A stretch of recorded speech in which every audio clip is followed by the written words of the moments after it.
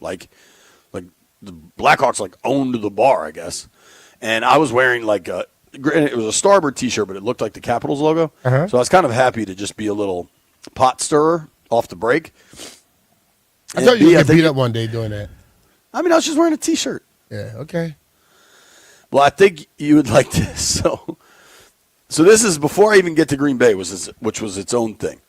I'm in Chicago, and Lauren calls me. I'm on a Zoom, and the place I have to sit is I'm like on a railing in the middle of a super busy hallway next to a hot dog pizza stand. So there are just people everywhere, like just constant people going by me, right? Trying to record a podcast, which is one thing. I feel like in the world of Zoom and stuff, people are just like working everywhere, you know? But then Lauren calls me, and my little one had clogged the toilet.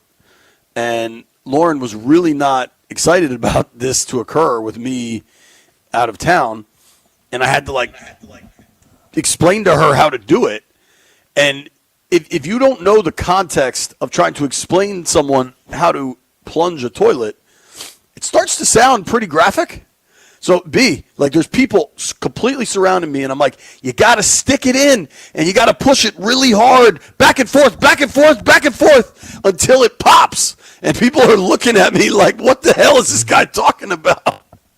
It was just simple plumbing, That right? Is just something that, you know what women need to realize? That's not just a dad's job. I mean, hell, learn how to do it to her credit. Learn how to do it while I'm home, so you have to call me and I look like a pervert in the damn middle of the hallway. That's all that is. To her credit, she got it done. Yeah. So then I'm on. I got one where it's a pump. You put it in, pull up the pump, and just poof, and it shoots the air in it and poof, knock it out. All right. Maybe I should invest in the pump plunge. Yeah, pump. Easy, dog. So then we get to Green Bay. The flight from Chicago to Green Bay can't be but 30 minutes. It's very quick, but the amount of time spent on the runway at O'Hare Airport is not very quick. I am the pilot kind of joked, like the pilot comes on, does his thing, tells you the wind speeds or whatever. And he kind of joked. He's like, yeah, we might be on this runway longer than we're in the air. I think he was telling the truth. We just sat and sat and sat. I'm telling y'all, we planned this like this so we can make sure, we told y'all the flight is an hour and something. We got to get it to you. So then I get to Green Bay. And one thing I do not get, I thought the airport would be all Packers. And I've flown out of that airport before.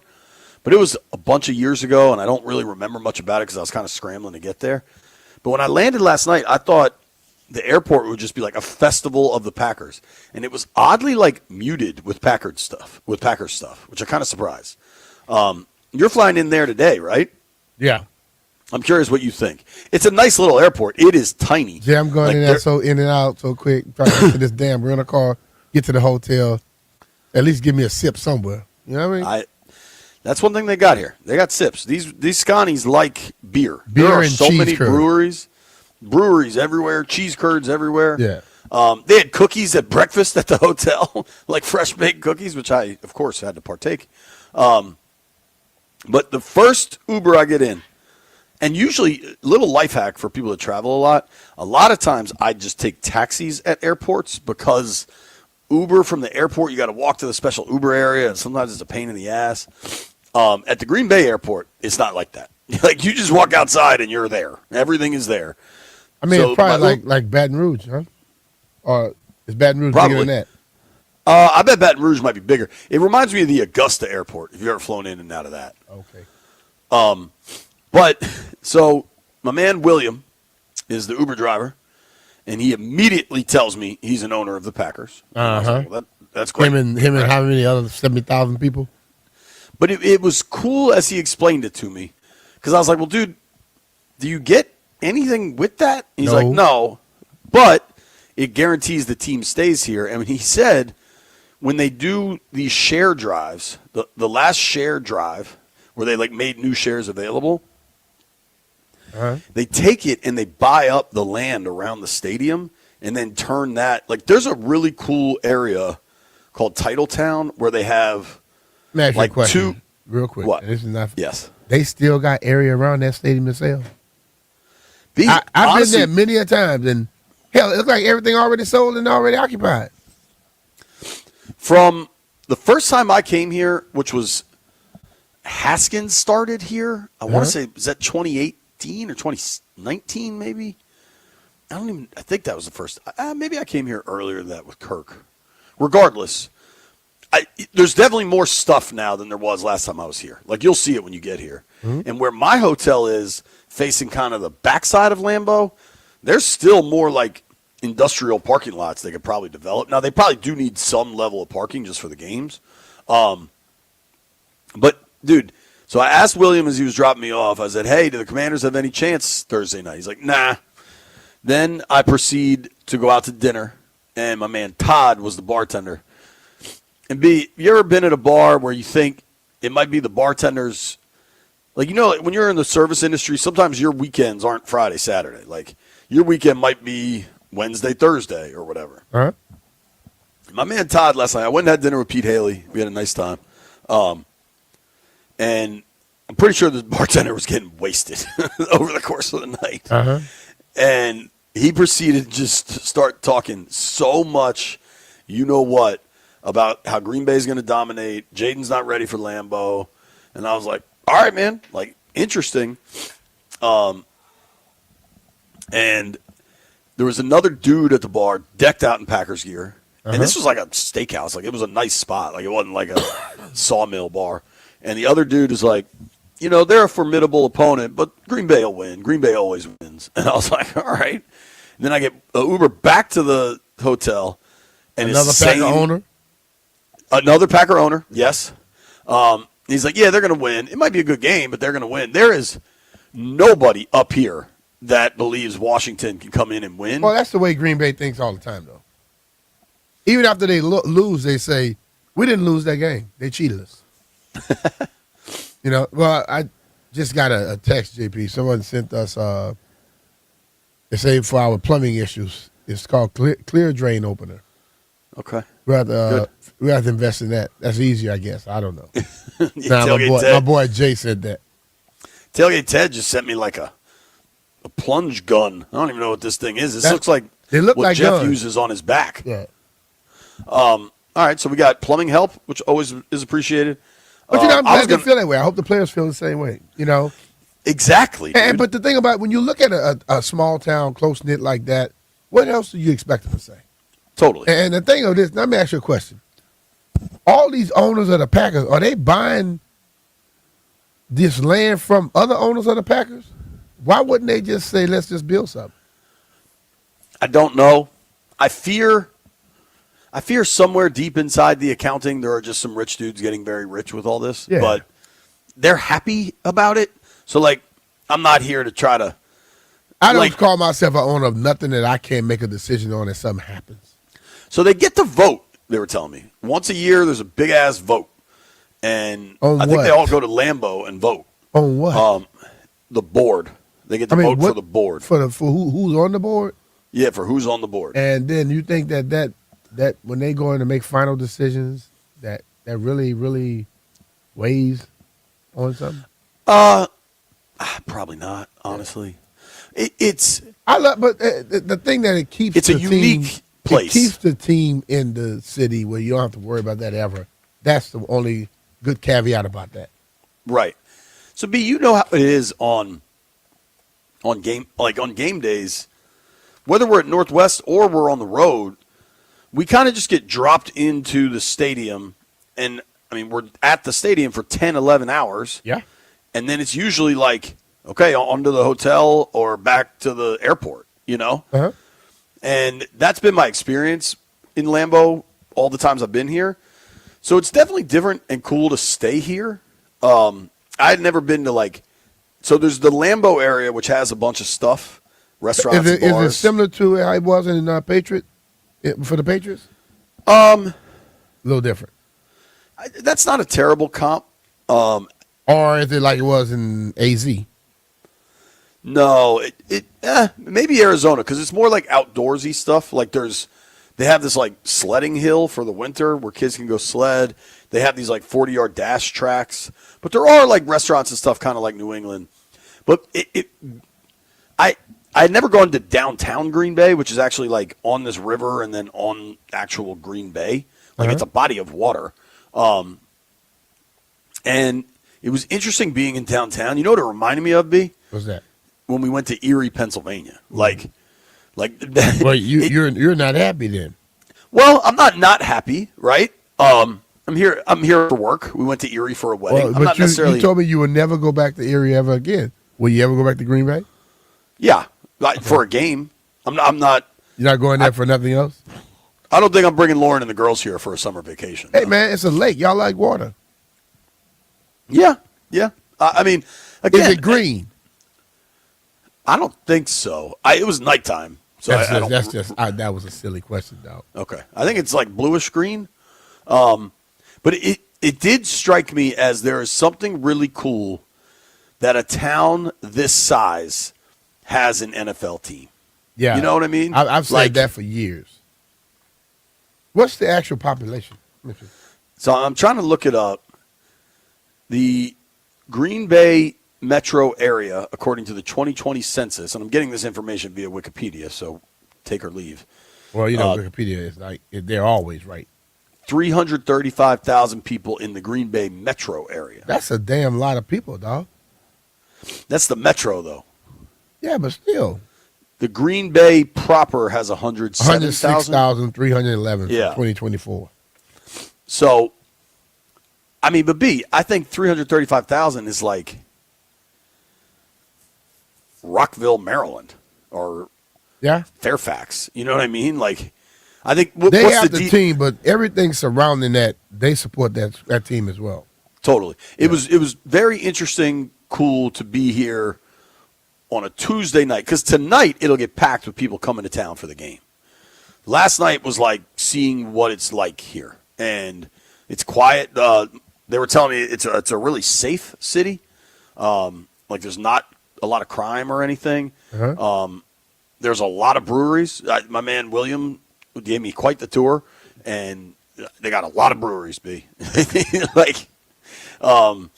but it's neat to see it, experience it, because it's low key, dude. This is not us flying to Dallas or Atlanta or, you know what I mean, like all the other NFL cities you go to. This is a very different experience.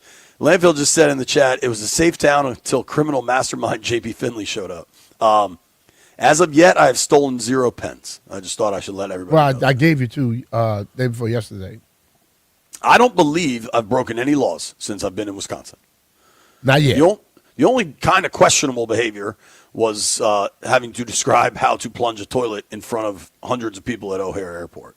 That's got to break some kind of indecency law. I guarantee you, a lot of people with kids wanted you arrested. Maybe. But all in all, travel's good. You said you fly through Detroit today, B? Yeah. Pete flew through Detroit also, so I hope your travel goes as well as mine and your layovers be shorter. Barry Svrluga is going to join us in just a moment. Barry had a really good column about how Washington has transformed. I mean, if you go back to Ron, and you could take or leave Ron's a really nice man, and he's a class act, right? But like Ron would kind of make excuses. And one of, I think, the excuses was, nobody wants to come here, right? Like when he was trying to find a quarterback and they wanted to maybe go after Russ Wilson, which they ended up dodging a bullet, frankly, when he got traded to the Broncos, stuff like that. It was like none of these top quarterbacks will commit to Washington. That's how they end up with Fitzpatrick and Carson Wentz and like that carousel. That has completely shifted. And I know Barry was kind of pulling that thread in some conversations, and I want to ask Barry just about how much everything has shifted for Washington. That this is, I mean, if you look at the NFL this weekend, you look at all the games this weekend, this is the game. Now, granted, it's Thursday night, and then the Sunday night game will have juice, and the Monday night games will have juice. But like Eagles-Chiefs is Sunday night, that's a juicy game, right? Yeah, of course. But Rematch. I'm sorry, that's a 4:30 game. That's not even a Sunday night. That's a rematch of the Super Bowl, so that's going to have some juice. Right. Sunday night is Falcons-Vikings. This game has way more juice than that. There's a doubleheader Monday night, Bucks-Texans and Chargers-Raiders. Like, outside of that Eagles-Chiefs game, this is the game across the NFL. And I think there's a lot of interest to see. One, you've got the Micah Parsons addition to the Packers, which is a huge deal, like not discounting that. And then you've got Jaden Daniels, who is in this process of when we talk to Boomer Esiason, a guy that played quarterback at the highest level, has been, an analyst of the NFL for years. It's like, yeah, this dude's ascending into the elite of the elite in the NFL, and tonight's a chance to do it. And doing it rather quickly. Well, dude, and you're doing it on a nationally televised game under, Lambeau might not be the brightest lights, like maybe that's SoFi or Dallas, right? Like just more like glitzy, glamorous venues. They may be newer and all that, but I think Lambeau's history has a lot more than those stadiums do.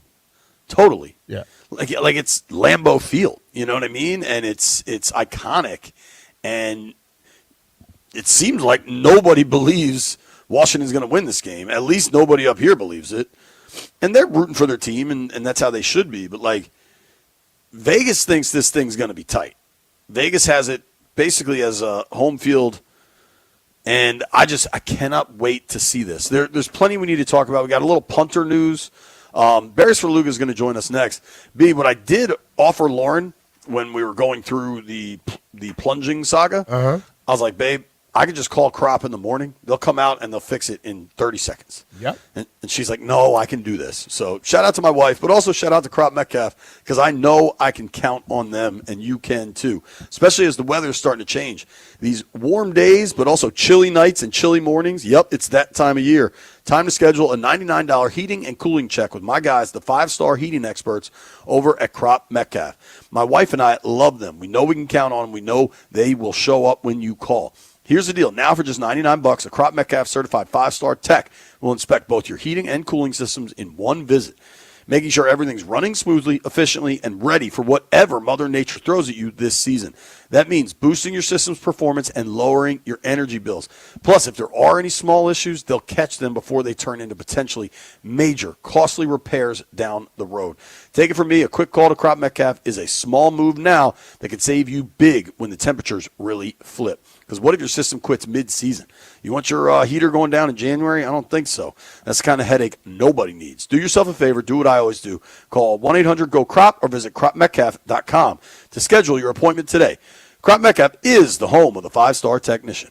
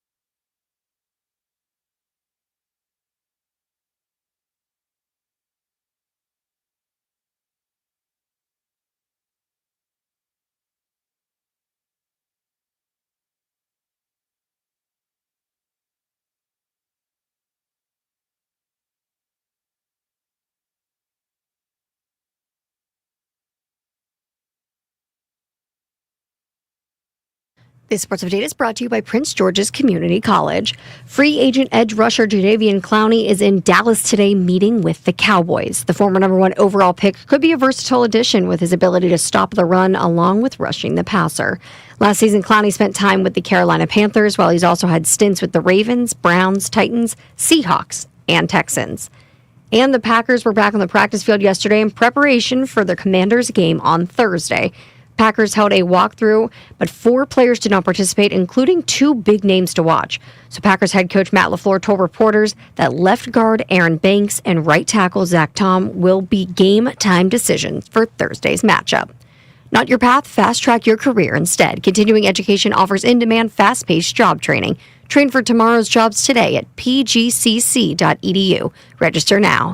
From the Crop MedCap 5-Star Sports Desk, Savannah McCann on the Fan.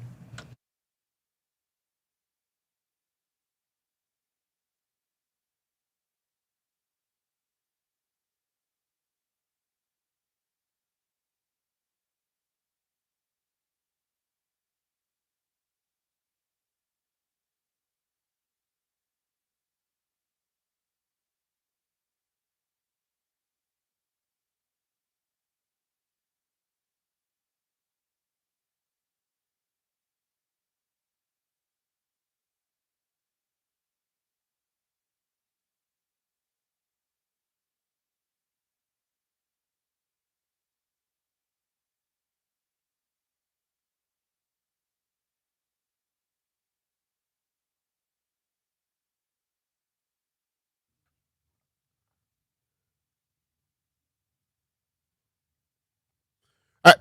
B. Mitchell Philly, 106.7 The Fan. JP is in Green Bay. I'm here in the studios in Rockville. And let's jump right out to the Rude Guest Hotline. Rude, the most reliable heating and air conditioning products in the DMV. Talk to our friend, Barry's Faluga. What's up, Barry? How you doing, brother? Great, boys. Hope you're doing well.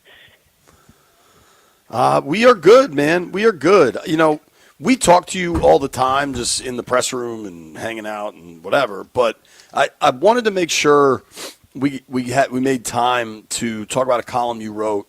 Maybe it was late last week, just about how the Commanders, the Burgundy and Gold, the Washington organization, has done a complete 180 in the eyes of the league. Not just with fans, but how different the league views this organization. And I know you asked a bunch of people about it and wrote about it. And I thought that is a really interesting, like, kind of part to all of this.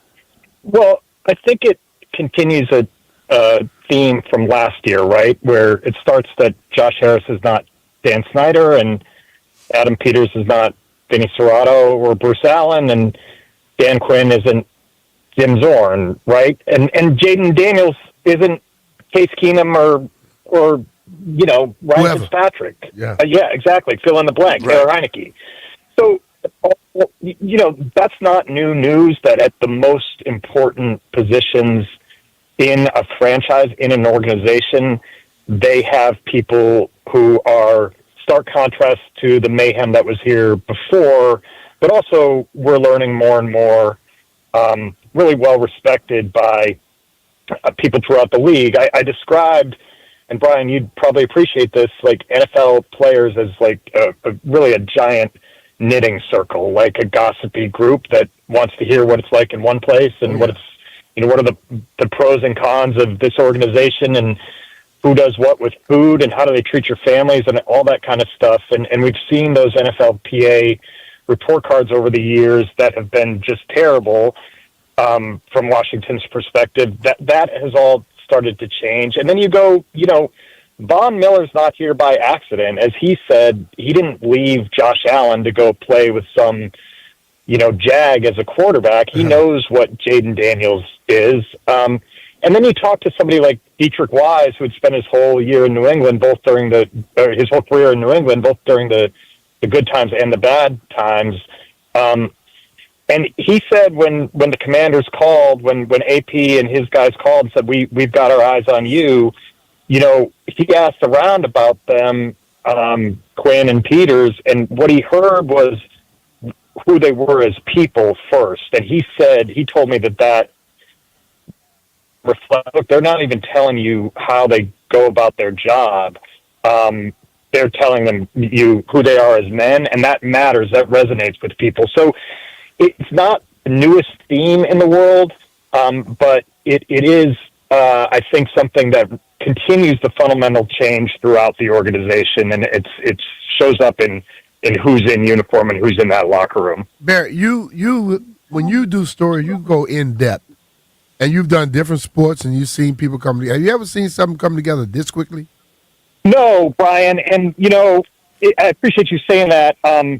It floors me, and I don't think we can get too far away from how amazing going from 4-13 to 12-5 in an NFC Championship game appearance is. That's remarkable, and it's reflected in how we evaluate what happened on Sunday. A pretty easy, if sloppy win against an opponent that it appears Washington pretty much outclasses as much as one NFL roster can outclass another. And it's just changed how we think about the franchise in a really, really remarkably fast period of time. Now, is this season going to just be smooth sailing and 12-5 again and right to the NFC Championship game? I think there's a lot to happen before we figure that out, and Thursday night is a huge, huge step. But I didn't want to get too far away from, the notion that it just hasn't been that long since this place was an abject disaster. And I dreaded coming out here because there really wasn't much to write about. You really hated it. I didn't enjoy it, man. Like, there wasn't much to write about that was positive.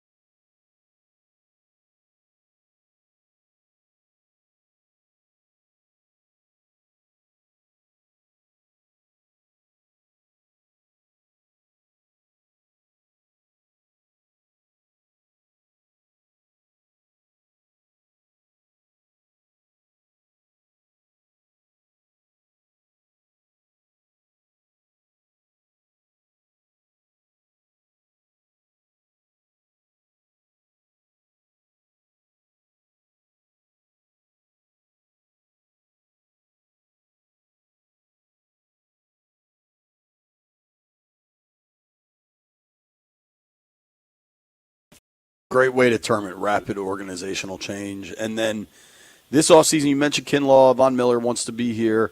Of the new guys, we did this thing where we ranked, of the new guys who perform best. And I think just because of the nature of offensive line play, I do think the best new guy on Sunday was Laramie Tunsil. But, it's just hard to quantify that. And then when you see what Kinlaw does, when you see, especially offensively, what Debo and Bill do, you're like, wow, all these chess pieces have just taken this team up a notch. I know Debo stood out to you particularly, and his relationship with Kingsbury and what that allows Kingsbury to do. Yeah, for sure. But I'll tell you, I was sitting there in the press box going, okay, am I going to write about the defense because the defense really looked better and nobody allowed fewer points in week one? Once Debo scores, and you kind of think, let's pause on the defense because there's a chance Russ is cooked and that offense doesn't have any weapons beyond Neighbors. So we'll see how that plays out. I think Thursday night will be a big test. I will say, it became an easy choice to write about Debo off the game, but I'm just fascinated to watch Kinlaw the rest of the way. I mean, you guys had Adam Kilgore, my colleague, on earlier in camp because he wrote a pretty in-depth story about him, and he was right in saying he probably wasn't the first writer to look at Javon Kinlaw and be like, holy cow, this guy is massive. He's just going to be a total game wrecker, and that hasn't played out. But it just, like I said, from that first snap, he made an impact, and it seems like the pieces on that defensive line fit together perfectly. And if you look at, a guy who's part of the furniture around here in Deron Payne, you can't tell me that his big game on Sunday wasn't related to the fact that Dietrich Wise was balling out and Javon Kinlaw was taking up space and men. It seems like, pass rush is among the biggest questions for this team all camp, and I think it still remains one of the biggest concerns. But I'm pretty fascinated to see how the new guys, new big bodies on that line work together, and maybe they don't have, even with Miller here, a 12-sack guy, but they put pressure on the quarterback and they have a bunch of guys who have 5 sacks or something like that. Oh, they believe me, when guys see other guys balling, if you got game, you better lift it. Yeah. It's such a team. Yeah, go ahead, JP. No, I just wanted to ask you. So I've been up here interacting with everybody's very, very nice, these Wisconsin folks, but none of them think Washington has a shot in this game. I very much think the opposite. I'm curious about you.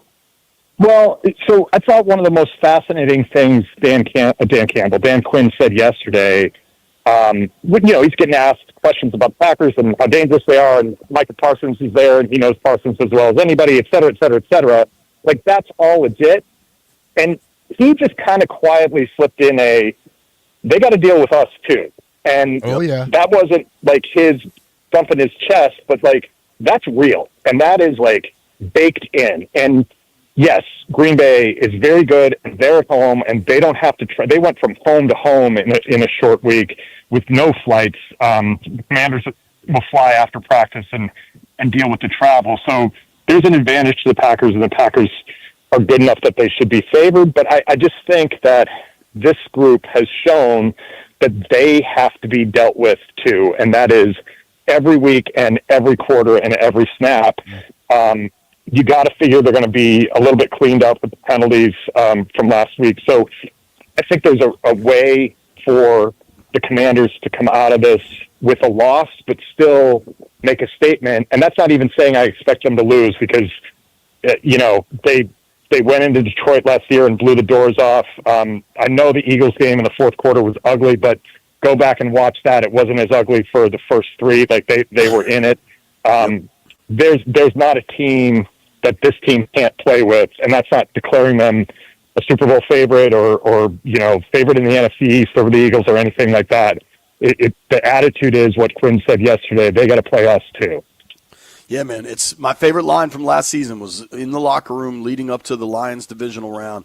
And Quan Martin's like, yeah, man, they're good, but we're good too. And I love that attitude. I think it's I think it's a really healthy space to be in. Barry, safe travels out here. We'll see you tomorrow, Appreciate buddy. you, Barry. Thanks, boys. See you out there. Hi, brother. That's the great Barry Svrluga from the Washington Post. You can read all his work in the Washington Post. Coming up at 11, Neil Greenberg joins the program. Hey, it's Brian Mitch here. FanDuel is getting you ready for kickoff with an offer you won't want to miss. New customers can bet just $5 and get $300 in bonus bets if you win. That's right. Pick a bet $5, and if it wins, you'll unlock $300 in bonus bets to use all across the app. You can build parlays, bet player props, ride the live lines, whatever your style. FanDuel has you covered. The NFL season is finally here. The only question is, are you ready to play? Visit FanDuel.com/Brian to download the FanDuel app today and get started. FanDuel Sportsbook is the official partner of 106.7 The Fan. You have to be 21 years old and present in Virginia. First online real money wager only. $5 first deposit required. Bonus issued as a non-withdrawable bonus bet, which expires 7 days after receipt. Restrictions apply. See terms at sportsbook.fanduel.com. Gambling problem? Call 1-800-GAMBLER.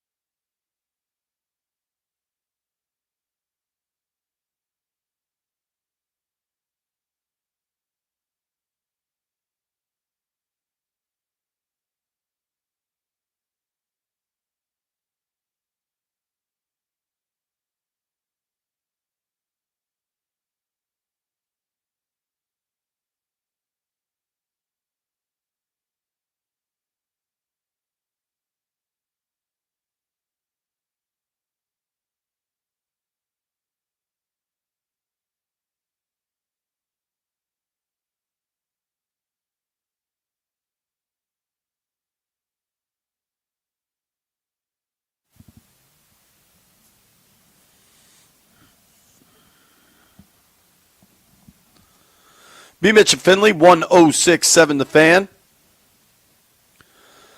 We're live from two stadiums in the United States. I'm looking at Lambo. B's looking at Nats Park. B's traveling out to Green Bay this afternoon. B. Hey, earlier I said I was in Rockville, JP. I don't know where the hell that came from. Shout out to Rockville. Hey. The Commanders made a roster move this morning, and I think Dan Quinn was asked about Jaden Daniels yesterday being on the injury report, and he said he had zero concerns. Yeah. Then Dan Quinn was asked about Tress Way, the People's punter who took a big hit in Sunday's win over the Giants, who was also on the injury report. And DQ said, he's improving. I feel good about it. We just got to see him make some kicks. Yep. Then this morning, they signed Mitch Wishnowsky Fourth to rounder. the practice squad. What's that? Fourth rounder. Mitch Wishnowsky sounds like a Wisconsin name. So if you got to give that guy if he gets to go on a, I think they came from Cali and Utah, wasn't yeah, now, he's an Australian guy. he? Yeah. These Australian punters are taking over.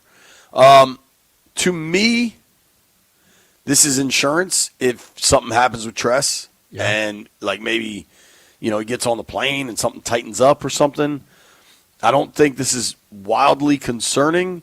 Do you feel the same or different? I agree with you.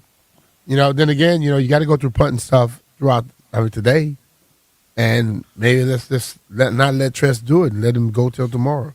And you're right. What if he gets on that plane and things tighten up and tomorrow he's not good? You have somebody that can go. We don't want to be like the Giants, going to a game and don't have a guy for a position. Right. Did you notice last week, by the way, that the Giants had the punter kick the first kickoff? Nope. And then the kicker kicked after that? Nah. Listen, man, sometimes I allow myself to get too down in the weeds on, football stuff, but that was just bizarre to me. Yeah. Now, Tress on yesterday's injury report was listed as limited.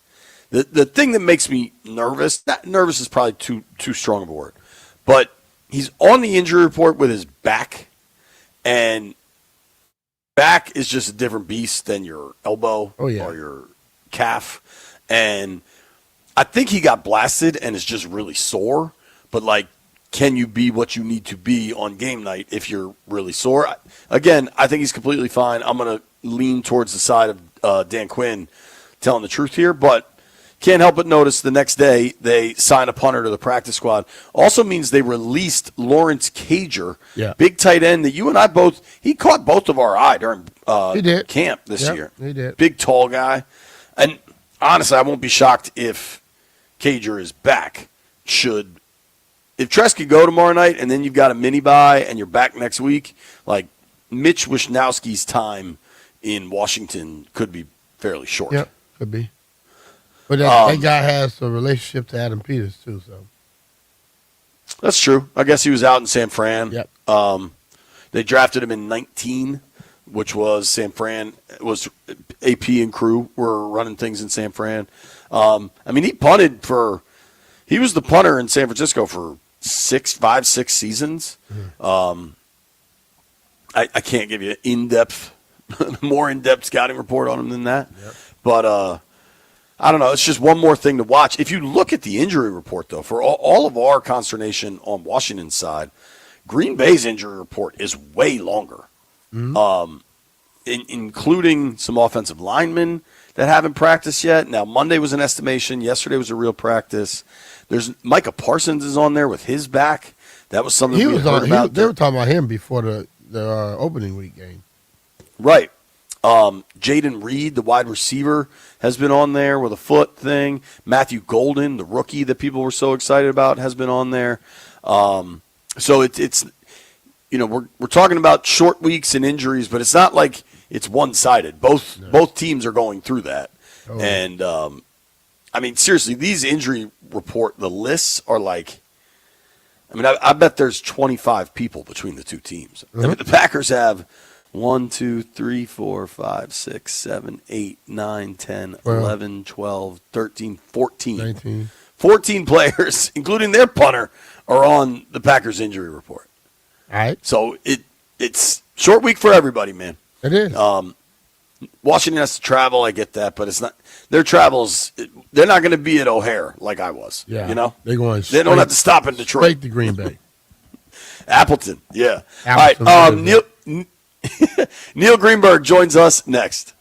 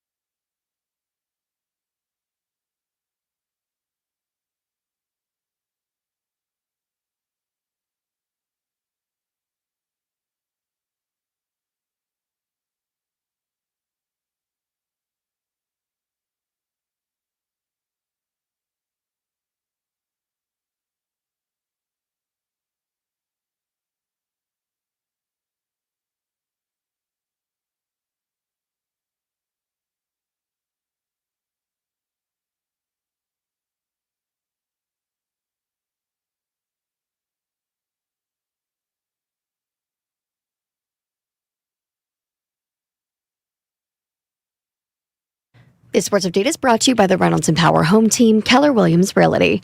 The 49ers have placed tight end George Kittle on the injured reserve with a hamstring injury. Kittle will miss games at New Orleans, home against Arizona and Jacksonville, and at the Rams at the minimum. Now, he can return after that game, but they'll evaluate him then. The Niners making more moves. They've also made a change at kicker. They've waived Jake Moody. This decision comes after Moody missed a 27-yard field goal and had a 36-yard attempt blocked against Seattle. The 49ers are now signing veteran kicker Eddie Pinheiro to their active roster on a 1-year deal. The Dallas Cowboys are in the market for pass rush help following the Micah Parsons trade. They're reportedly interested in signing a former number 1 overall pick. The Cowboys are hosting Jadeveon Clowney for a free agent visit. Clowney spent the 2024 season with the Carolina Panthers, but he's just 2 years removed from a highly productive season as he tied a career high with 9.5 sacks for the Ravens back in 2023. And one more piece of NFL news. The Jets are releasing wide receiver Xavier Gipson after his costly fumble on a kickoff return in the season-opening loss to Pittsburgh. Gibson, who's in his 3rd season with the Jets, was returning a kickoff in place of an injured player on Sunday when he made the momentum-changing mistake in New York's 34-32 loss. Do you want to hear the fastest way to know what your home would sell for? Reach out to the Empower Home Team. Simply text your address to 800-763-3000. No phone call, just text your address to 800-763-3000. That's 800-763-3000. From the Crop Medcalf 5-Star Sports Desk, Savannah McCann on the Fan.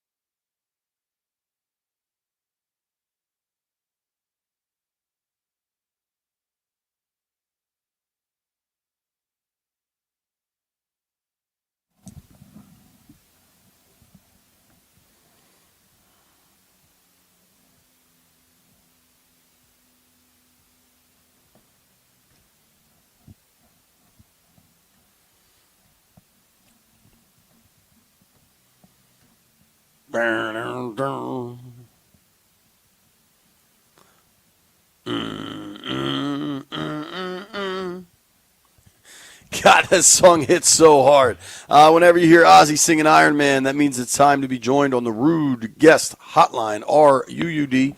Ruud makes the best and most reliable heating and air conditioning products in the DMV. And our friend Neil Greenberg joins us. What's up, Greenberg? How are you, buddy? I'm doing great. How are you today?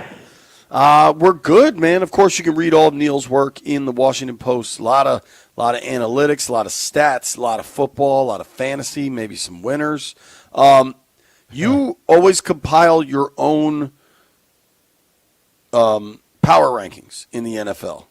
Correct. Have you built those based on week 1, or do you wait a little bit? Oh, no, they're out. We got it out and ready to go. So what did you make of Washington's week 1 win? I thought it was strong. The Giants couldn't really get anything done. Defense looked like it came to play. And Deebo Samuels looks like a great new addition. Had 2 of the most valuable plays of the day. The most valuable was the stop on 4th down late for Washington's defense. And then the next 2 were Deebo's touchdown run and also a pass that he caught. I think that it was a very solid week 1. Obviously, they have a lot of things that they got to work on, offensive line, etc. But overall, strong win against a team that they should beat. But the defense coming to play is really, I think, what's raising expectations. Did that surprise you at all, the way that they played? The defense, I don't know if it surprised me, but it was good to see. Again, against the Giants, not really sure if the Washington's defense was in a win situation there, but I've said this on the show. If they get above average offense and they get average defense, which would be an improvement over last year in terms of defensive play, I think that's more than enough to get them back to where they were in terms of being a solid playoff contender. And again, I mean, the offense looked good. and I think everything's trending upward. The DVOA crowd is an advanced metric that has really become pretty telling in NFL circles. The DVOA crowd loves Washington right now. Is that right? Yeah, so that's Aaron Schatz's creation, and essentially what it does is it adjusts the team's success rate. How often are they creating first downs? How often are they turning downs into touchdowns? And they adjust that for opponent. I can tell you that it's used in a lot of betting models, especially early in the season when we don't have a lot of information, both his preseason DVOA and also during the season. So it is a pretty interesting predictive metric. And, yeah, I mean, absolutely loves what Washington did.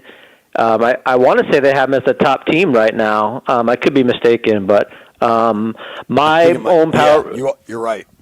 Okay, so they have as the number one team, which is surprising.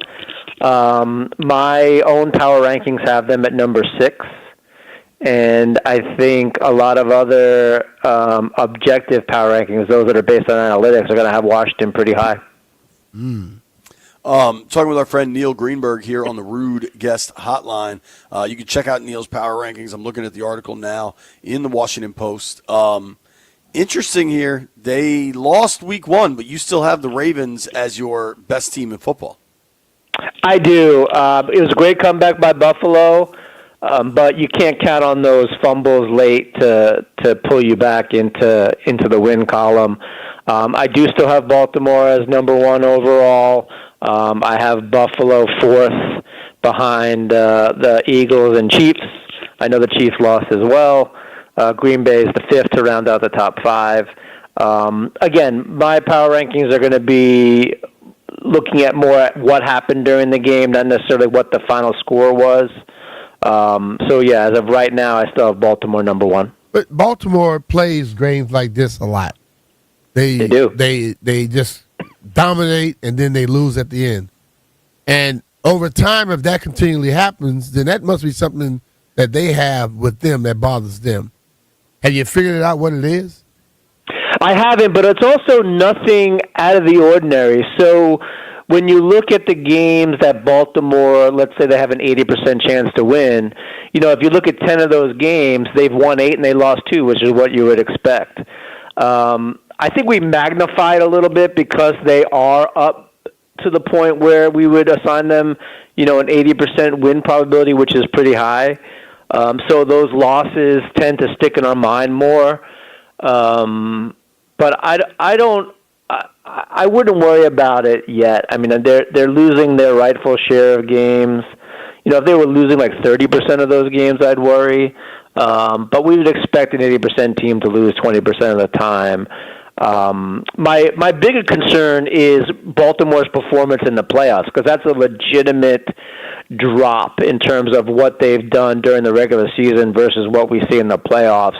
That has a couple of data points attached to it. I think that's a real and troubling trend.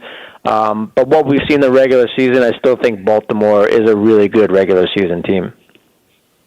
I agree. You don't want to make too much of week 1.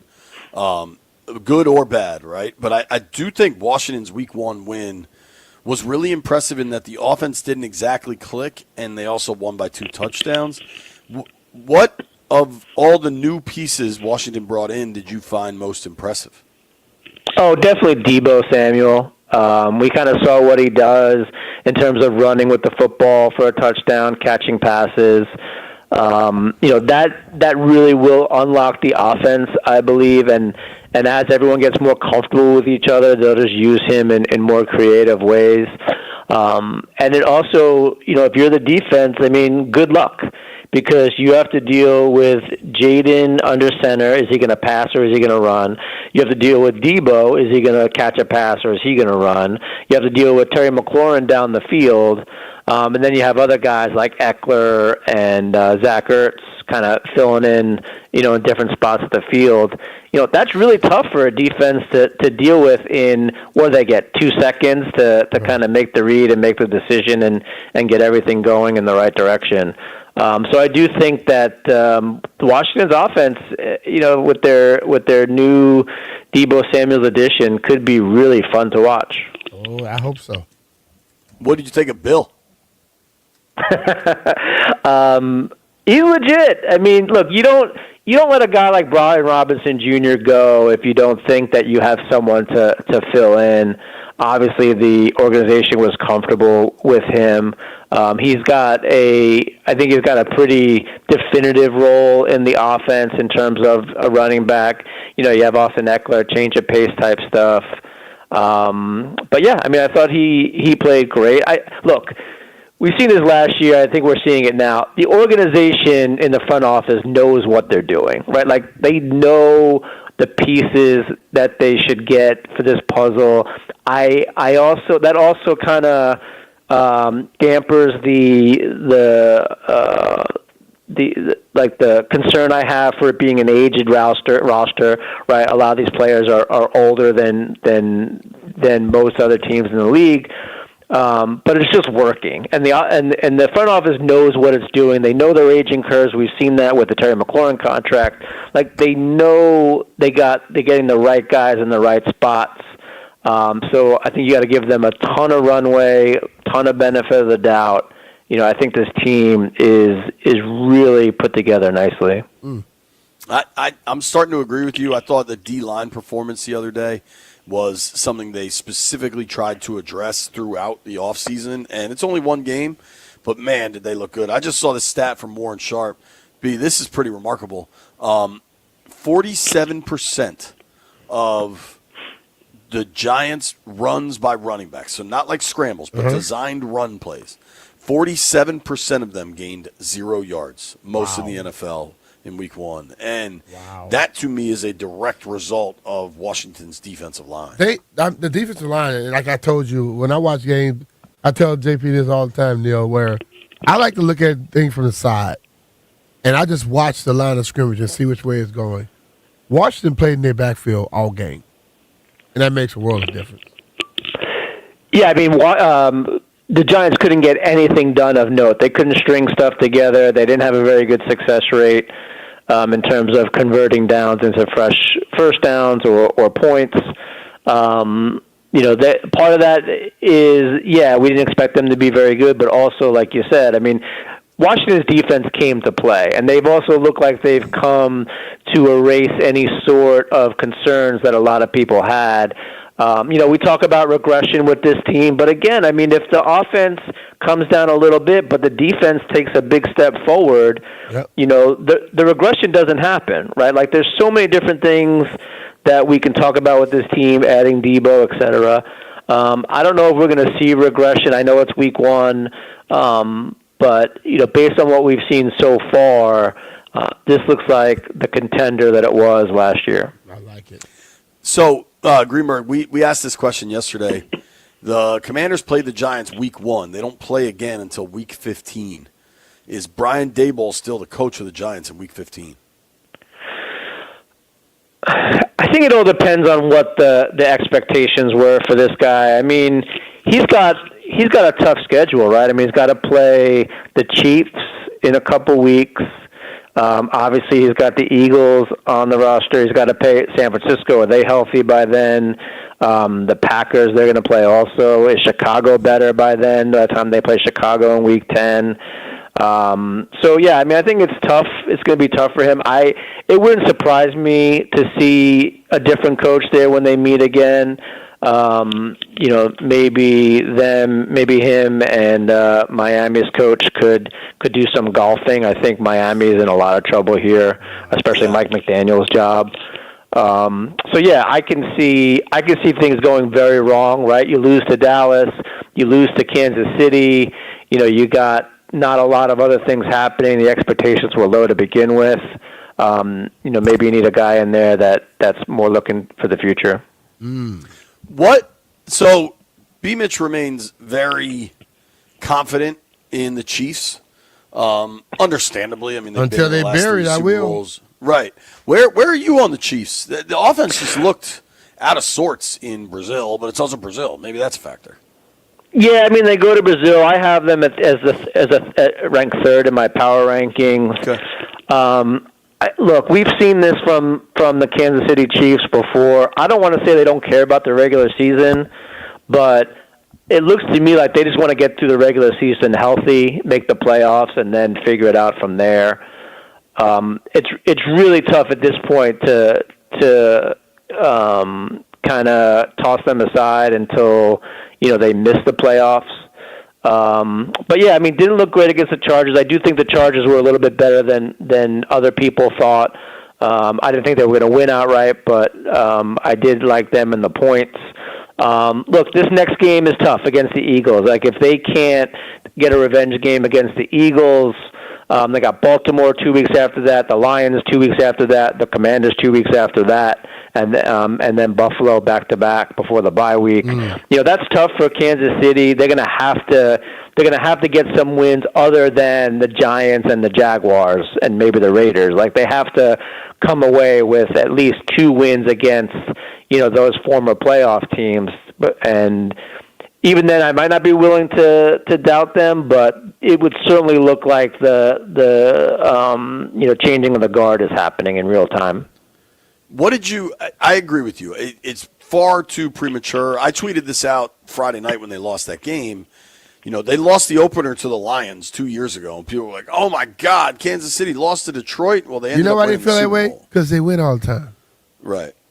But Greenberg, what'd you make of Vikings Bears? That was a heck of a Monday Night Football game. If you went to bed early, you thought Chicago was gravy, and then things flipped And upside then they down. weren't.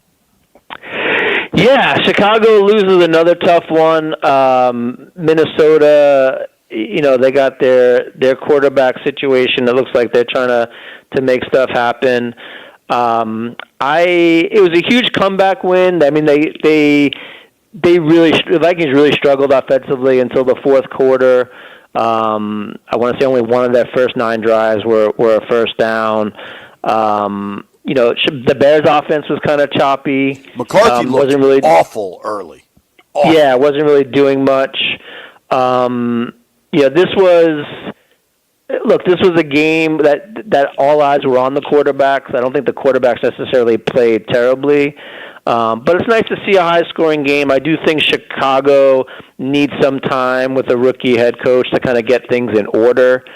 The Vikings do too. I mean, that pick 6 to Justin Jefferson was a tough one. Yeah.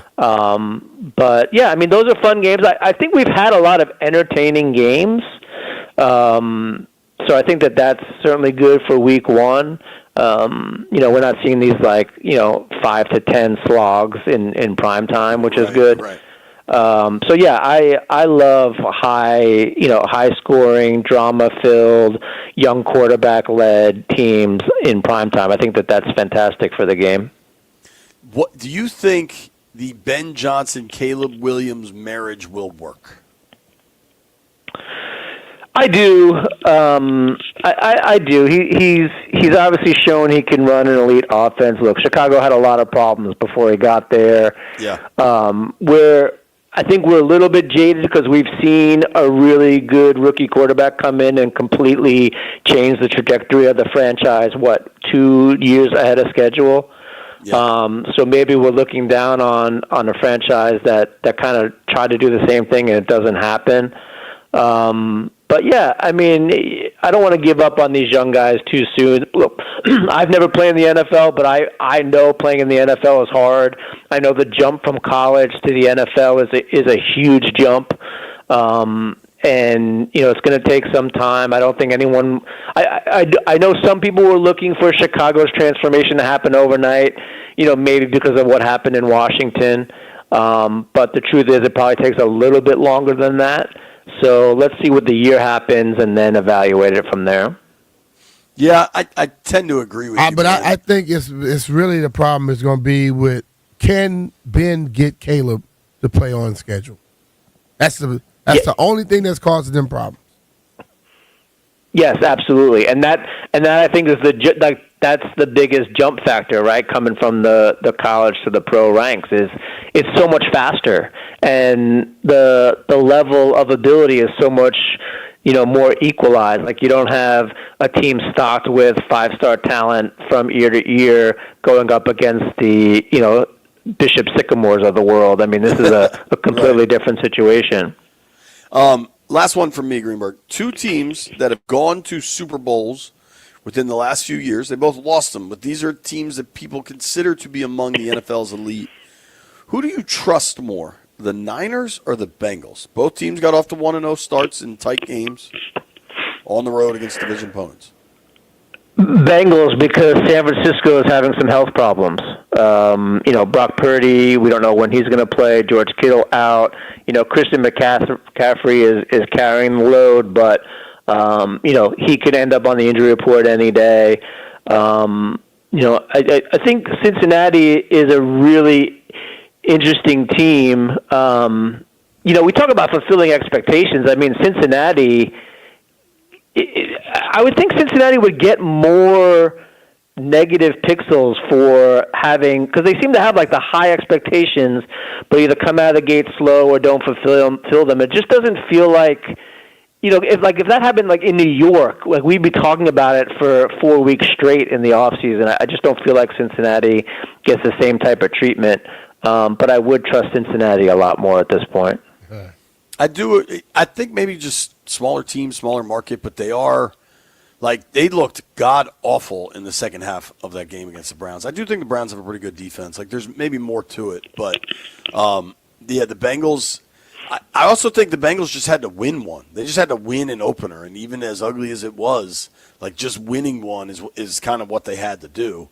They have an interesting matchup this week, hosting Jacksonville, and you almost wonder if there's a little bit of who's the fraud at play. Is it could Jacksonville actually turn it around, or is Cincy going to be the team? I don't know. The Niners injury stuff just never seems to go away. Looking around the league, how about Aaron Rodgers throwing for 4 tutties last week? Yeah, he's whatever he does in the off season seems to be working. Right? I know we all make fun, but maybe meditating in a tent does do wonders. But yeah, he looked good. He's one of those guys we've left for dead before, comes back and wins an MVP. So I think that's also good for the league. He looked sharp. Greenberg, thanks for the time, brother. Always appreciate it. Hi, Greenberg. Love you guys. Talk to you next week. We love you too, Neil. That's our boy, Neil Greenberg. Give him a follow at @ngreenberg. Let's talk some awards, some suspensions, and we're going to get into the Packers specifically coming up at noon with Bill Huber. Nobody go anywhere.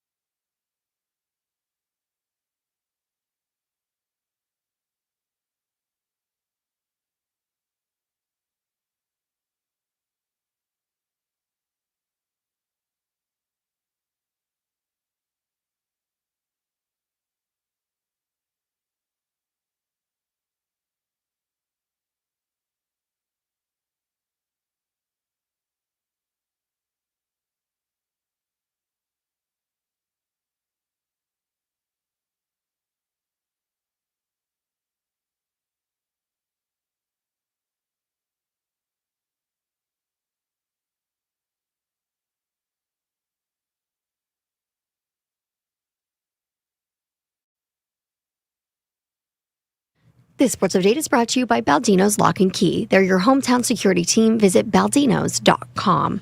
Giants linebacker Micah McFadden went down early and needed to be carted off during the Giants' Week 1 loss to the Commanders.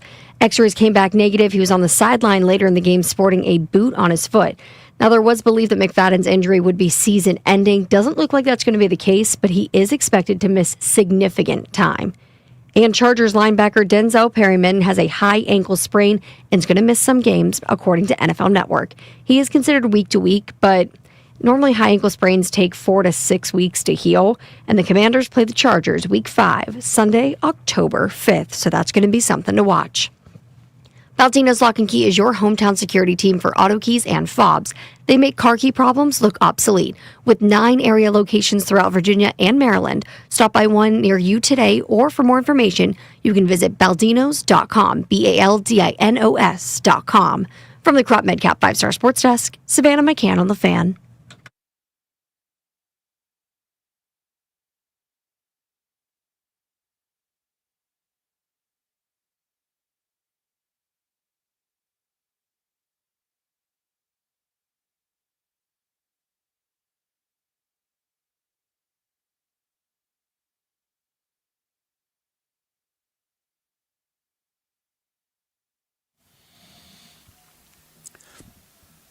Sometimes coming back from breaks, I can just hear the chaos in the aquarium. And, I never know what's happening, but I know Jeff's saying something outrageous. And then in the text thread, Jeff's spreading lies about me in the text thread. Leadville, listen, even if that quote is not completely accurate, even if it's partially accurate, that's pretty damning. Unless you're talking about roosters. I was, I was talking about somebody else. Brian, do you have any concerns about what's going on in there? I haven't looked at it, and I think I'm going to just not look at it. I think that's wise. I think that's what I'm going to do. Dietrich Wise. Yeah. Leadville, I did have a little bit of breaking news from the Spring Hill Suites in Green Bay. I just had a cookie, and it was banging. What kind of cookie? Peanut butter with, I couldn't tell if there were M&Ms or Reese's Pieces in there, but it was very crispy. Really, really a 9 out of 10 cookie. Maybe a 10 out of 10 cookie. It was very good. Okay. And they served the cookies at breakfast, Brian. My kind of town. Okay. Hopefully Green Bay's football team isn't as good as their cookies. Yeah, certainly. Hope. Yes, we want the football team to be much worse than the cookies. Dude, I think I did myself in last night, B. I had terrible heartburn last night. I got Cajun seasoning put on a steak. They blackened it for me, which I usually really like. But it was, you would have loved it, B. I mean, it was seriously blackened. And I woke up in the middle of the night with, heartburn. I don't usually wake up like that. And it was like, But man. you got that little soft stomach anyway. Weak little stomach. I knew that's what you were going to. That was my guess of your reply. Yeah. All right, I want to get into. It's kind of interesting. So ESPN did a story about NFL executives predicting award winners for this season. And to me, it feels like, you remember back in the day, and forgive me, Chris Russell and all the thousands of wrestling fans out there. I'm not as aware of how wrestling does it today, but I know when I was a kid and I watched wrestling, you had the WWF champion, but then there was also the Intercontinental champion, which was kind of like the JV champion. You know what I mean? I feel like the NFL is kind of creating that world with this Offensive Player of the Year award. And maybe they're doing it because they know MVPs only go to quarterbacks, basically. Yeah, we've been calling for that for years. So, but this to me just feels like gatekeeping. So in this NFL article, they've got Lamar winning the MVP. And Lamar winning the MVP, you could argue he should have won it last year. He's a fantastic player. The stats are always phenomenal. The individual accolades for Lamar are all deserved. And they've frankly gotten to a point where without a Super Bowl, it's going to start to feel a little hollow. But predicting Lamar to win the MVP is completely fair to me. Okay. But then they have Jaden winning Offensive Player of the Year. I just feel like I guess if he's gonna win Offensive Player of the Year, why the hell he can't win MVP? That's my point. I mean, he's a quarterback. If they had said Saquon gonna win Offensive Player of the Year, I would understand the concept. Jamar Chase, Justin Jefferson, somebody that's not a quarterback. And that to me feels like there's some level of gatekeeping going on where the voters going into a season know that it's either going to be Lamar or Josh Allen or maybe Mahomes or Burrow. And it's like, that just doesn't strike me as a fair place to land. You know what I mean? Yeah, I got you. So I'll read what they wrote about Jaden Daniels. This award belongs mostly to non-quarterbacks. Since Patrick Mahomes won in 2018, a receiver or running back has taken home the past 6 Offensive Player of the Year awards. Who won it last year? Saquon, I assume? Won what? The Offensive Player of the Year. I feel like it had to be Saquon, if not Jamar Chase, one of those two. Yeah. But league personnel find themselves wanting to find a spot for Daniels when it comes to individual accolades. Some are hesitant to put him firmly in the MVP market, which Allen, Jackson, and Mahomes have cornered since 2022. But an important criterion for such voting is how a player elevates his team and instills belief. Not many are doing that like Daniels of late. See, I have like a great issue with that thought process. I'm with that. Like, oh, well, we want to give him an award, but he can't be MVP. These other guys got to be MVP. But this is the question, okay?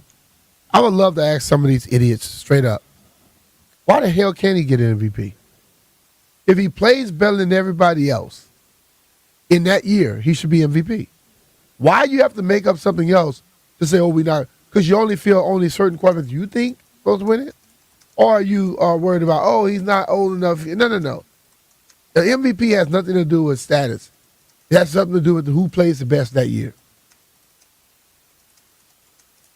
That doesn't solve the damn problem. That makes the problem makes it worse. Totally. Like, I hate gatekeeping like that, and it's just like, what, because these other dudes are more established in the league? What if Washington goes 14-3? And now the good part, I guess, is Jaden has the opportunity to just force the issue, right? Like, yeah, but this award, but you can't have those preconceived are they making notions this going award into for it. another award for quarterbacks to win? Right. That makes no sense, man. I just, my argument is not that Lamar is not an MVP candidate, because of course he is, and Josh Allen is, and Burrow and Mahomes, but Jaden should be too. Like, they should all start the season on equal footing for the same awards. Frankly, I'd argue maybe Jalen Hurts should be. But, like, it's not, oh, well, he can't be MVP yet. He's too young or whatever. Because of the anointed MVP candidates, only one of them has won a Super Bowl. Like, if it's got to be Lamar, Pat, or Allen, only Pat has rings. Yep. So, like, I don't get it, dog. it's asinine. You Aquarium boys agree with us?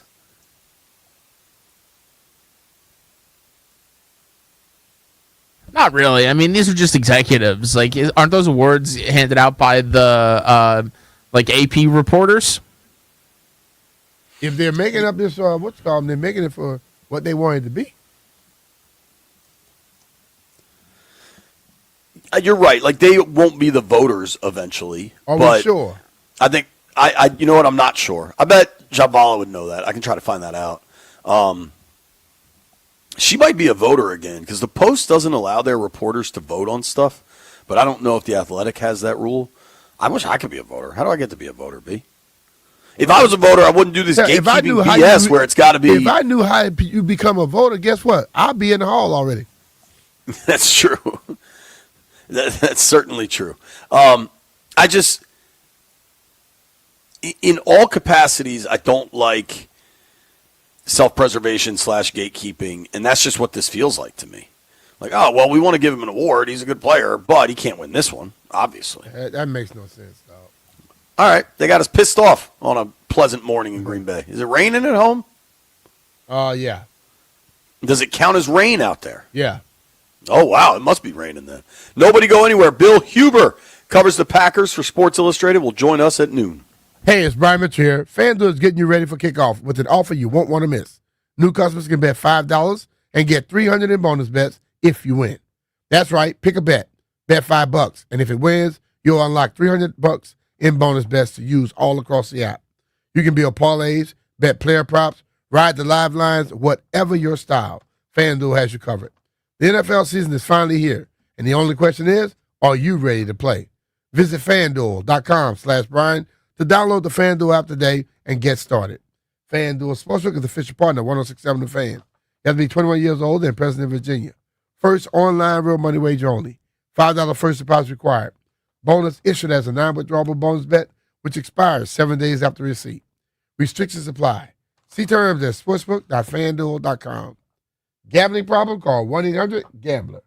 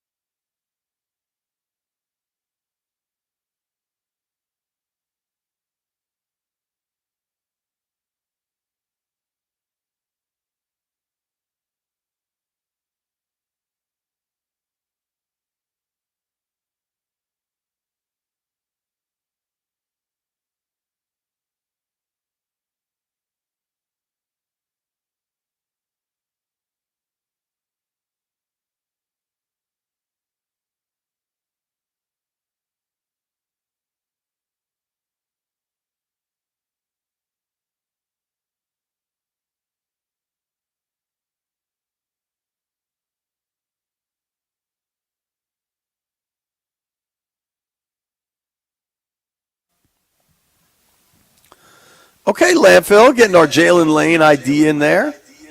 I see ya.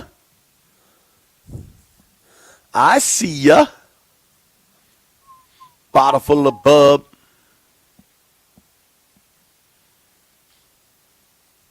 So come give me a hug. B. Mitch and Finley, 1067 The Fan, and Jaylen Lane, letting the world know, go Hokies. There you go. Dog, Hokies are in trouble, B. You think so? I mean, they're 0-2. They played well against South Carolina in the opener, but then I think they got drubbed by Vandy at home. I don't know, man. Like, yeah, dude, they lost 44-20 last week to Vandy at home. So they're 0-2. Now, granted, you like to think they win the next two. They got ODU at home and then Wofford. I legitimately didn't know Wofford had a football team. Wofford's usually pretty good in hoops. The Terriers, shout out to the Terriers. They just bomb threes. But ODU's probably no joke. White Brian, give me a line on ODU v Tech this weekend. I don't. Brent Pry should rent, not buy, is all I'm saying. Wow. Don't you agree? He's in year 4. Oh, you in year 4 starting off 1-2. About two or three more, you out. Dude, and I'm not going to pretend to know ACC football like the back of my hand, but like NC State, Wake, Georgia Tech's pretty good. Louisville's pretty good. Miami, Florida State. I don't know. If you don't get to a bowl game in the world of like super saturated bowls where there's 1,000 of them, I don't know, man. You may be out. They better beat ODU this weekend. I know that much. Hey man, but I did want. That's gonna be tough for them, man. That's a Sun Belt Conference team, bro. Fun Belt, baby. Yeah. And whenever you have those games where you've got the smaller state school against the big state school, those teams usually show up ready to play, man, because there are ODU kids that really wanted to play for the Hokies and didn't get an offer, and they are going to be fired up. And so Virginia Tech's favored by 6.5 over the Monarchs. And I was listening to Scott Van Pelt's podcast yesterday, maybe, and he was just like, man, I'm done talking about Virginia Tech because all we talk about is how awesome Lane Stadium is and Inner Sandman, and they carry that old lunch pail around. You don't talk about the football anymore. Yep. And it kind of feels like it's been that way for years. Well, I mean, that team used to be loaded, bro. That Loaded. Yes. They got to get back to that. I wonder if they're not recruiting that Tidewater area as well anymore, or maybe they don't have the cash. They I don't better know. get involved with that NIL deal, or they're gonna be having problems. Yeah, man. You got to compete on the battleground everybody's on. And everybody else is doing it. And in that ACC, dude, I really like that Georgia Tech coach. I can't think of his name, but they just play super tough. And then Florida State, Miami has figured out the NIL world. SMU's got money to burn. All those schools in Texas just have oil money falling out of their pockets. I don't know. Oil if you want to be beef. Oil, beef, natural gas, all the fracking. Crabs. Landfill, what's your crabs? Hey, take it easy. Landfill, what is your stance on fracking? I mean, sometimes you gotta frack stuff. I'd like to frack Jeff Walker. Pause, dog. All right. Pause. B, I did want to hit on Jaylen Carter. Yeah. He got ejected for spitting on Dak Prescott. That was the right call. Yep. They docked him his game check for game 1 because I think he was ejected after the first offensive snap of the game. I don't think he played a snap. I thought they ran one play and then he spit I on thought him. it was before the game. Okay. Either way, I think that was adjudicated correctly. He was thrown out. He gets docked a game check. I don't think he should be suspended. I think They they've done should have this. saved the game until when they play Washington. But one game is enough. It's enough. They could have did more because I'm just saying, bro, spitting on somebody, probably the worst thing you can do. Yeah. Might not be the most physically harmful thing, but it's the worst thing you can do.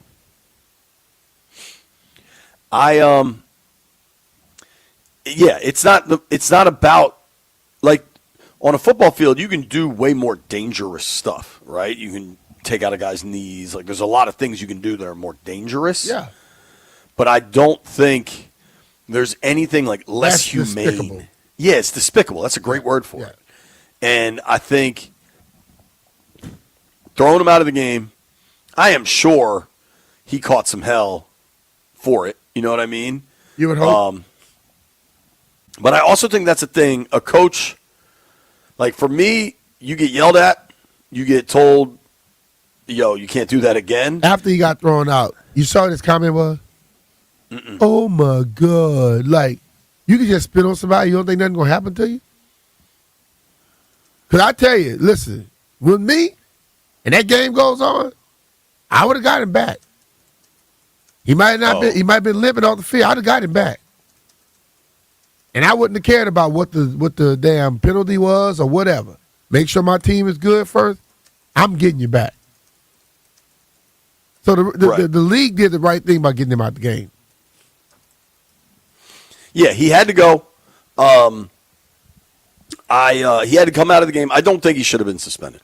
The people calling for a suspension, I think people hate Philly, and weirdly, I think the University of Georgia has this like negative connotation, and I think people were like, They didn't get that until they started winning. I agree. Yeah. And I mean, honestly,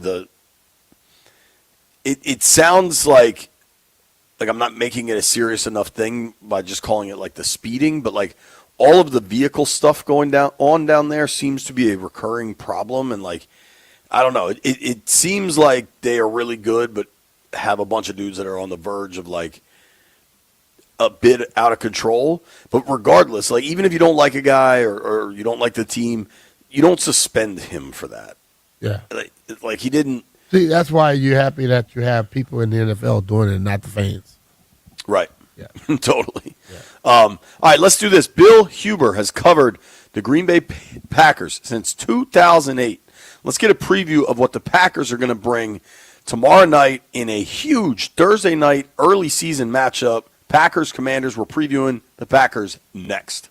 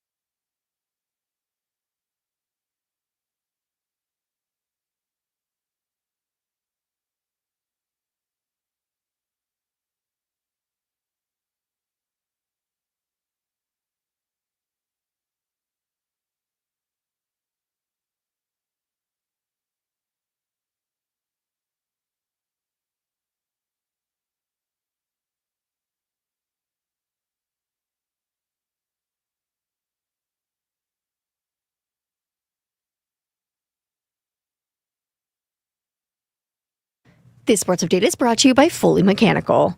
The NBA is conducting its own investigation into gambling allegations against Malik Beasley, the free agent guard who is linked to a federal probe this offseason. The investigation stems from allegations of improper gambling on NBA games and prop bets from the 23-24 season when he was with the Bucks. ESPN reported on June 29th that Beasley was under federal investigation by the U.S. Attorney's Office for the Eastern District of New York. 2 months later, though, his attorney told ESPN that he was not a target and was not charged in the federal investigation. Well, the news of the federal investigation broke just before Beasley and the Pistons were set to complete a 3-year, $42 million contract. The offer was pulled, but teams are still interested in Beasley, so now we're just waiting for the end of this investigation. And after finally signing his rookie contract with the Browns, running back Quinshon Judkins is meeting with the NFL officials today in regards to his offseason arrest. So he is in the clear legally, but he could still face punishment by the NFL. He did not play in Week 1, but could be available to the Browns in their Week 2 matchup against the Ravens. When the heat's on and you need a game-winning drive, call Fully Mechanical, your trusted team for heating, cooling, and radiator repair in D.C., Maryland, and Virginia. Locally owned, never franchised. Fully Mechanical, proudly installing Amana systems. From the Crop Medcap 5-Star Sports Desk, Savannah McCann on The Fan.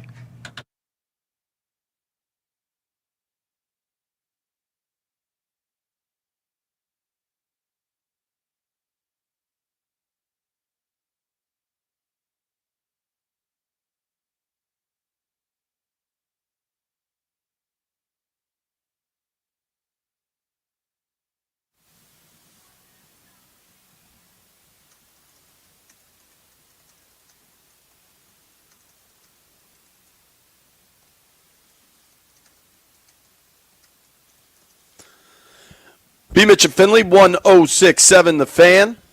We're excited right now to get on the Rude Guest Hotline and talk to Bill Huber from Sports Illustrated, covering the Packers since 2008.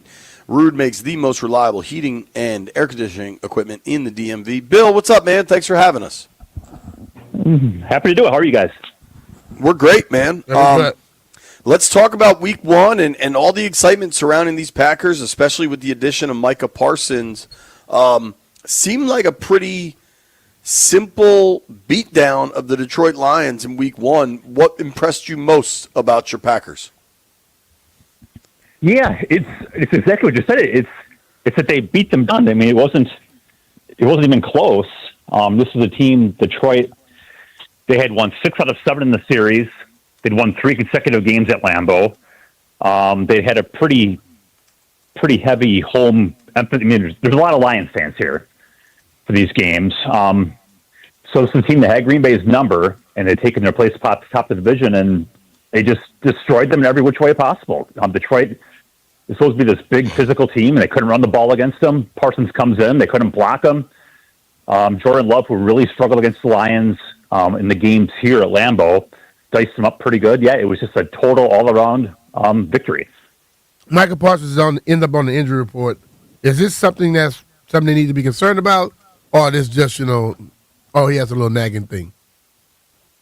Yeah, it's probably that one. He was, he didn't practice at all for Dallas with the contract stuff, and part of it, at least reportedly, he was dealing with a back injury, so he should have taken some medication and rehabbed it last week. Played 29 snaps against Detroit, which is more than they figured he was going to play, so yeah, Parsons is fine.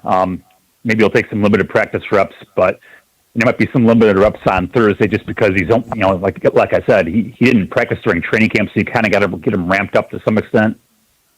So I think he'll play more as the season goes on. He'll get a bigger role, and he'll be used in more ways as the season goes on. But he'll still be out there quite a bit on Thursday. The Packers injury report is lengthy. I think there's 14 guys on there. It is. Understanding it's a short week, so you're going to land with a lot of guys on the injury report that you wouldn't in a normal week. But that said, what's your level of concern? I mean, you've got, even beyond Parsons, you've got Jaden Reed is on there. I mean, Matthew Golden, the rookie's on there. What is the level of concern for some of these guys, and could they actually miss the game?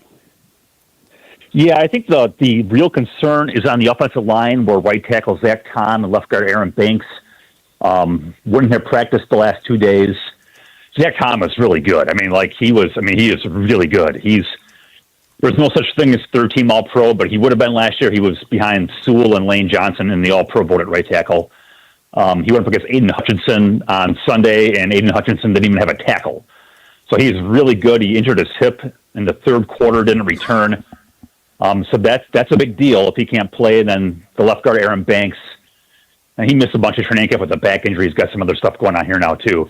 If Banks doesn't start, last year's first-round pick, Jordan Morgan, will start at left guard, and they'll feel good about that. If Tom doesn't start, it'll be Darian Kennard at right tackle, who has started one game. He's a 2022 draft pick, and he started one game in his career. Wow.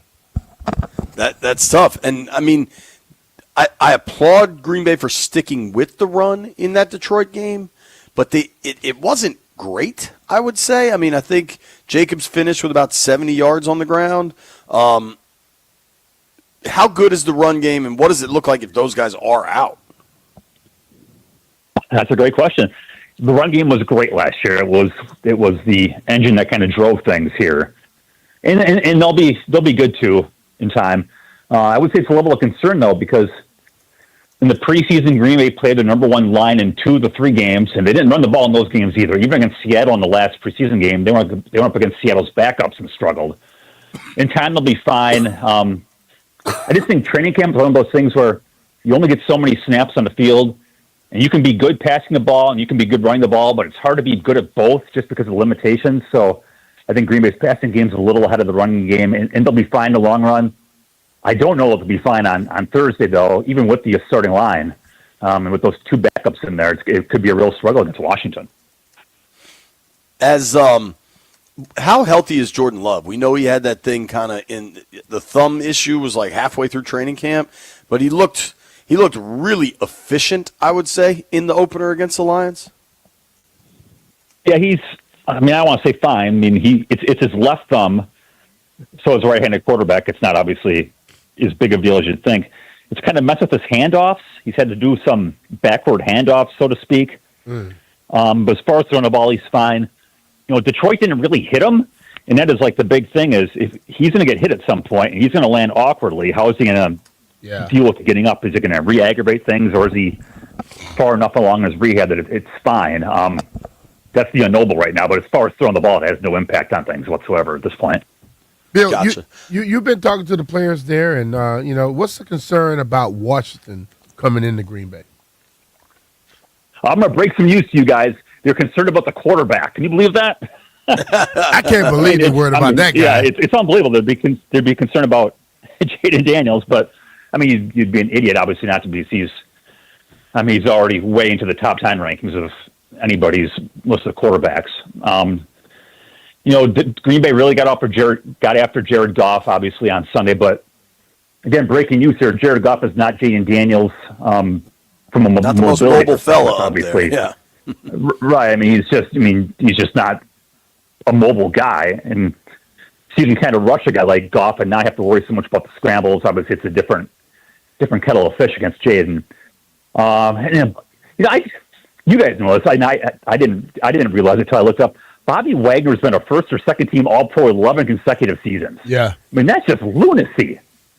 Some guys can defy Father Time better than others, and he's one of them for sure. So I think it's the linebackers on that side of the ball and just the Jayden Daniels dual threat of he's going to get out and run, but when he's running, is he running to run or is he running to pass? And that's the real challenge. Sure. Yep. Talking with Bill Huber here. You can give him a follow at Bill Huber NFL. Read all of his work at si.com/NFL Packers. Bill's been covering the Packers since 2008. Bill, I saw you wrote a few different things about Micah Parsons and what.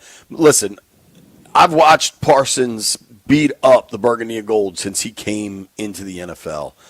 He was dominant last year against Washington. What do you think?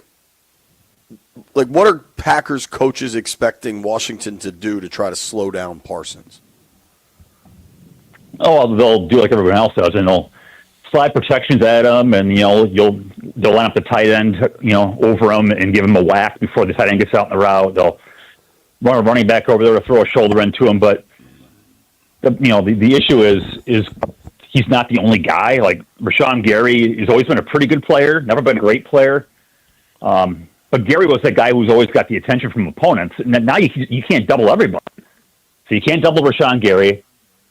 You can't double Lucas Van Ness. You can't double Devontae Wyatt. You just can't get to everybody. So it's the Micah Parsons setup role where, gosh, there was one play against Detroit. It was third and 16 from the 2. And they tried to run the ball to get some breathing room for the punter. And 3 guys blocked Parsons, and nobody blocked Colby Wood. Obviously, that shouldn't have happened, but that's just kind of the Micah Parsons effect where you're just so worried about him destroying any play that you throw too many blockers at him and you forget everybody else. So, I was watching those 4.5 sacks against Washington last year. He had, I think, 2 were lined up over the center. You had 1 lined up over a guard. He just is able to line up everywhere, and he's already done it. He's been here for less than 2 weeks. He's already been integrated into the defense enough where he can line up, which he did against Detroit. He can line up at end. He can line up over your center. You've got some real flexibility with where you put him, and that either gives him the matchup or sets up somebody else. With him, you have to keep your eye on him, as Jaden stated. But if your offensive line is not communicating properly, the fact that he moves around, he can disrupt the whole offense. Yeah, he's like I've been here for a long time, and Clay Matthews was a really, really good player for Green Bay. But I've never seen anybody like Micah Parsons. The interception that he forced Evan Williams in the red zone late in the first half. He beat Sewell, who was the first team All-Pro right tackle, like he wasn't even there. It's like I know other people have seen stuff like this. I just have not seen it. The ability to get to the quarterback in the blink of an eye is unbelievable. Yeah, for sure. What do you think the atmosphere will be like tomorrow at Lambeau? Like, I think there were high expectations for the Packers, and then when they traded for Parsons, everything got microwaved, and the expectations kind of went through the roof. What are you expecting tomorrow night? Yeah, it's going to be crazy. It was against Detroit, and that was a lot of Detroit fans here again. Obviously, it's going to be more of a Green Bay crowd, obviously, on Thursday. It was about as loud as I've ever heard. Now, we're in a press box. You don't have the open air feel of it, but it was about as loud as I can ever remember it. When he came out of the tunnel, when he was introduced, when he came on the field for his first snap, when he got the sack, it was just bedlam. It's like Green Bay has been so good for so long, but always falls short. It's like everybody believes this is the guy that's going to get him over the finish line. There's this anticipation that he's going to go out there, and any play that he's out there, he can make the winning play. Even if it's a second down sack strip, that could be the play that wins the game, and it's like a rock star just come to town. Well, he has heightened things around here where I don't know that anybody had great hopes for this team. It's just because people are so spoiled about him always being good, but never quite good enough. But you guys just use the word microwave. I think that says it perfectly. He's just all of a sudden it's like the switch has been flipped, and everybody believes this is a Super Bowl team, or maybe they didn't, 2 weeks ago.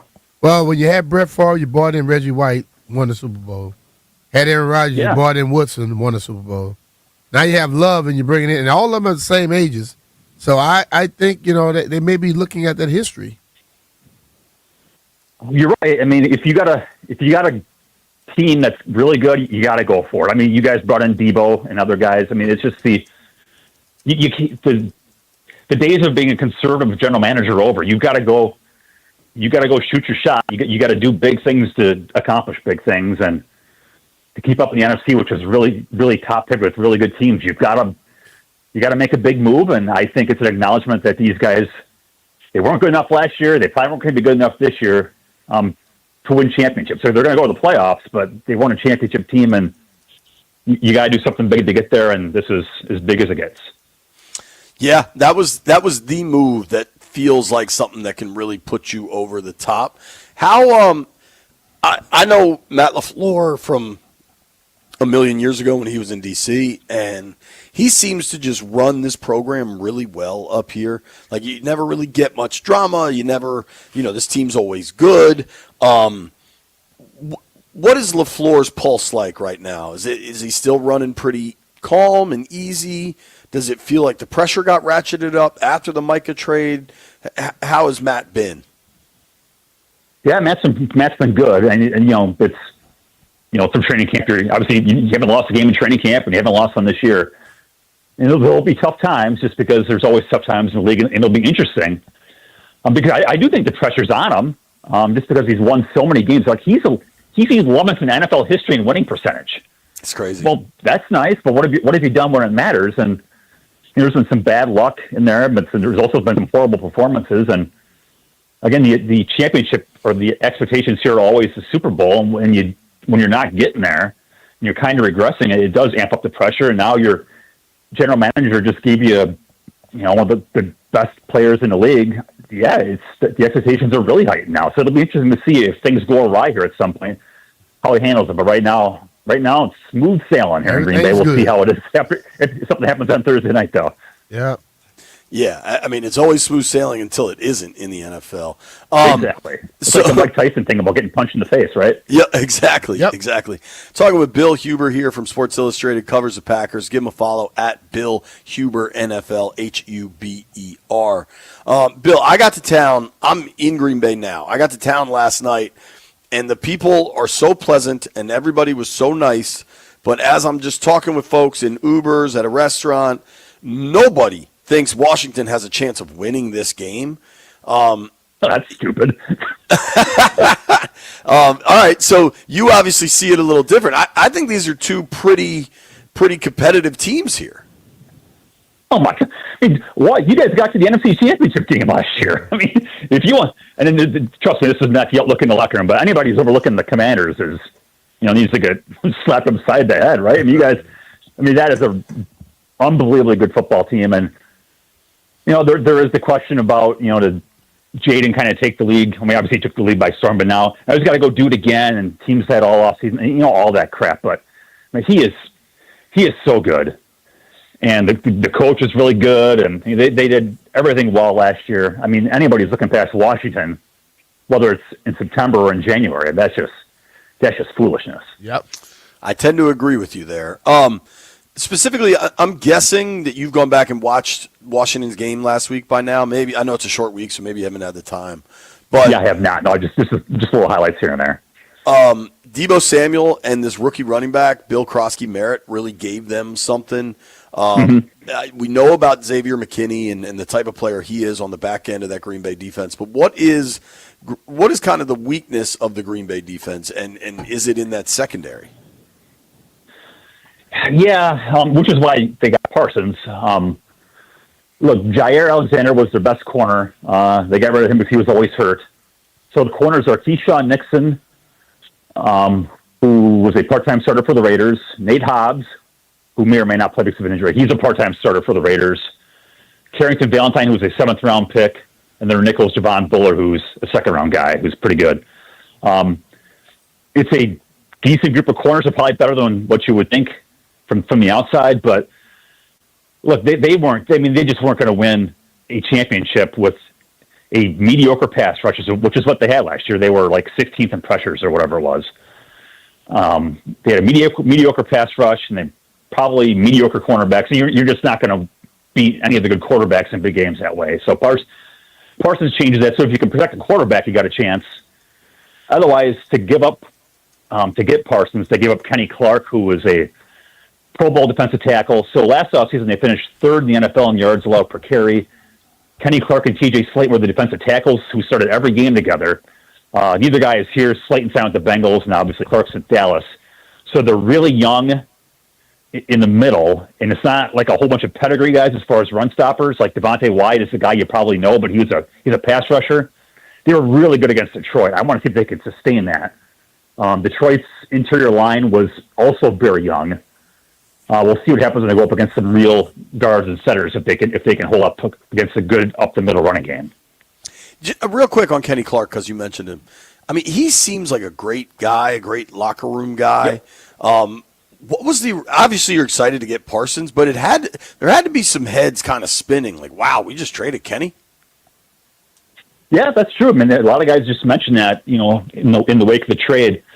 what Kenny meant. I mean, he was a leader. He was a team captain. He played every Sunday. He made 3 Pro Bowls. He was the guy that everybody looked up to. Longest tenured guy on the team, all those things. Yeah, there was some sadness that he was gone, but I'm telling you, getting Micah Parsons outweighs all those things for sure. Yeah. That's a tough loss, which is why Dallas wanted the guy.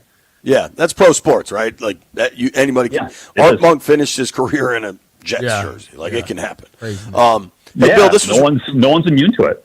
Right. I mean, hell, Brett Favre, Rodgers. There was probably a period of time up Joe here Montana. where no chance those guys would be anywhere else. Absolutely. Well, listen, so yeah, that's life. Yeah, Bill, I really appreciate you making time for us. This has really been good. Thank you very much. All right, enjoy the game, guys. Enjoy Green Bay. Yeah, we'll do. Bill Huber, Sports Illustrated, Packers reporter. Give him a follow at Bill Huber, NFL, Huber. Really good info there. Packers are a good team. So is Washington. What I know, football is finally here. And if you decide to get in on the action this season, the American Gaming Association wants to remind listeners to have a game plan when it comes to betting. Bet with legal sportsbooks only, know the odds, stick to a budget, and lastly, keep your cool. The result of a bet is never an occasion to criticize an athlete or coach online. Please go to haveagameplan.org to learn more. Brought to you by 106.7 The Fan's proud responsible gaming partner, the American Gaming Association.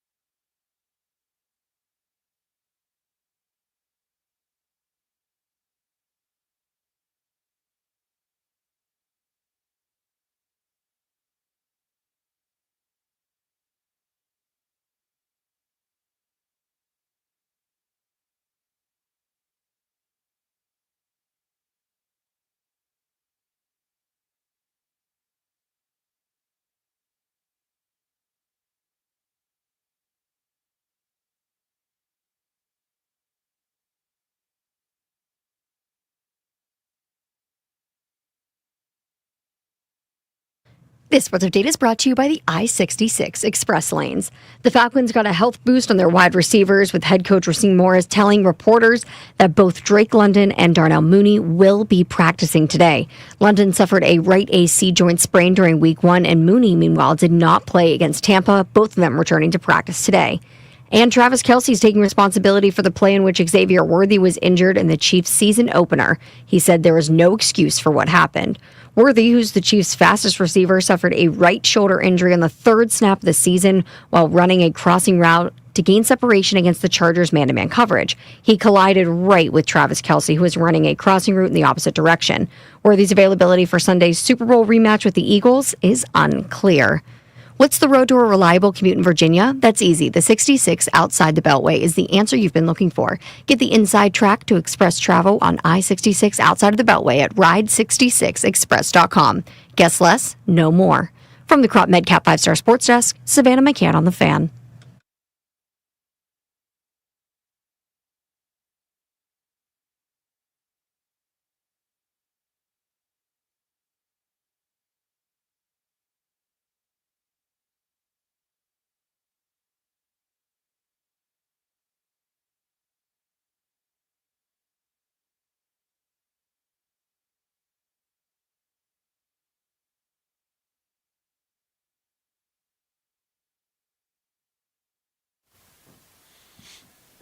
Do do do do do do. I like on the stream right now, the screen grab is White Brian's AI image pounding glizzies. Glizzy Gobbler. Yo, straight glizzy goblin. Like, nobody is a bigger glizzy goblin than White Brian. Congratulations on your title, White Brian. I'm sure that means a lot. WB to GG. Dude, so I just got this tweet from Joe Blizz. Says, Skins fans are deep on the flight out of DCA to Milwaukee right now. Half the plane. Going to be a lot of burgundy in the crowd tomorrow. I've also been getting, our guy Drew is on a flight out of BWI, also to Milwaukee. All right. And he's on the flight with Chick Hernandez. And he said their flight is packed with Commanders fans. And so then I checked Chick. this is very Chick. 42 minutes ago from Chick Hernandez, you can follow him at Mr. Chick Sports, says pilot on flight to Milwaukee just got on the PA and said, let's get seated and get out of here quicker than the Commanders in the playoffs. Chick followed that with, I will slap him when I exit. Yeah, whoop his ass, Chick. Well, also, doesn't the pilot know they went to the championship game? That's actually that shows you how stupid that pilot is. Yeah, that's not a quick I exit. probably would get off that plane now, because that's a dumb pilot. Yeah. Like, they did get further than the Packers. Well, even further than the Baltimore Ravens if they leave BWI. Right. So I find that, like, the Packers lost in the first round of the playoffs to the Eagles. Yeah. He was trying to be funny. Yeah, and that's fine. Hey, Chick, don't touch him. That pilot's an idiot, though. You will go for to the jail. record. They don't play with that. But yeah, you can't be slapping the pilot. Yeah, don't touch him. Don't honestly, B, for all the stuff you say about me putting out, I'm not even sure you want to have that on Twitter. Yeah. But it is indicative. You and Chick kind of similar in certain instances. I mean, from Maryland, I tell you. We were in the same fraternity in Maryland. Tells you something. That tells me a lot. But it is indicative, B, of where I think expectations are, just from like a fan base and like a national viewpoint on this matchup, Packers Commanders, versus where I think football people and even Vegas have them. Like, this is not a big spread. Like, it's the Packers. It's not a big spread. It's basically home field. But it's home field, but you got to realize Packers are a very good team. Sure. Washington proved that last year, too. And I think for a lot of people, they can't get past what this used to be. Vegas is like, I don't give a damn what they used to be. I know what they are now. And I think a lot of folks look at the fact of how calm Jaden is when he's doing stuff. You know, the way he goes about his business, the way his teammates respond to him, they see it as something special. And I think, you can look past him all you want. But, looking past him, people that's not getting dressed to play the game tomorrow. That's what looking past them. I agree with that. I think, there's a lot of excitement for this game. And I think Commanders fans feel like we might have more than these folks realize. And I think that's a good place to be. I want to open the phone lines up. I just talked to Freeman. We got him tomorrow. Awesome. Hell, I guess I might see him tonight. Maybe you come with me. We'll go to Anduzzi's. He'll probably be done when I get there.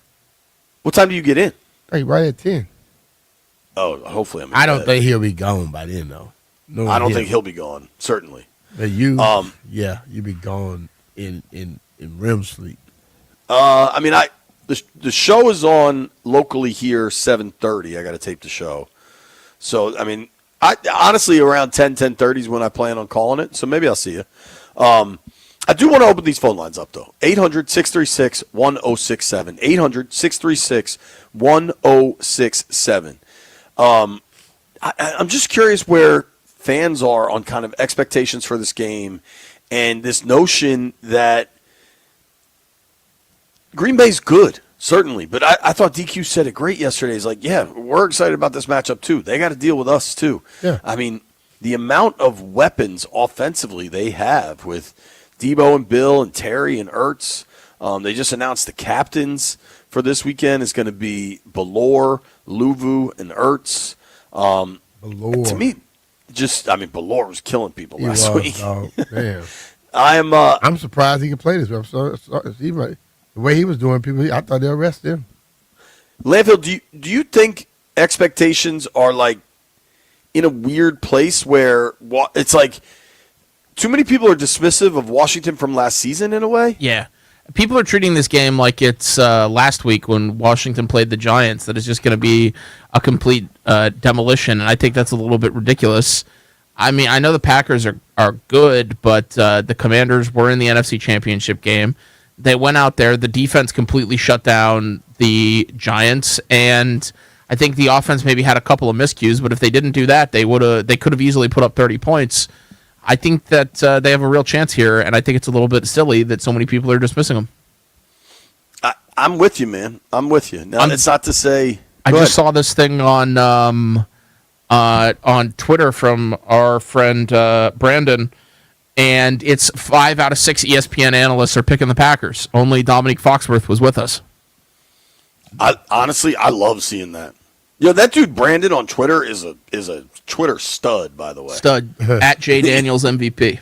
Yeah, I like seeing all the ESPN people picking the Packers. Oh, yeah, they'll come tomorrow, and if it works the other way, they'll have an excuse as to why they did it. Right. Or they won't discuss it at all. Not to say, dude, Green Bay is good. I understand if you so are we.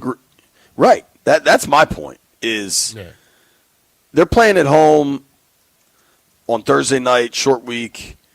But damn, 800-636-1067. 800-636-1067. Are we missing something? You know what I mean?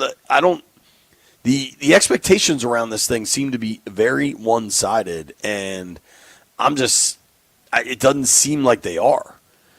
I'm curious, the gambling. They were already good. Then they signed Micah, so people gonna give them a little bit more luster. But the thing of it is, like everyone is saying from here, this team was in the NFC Championship game last year, and I know people try they snuck up on people last year. No, they did that in the first 3-4 weeks. After that, they wasn't sneaking up anymore. They had introduced themselves, and they still were beating people. And I think this year they got better talent and more confidence. They believe more in themselves. So I don't care what the outside people say. I care about what this team inside those walls think. And I know our fan base is believing in them. So I don't expect Green Bay to believe in us. I don't expect these knuckleheads on TV to believe in us. And I don't give a damn if they do. But I know when they try to jump on the bandwagon, I wish I'm there so I can give them a karate kick to the neck, knock them off it. So, I listen, man. It's just, you get to the point where you got to understand, when they're not with you, they're not with you. Don't let them come and try to join you later on. Let's let these phones chime in. Our guy Jupe is on the line. Jupe, you think the expectations are in the right ballpark for Commanders Packers? Listen, look, Packers is a good team. I'm not sleeping on them. But this is my thought. All last year, I was just put this in the group chat. Last year, we really was in every single game. The only game we got blown out in was the NFC title game. And on top of that, we're way better than we was last year. I expect us to get this W. That's my expectation because our X factor is Timothy Daniels. They don't got that. We do. So I'm thinking we're going to get this W. They want to hate on us, let them hate on us. Haterade is rich in vitamins and nutrients. That's what makes you a better player. So we about to get this W, fellas. That's all I got for you. Yep. Good call, Jupe. Yeah, man, like, Green Bay is good. I think there's a reason they are considered a real Super Bowl contender. Like, I get all that, but Washington's good too. And I just don't see this as one-sided as many do. White Brian, you're kind of on the other side of this, right? As a Giants fan that just got beat down by Washington last week, but you're going to have to play Green Bay, and you are aware of everything the Commanders have done this offseason and how they've looked so far. Like, what do you think going into tomorrow night?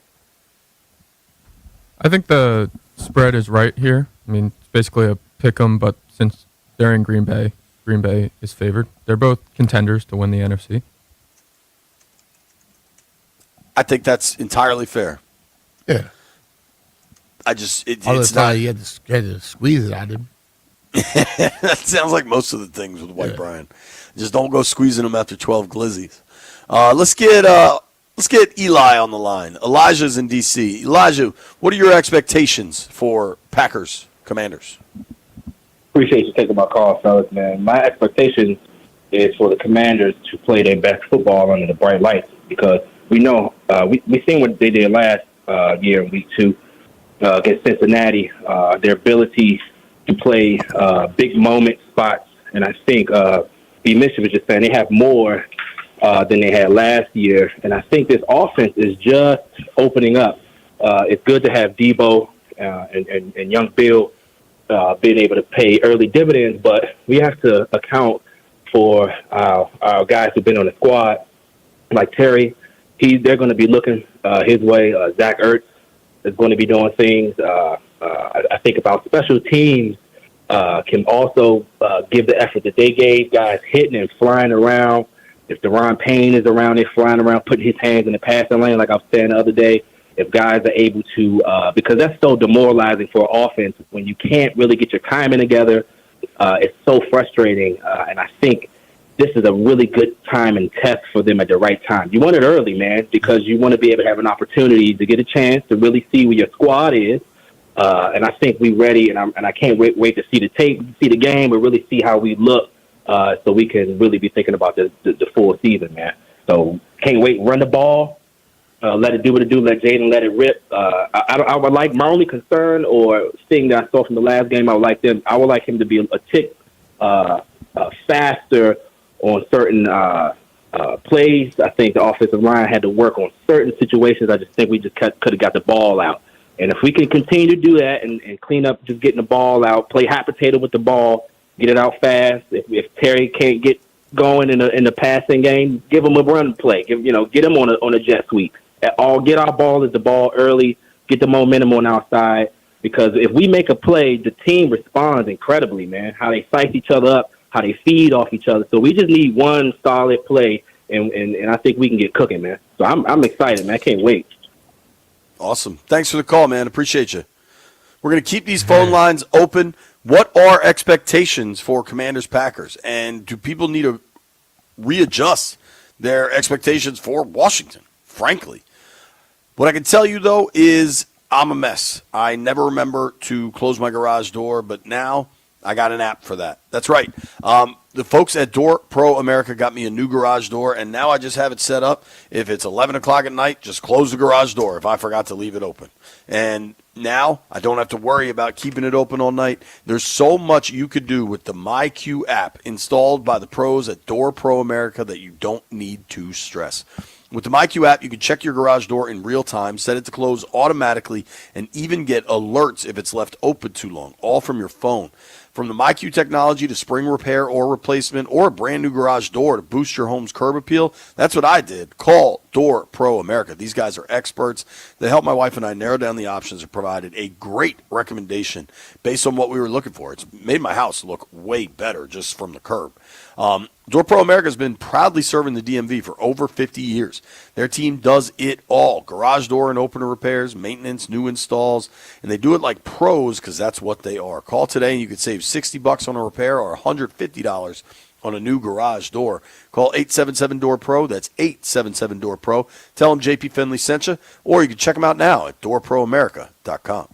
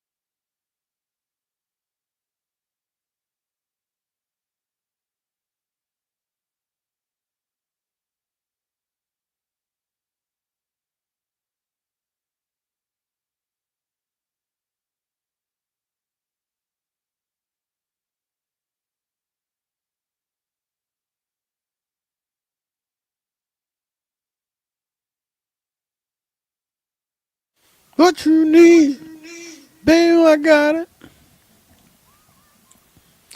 It's for a little respect, baby. Just a little Just bit. a little bit. Just a little bit. All right, B, these phones are lit up. I ain't going to do you wrong. Lambo didn't play this song on accident. Are people not respecting Washington enough ahead of this Thursday night football matchup with the Packers? This is a big game. There's a lot of reasons to be excited. But you got two good teams on that field, not just the one wearing yellow. Let's let folks weigh in. Let's start with Benny in Landover. What's up, Benny? Hey, everything is good. How you be do? Good, man. We be do good. Look, I be do good. Look. What makes a good team is teams find a way to win.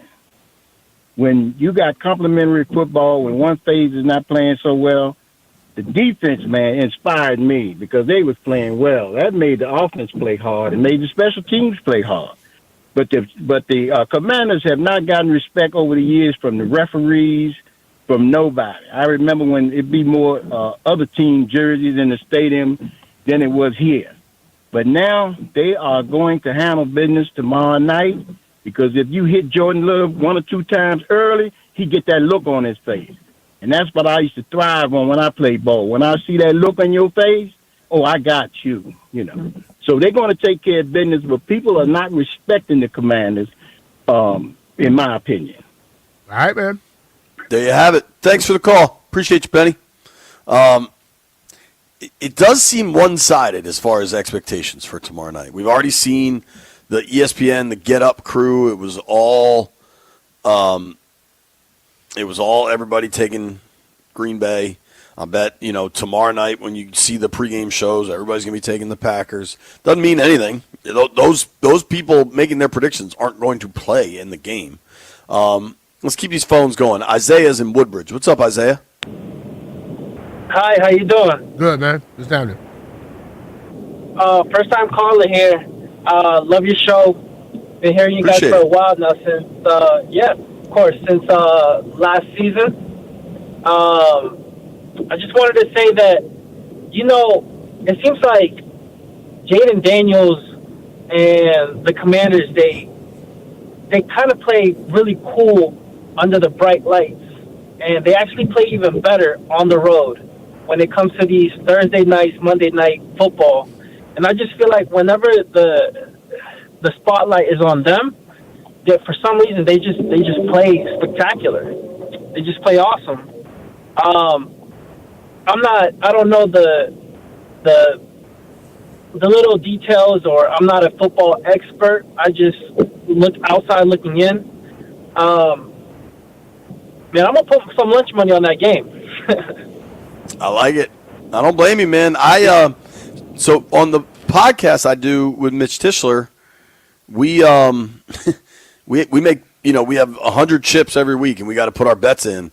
I put all 100 on the money line. I don't know that they're going to win, but I know they can, and that's enough for me right now. I think they've got a real chance, B. They do. Let's go to Jarrett in Manassas. What's up, Jarrett? Jay? Hey, how you guys doing? Ooh. Good, man. How are you? So I'm good, man. Long-time Packers fan, and even I'm a little concerned about this one. Why? I just don't know, man. The Commanders have been doing really, really well. They seem to be handling their business, and I'm still not 100% sold on Jordan Love yet. But I don't know, man. If I had to pick them, I might have to pick Commanders on this one, even as a Packers fan. That's all I had to say. All right, bro. Ooh, I like that, man. We haven't heard many people saying that. Thank you for the call, dude. Thank you, Jarrett. Later, guys. All right. I think White Brian actually summarized it well. This is two good teams playing on a short week. These short weeks sometimes lead to ugly games where it comes down to making a play late. And if it is making a play late, I like Washington's guy, Yeah, he did a lot last year. Let's keep the phone lines going. Our guy Rusty's in Delaware. What's up, Rusty? Hey, fellas, how we doing today? Thanks for taking my call. What's up, man? We're good, bud. Hey, I'm just glad getting the voice back from Sunday. I was shot for about 2 or 3 days. Just now getting a little Wasn't even that recovery much to there. yell about at that game. Well, here's the thing, man. I'm one of those idiots when we're on defense the whole entire time. I'm at the top of my lungs. Oh, man. So, yeah. But anyhow, I think that we have the X factor. I mean, we have a little bit of something that they don't. I think some guys or some folks that are coming up to you, JP, and saying Jaden's not won in Green Bay or Jaden's not played in Green Bay. I mean, Jaden's played in front of almost 100,000 people on a weekly basis when he was in college. And then, of course, the big time, and I'll use their phrase, winning moment games that they had last year.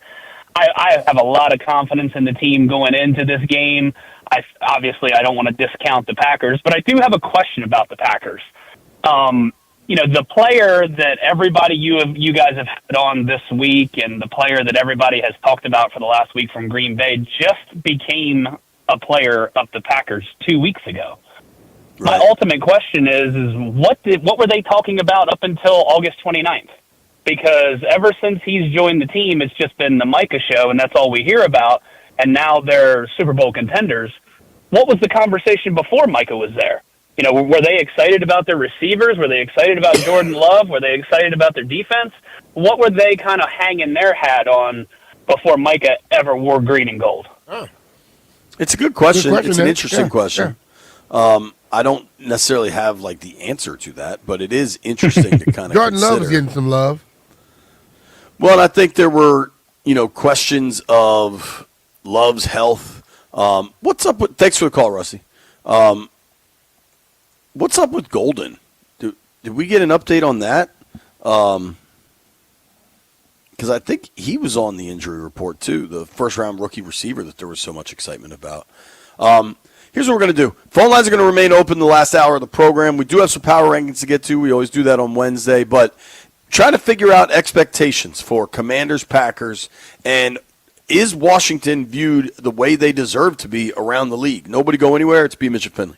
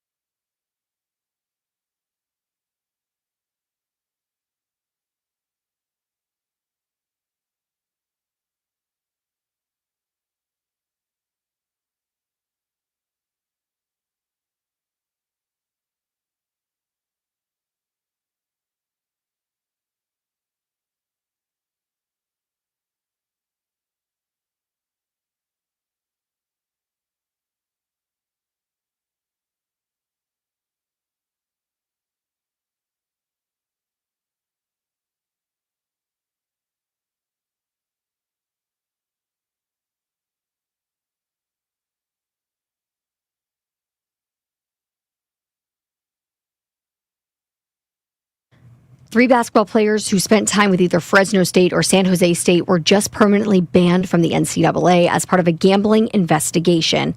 Mikal Robinson, Steven Vasquez, and Jalen Weaver were deemed permanently ineligible by the NCAA.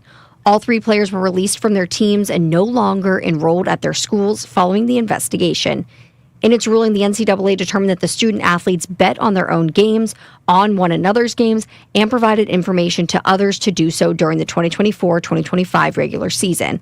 The NCAA also found evidence that 2 of those 3 players manipulated their own performances to ensure certain bets were won. And one of the first major stories of the NFL season in the injury department has hit.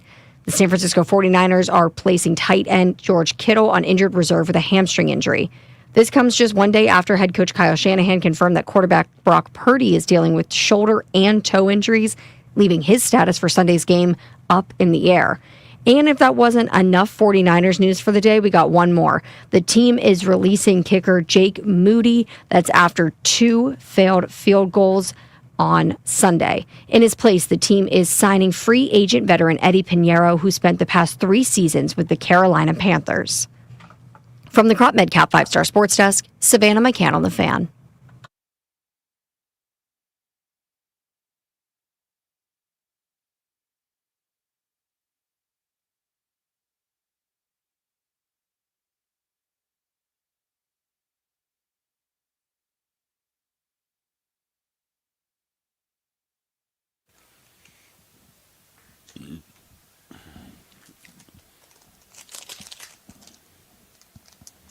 This video was good, just if anybody's wondering.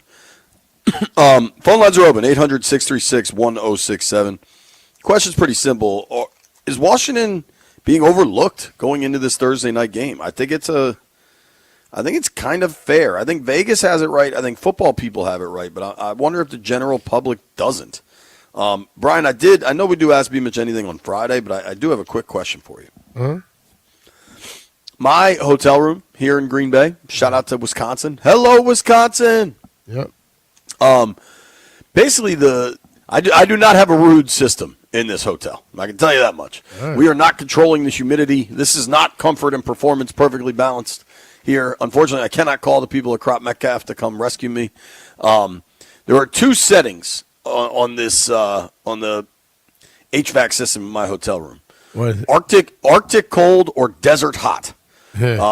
Which would you go with? Because I've been in the cold for a while, but now I'm like freezing. I think my nose is I'd starting. probably go with Arctic cold. I can put on enough stuff. So I got in last night, and it was Arctic cold, so I turned it to desert hot. And then when I woke up with heartburn, I was like, oh, my God, it's so hot in here that I turned it back to Arctic cold. I don't know. It's a tricky – like, honestly, so the range is 72 to 69. Damn. And that's it. And as soon as you go to 70, it's just Arctic. So it's all or nothing. I'll be sure to keep you updated, Landfill. I know you're worried about me. Yeah. I doubt it. I doubt it very much. Let's hit these phones, though. A lot of folks want to chime in on expectations. Mike is in Gaithersburg. What's up, Mikey? Oh, wow. Well, Sorry. man. Hey, guys. I'm listening on Bluetooth. Actually, I'm actually placing a bet as we speak because I've never been so happy to get in a car and hear that the public is taking so much Green Bay that we're on a free roll. That puts us on a complete free roll to go out there and show this world. Not to mention, I think we all are kind of like scarred.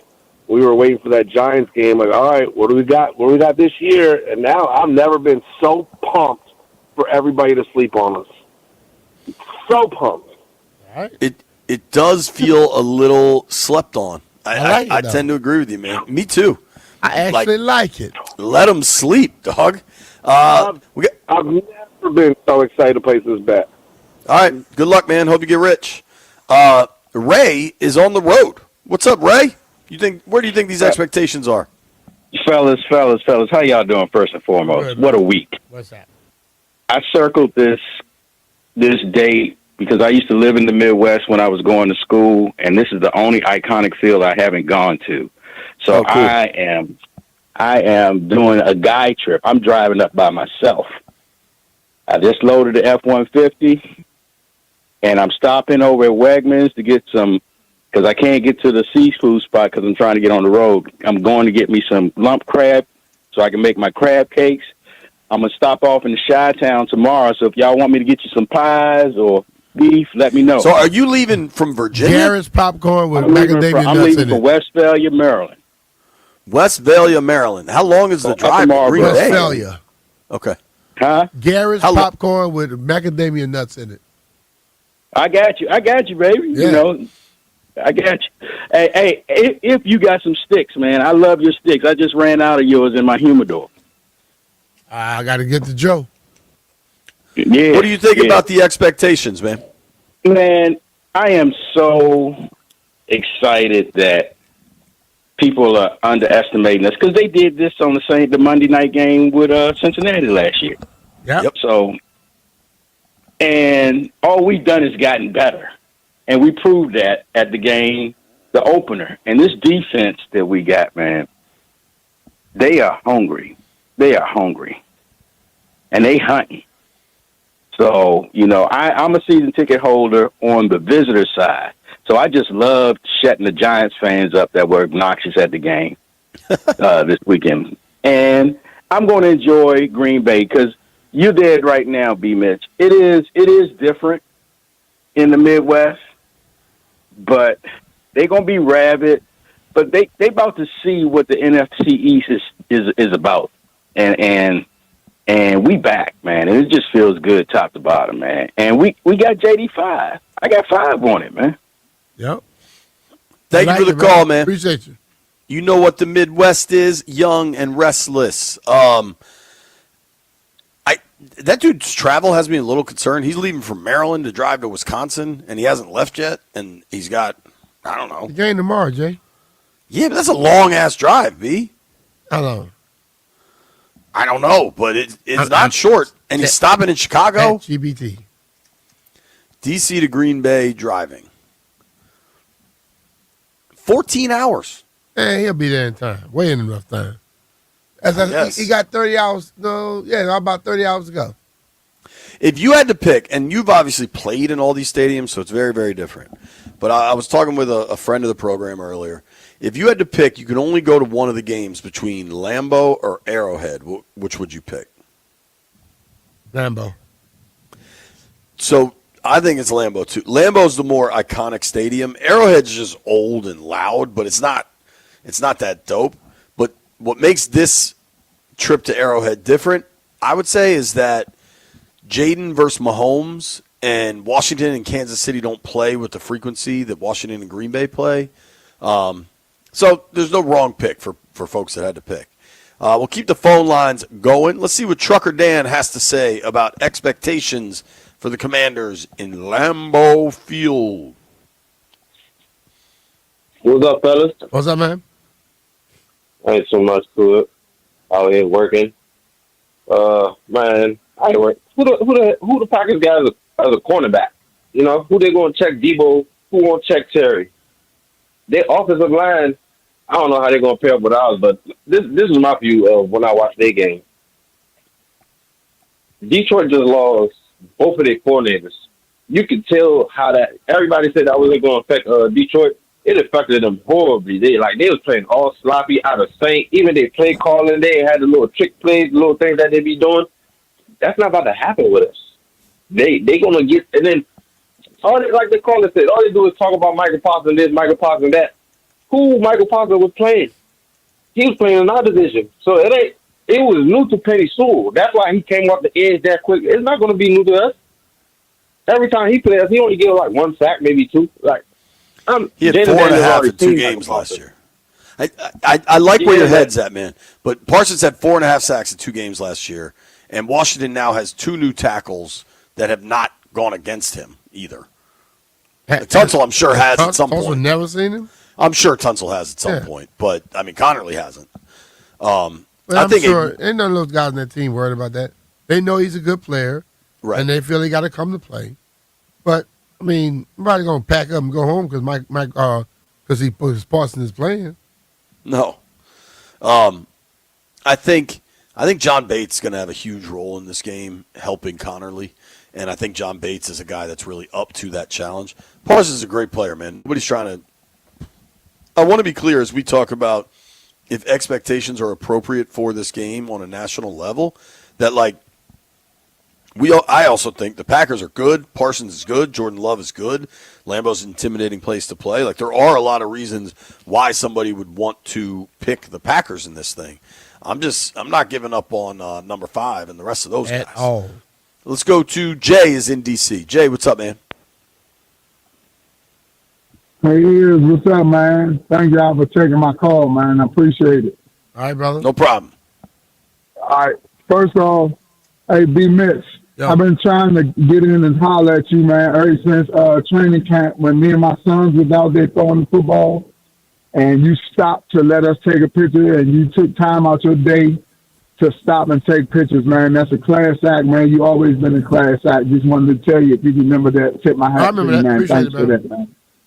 Appreciate you, brother. All right. But yeah, I mean, look, man, I don't even get worried about all of that, man. Let's just live in the moment. Like the new cliche now is be where your feet are at. Man, look, just live in the moment, man. Just right now, just enjoy us having a winning team. Whatever happens, man. Look, don't give us no respect. Don't give me none, because I'm going to come and take my respect. That's the way I play football. I hope you don't respect me. I don't need you to validate me and say, look, they're this good or they're that good or whatever, so we can be laughed at and disappointed when it don't go that way. Don't expect nothing from me, because when I come and take, you ain't going to do nothing but respect me after that, man. So let them sleep on us, bro. I encourage that. Just go out and prove to the world or prove to yourself. Play for the players that's in that locker room. Don't play for the media. Don't worry about that. Play for the respect of your peers, man. That's all I'm saying. Thank you. All right, bro. Thanks for the call, man. Good call there.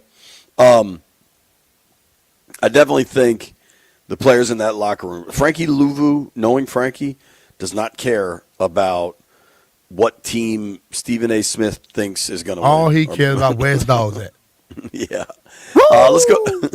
Our guy Zeke is on the line. What's up, Zeke? Hey, thanks for taking my calls, guys. Appreciate it. What up, Zeke? Yeah, I think the expectations about right. You know, the people in Green Bay expect the Packers to win, and the people in DMV, we expect the Commanders to win. But the odds makers got it right, man, because you got to give them the 3 points because they're at home. But I think those are going to be the two teams. I picked both of those teams to be in the NFC Championship game this year. They're two good teams, and I think we got the upper hand.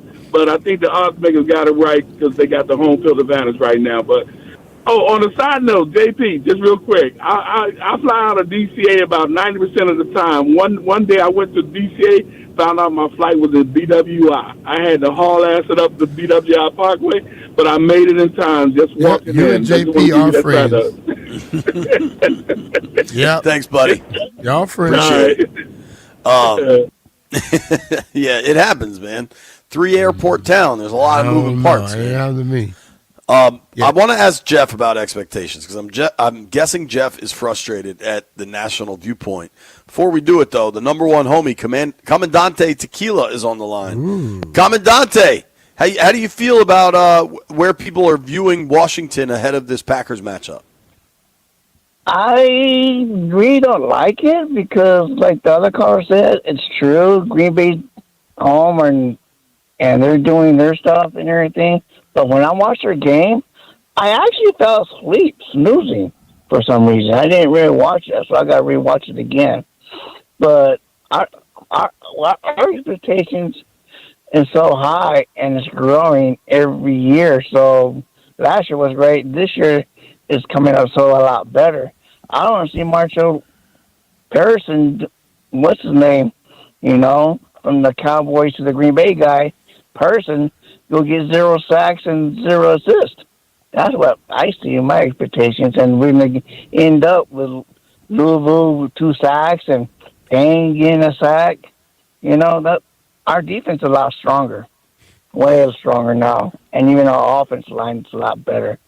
So my expectation is, we're going to eat some nachos, cheesy nachos, and with the carne asada on top, and watch this game.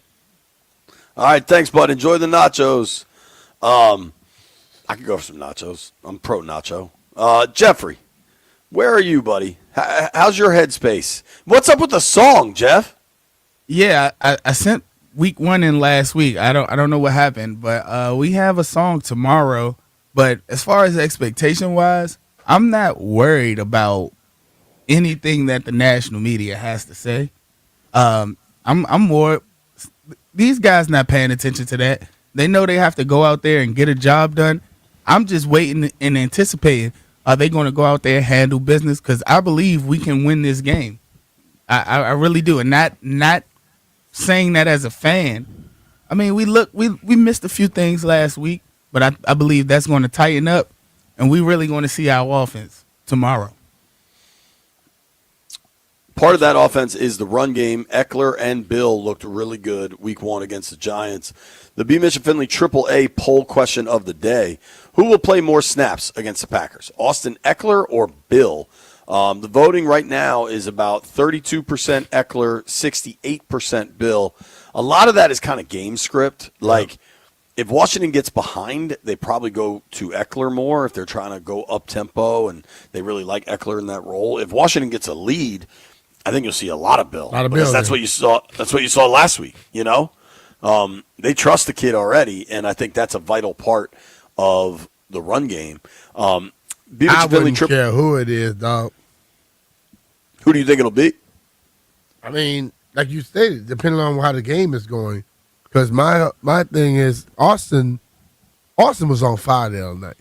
Mm-hmm. You know, Bill did his thing, but Austin was on fire too. The play he made to get that first down on the eventual Debo touchdown drive. Unbelievable. And, dude, how about like when we talk about veteran players and age of the team? Ertz has a penalty, has a false start. The next drive catches a touchdown pass. Eckler has a penalty, has a false start.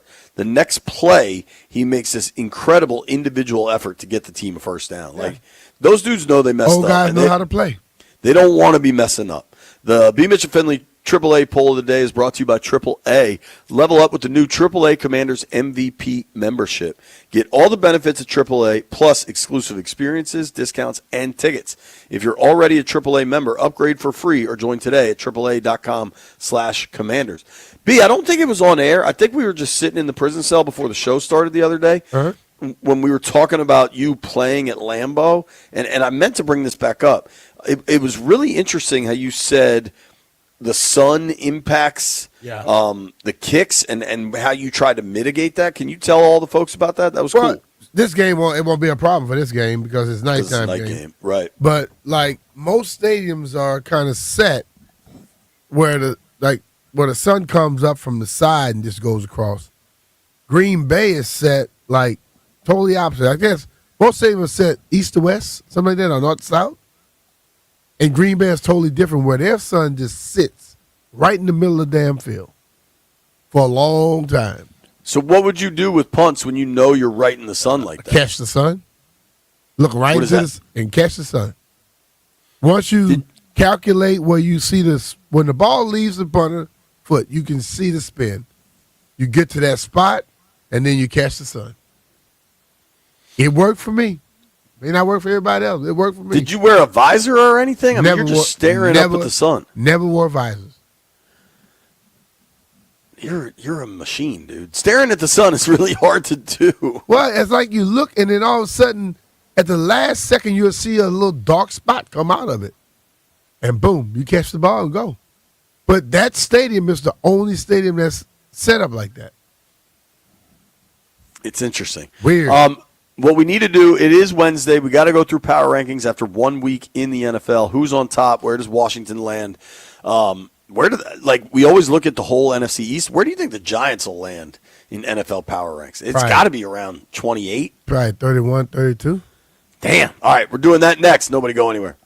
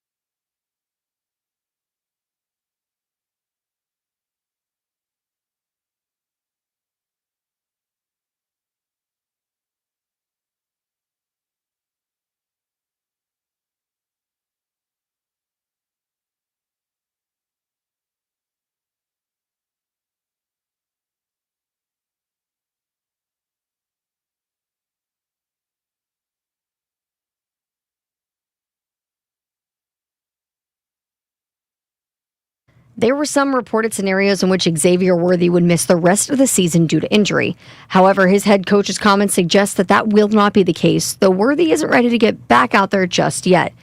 Xavier Worthy will not be taking part in today's practice after dislocating his shoulder during Friday's game.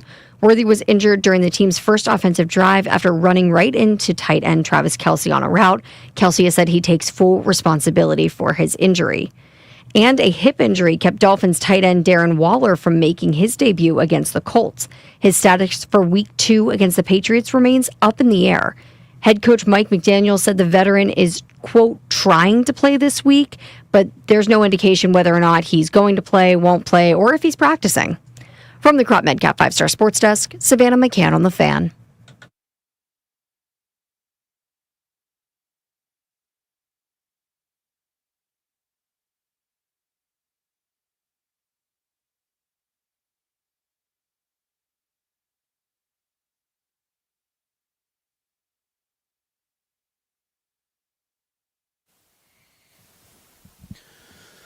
A little Tress Way update since you heard him there. Dan Quinn said they do expect Tress to kick for them. The move to get a practice squad punter is just a precaution. That is the right way to handle stuff. That's how you should handle it. Yep. Every Wednesday, we go through NFL Power Rankings provided by NFL.com. Eric Edholm writes them every week. Try to be consistent with who we pick and why. B, who's the top team in the NFL? Top team in the NFL are the Philadelphia Eagles. Yeah, can't argue with that. That's what Edholm has, too. I thought Hurts looked really good the other night. They didn't do a heck of a lot more, Philly, but they did enough to win. When Dallas turned that ball over, I was like, oh, well, that's a wrap. Obviously, getting Jaylen Carter thrown out of the game is going to impact your defensive performance. Big game this week, though, going to Kansas City. They're going to Kansas City? Yeah, 4:30 national game. It's gonna be a lot. Who's your number 2 overall team, B? Number 2. Buffalo. Yeah. Buffalo had that crazy comeback. Derrick Henry puts one on the ground. The Ravens, Buffalo's defense gave up 40, but the Ravens gave up 41, and it was that last one that ended up mattering. Bills-Ravens felt like a real powerhouse matchup, and it feels like we're going to see those two teams again in January. Yeah. And the January one's going to matter more, but Buffalo has a leg up just by beating them. Would you put the Ravens at 3? It's hard for me to just put teams that lose right there. They're right behind them. They lost. And they lose historically in those big games like that. So who would you put at 3 then? I'm looking at either. The Packers. You got the Packers or San Diego. Well, no, Los Angeles. LA. Yeah. So Edholm put the Ravens 3rd. He said, with 7 minutes left in the fourth quarter on Sunday night, I started asking myself whether Baltimore deserved to leapfrog Philadelphia for the 1 spot. I think I would have made that switch at number 1 had the Ravens finished the job. Instead, they end up here after a shocking double-digit win-turned-loss. Ravens fans have developed thicker skin over the years, but this one had to sting. Through 8 drives, the Ravens had 410 yards and 40 points. Okay. Derrick Henry's second touchdown, a 46-yard lightning bolt that increased Baltimore's lead to 40-25, felt like the knockout blow in Buffalo. But the Ravens squandered the final 3 possessions, with Henry's fumble being the killer. Then the defense, which had actually played very well in the first 50-plus minutes, was absolutely undressed at the end. It's wild to think that a few minutes of game time could have had this big of a swing on an outcome, but here we are. I still believe the Ravens are going to blowtorch most of the league, but this one will stick for some time. Hard to argue with that. They cough up leads, dude, and I don't know the exact answer, but this is not the first time. And if you're Baltimore, you got to just be like, what the hell do we need to do? Close game. Number 4, B, they go with the Packers. All right. Packers, that was an impressive opening win against Detroit, who was the 1 seed in the NFC. How much of that How much of the impact do you think that Detroit lost both coordinators? I mean, that has to affect them some, but they didn't seem like the team I've been seeing play over the last few years. They couldn't run the ball. And for all of Jared Goff and Amon-Ra St. Brown and Jamison Williams, like for all of their aerial success, running the hell out of the football, tough nose, has been the Lions' identity, being really, really rough and tough. And you lose 2 Pro Bowl offensive linemen. You know, we talk about the coordinators that could be the biggest problem for them. Totally. And I mean, we'll see what happens tomorrow night, but Green Bay might be down 2 offensive linemen, which could be a really big deal. Here's how I feel about Detroit. They are 5.5-point favorites over Chicago this weekend, and I cannot wait to bet the Lions in that game. Mm-hmm. I think one of these teams is made, it's gritty and tough, and I think it's Detroit, and I think the other team is still trying to find their identity in the Bears. We'll keep this going. They have the Chiefs at 5. Yeah. Hold on, maybe I'll read this for the Packers because that's the opponent this week. What a rousing debut for Micah Parsons and for the other members of the Packers defense, who appeared energized by Parsons' arrival and the challenge of stopping the Lions. Challenge completed. It was a beautiful effort defensively with strong pressure, disciplined coverage, almost all zone, and several stuffs in the run game. Lucas Van Ness especially caught my eye as year 3 his time. Either way, if Parsons can have this kind of impact in 29 snaps while nursing a back injury, imagine what he and this defense can do with him at full health. Oh, and Jordan Love was pretty darn good outside of one really shaky series. Love has a way of never allowing you to fully relax, but he was throwing some heaters early. Suddenly, they're dreaming big in Green Bay. That sounds fair to me. Mm-hmm. They have the Chiefs at 5, even though they lost. You've got Xavier Worthy's out. Rashee Rice is still suspended. Hollywood Brown did look good, but he was also kind of their only option. They couldn't really run the ball either. Pacheco, all of them. This game tomorrow night is our focus and is a huge matchup. But Eagles-Chiefs, I mean, dude, if the Chiefs fall to 0-2, would be something I would pay attention to.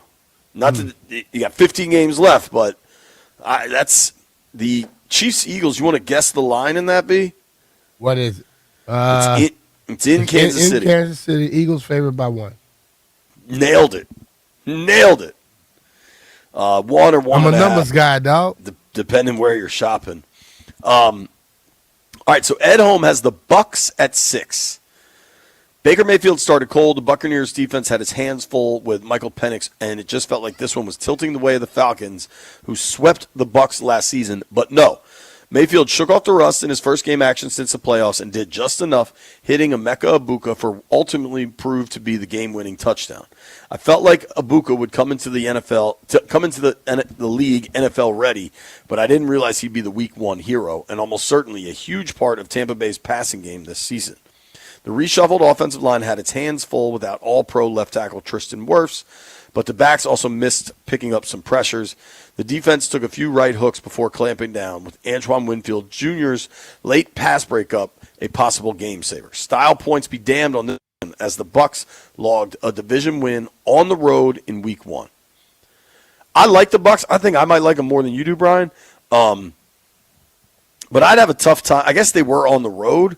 I think I'd probably put Washington 6. They have Washington 7, 1 spot behind the Bucks. Mm-hmm. I'll read here. Jaden Daniels missed some throws and some points, too, with an intentional grounding at the Giants' 4-yard line, one of 12 Washington penalties, running out the first half clock and keeping the Giants in the game. But chalk this stuff up to early season rust. Daniels also threw for 233 yards and ran for 68, part of a 220-yard rushing game for Washington.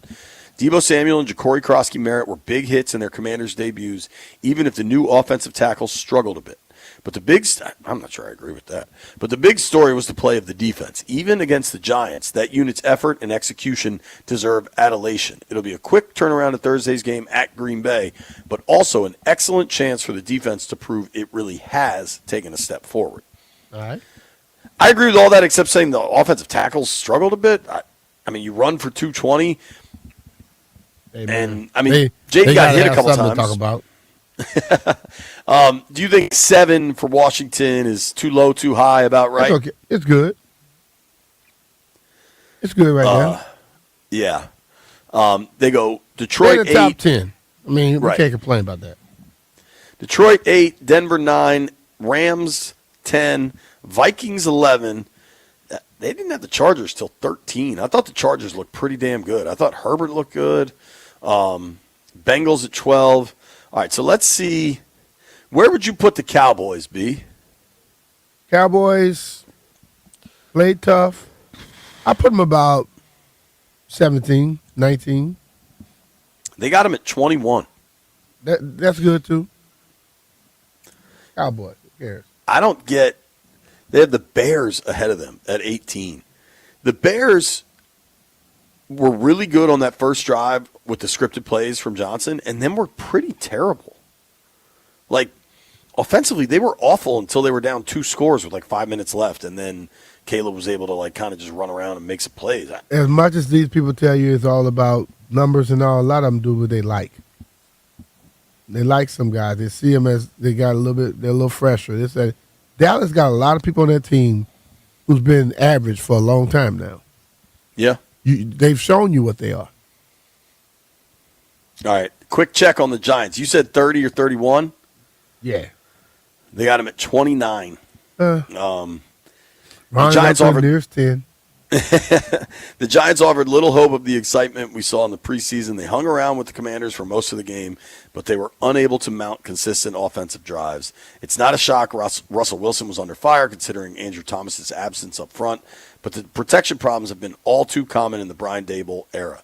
Daboll named Wilson the starter for week 2, but he didn't make that announcement immediately after the game. It would make sense if Jackson Dart is being told to be ready. While New York apparently has a package of plays prepared for Dart, he didn't play in the opener, a game where the Giants averaged 3.7 yards per play and went 5 for 18 on 3rd and 4th downs. B, do you think the Giants play the Cowboys in Dallas? Do you think Dart gets in the game this week? Yeah. He gets in. I would just say this. He'd got in last week, he'd have been, have shell shock today. Yeah. That wasn't all on Russ last week. Yeah, I agree. Russ didn't have a lot of time. They couldn't run the ball at all. I think I like Dallas in that game. Mm-hmm. That's another. You want to guess the number? Or you want me to just tell you? Dallas against who? What'd you say, B? You just say guess what number? Cowboys Giants spread. It's in Dallas. In Dallas, Cowboys Giants spread.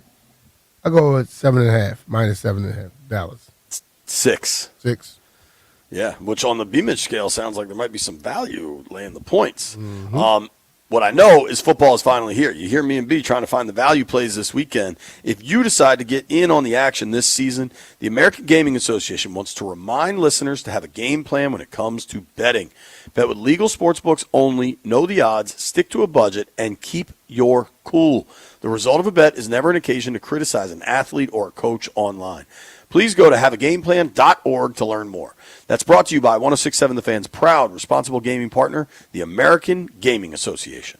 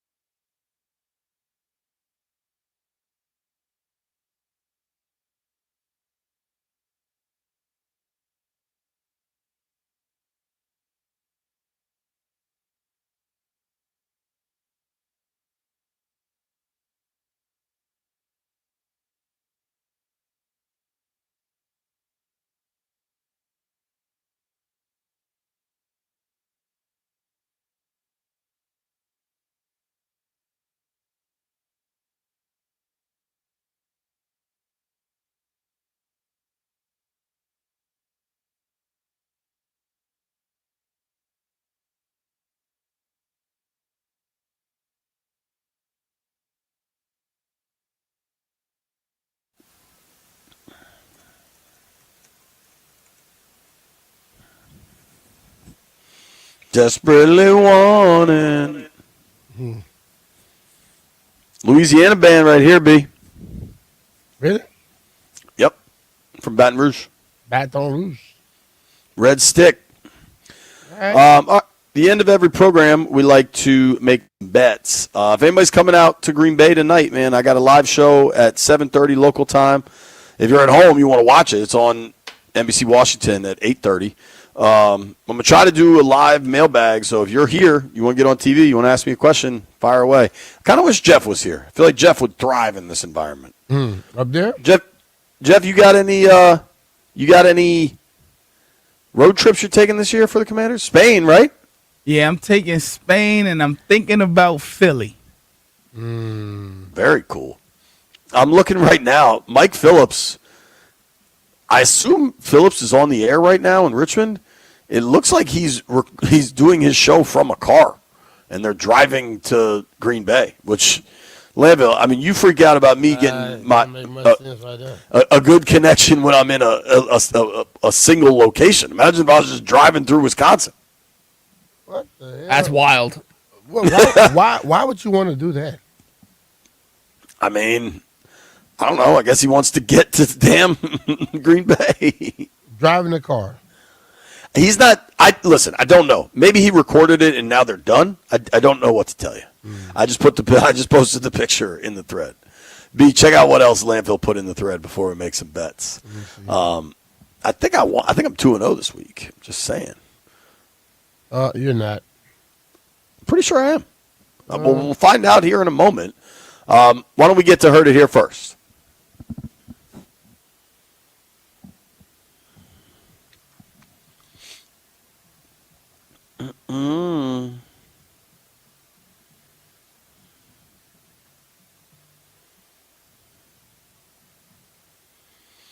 White Brian? Everyone but Jeff won last night. B-Mitch, you're in the lead at 4-0. Damn. So then I'm 2-0? You are 1-1. You lost on Monday. I thought yesterday you said I won. Yeah, you won yesterday. You lost on Monday. Today's Wednesday. Right. But when we were reviewing Monday night's bets, you said I won. I thought the Swift thing went just under. I'm calling. Right. Yeah, dude. You did hater. say won. But, he won and won because he was not here yesterday. No, I was listening. That's what we came up with. I was listening to the show, and Landfill said the Phillies aren't going to win anyway. We'll let the bet count. Facts. Unfortunately, I did say that. Now he's second guessing it. I wish I hadn't, but I did say that. Yeah, facts. I'm 2-0. Jeff, what I told you, son. I don't know what you're talking about. Your little Yankees. I don't know what you're talking about. Your Yankees suck. I have selective Coach memory. Janky Spanky. Yankees suck. Yankees do suck. All right, who's you got what for tonight? I'm running it back. Soccer? I'm running it back with the Yankees. I'm taking the Pirates money line. Skeens going tonight? Paul Skeens. Baltimore? Give me Sanchez and the Phillies tonight. Do I have the cojones to take Jake Irvin on the road? The Nats are playing good baseball. I'm not entirely sure I have what it takes to make that call, though. What are you taking, White Brian? Slovenia plus 10. You know what, Brian? In what sport? Euro round of, or it's the quarterfinals now. He don't know what it is. Slovenia versus Germany. Is Luka on Slovenia? Is he Slovenian? Yeah. I saw something be. What do you make of this? I'm taking the Phillies and the Milwaukee Brewers, but go ahead. What you saying? Luka has been named the best defensive player in the Euro basketball tournament right now. What do you make of that? Well, I mean, he got a lot of non-defensive player playing for all these years. He got enough energy to do it now. He hadn't been playing in the NBA. See, my reaction was more that nobody must be playing defense over there. Probably so. You're right about that. I might join you on the Brewers. I watched the Brewers game last night at the bar. It was kind of fun. No, don't do that. B, I'm undefeated, I'm dog. bringing the bad luck to me. I am undefeated. Yeah, but you're not undefeated like me. All right, White Brian. I will take. Bleep it. I'm taking the Nats on the road in Miami. Jake Irvin on the bump. Nats are playing good baseball. Let's win one.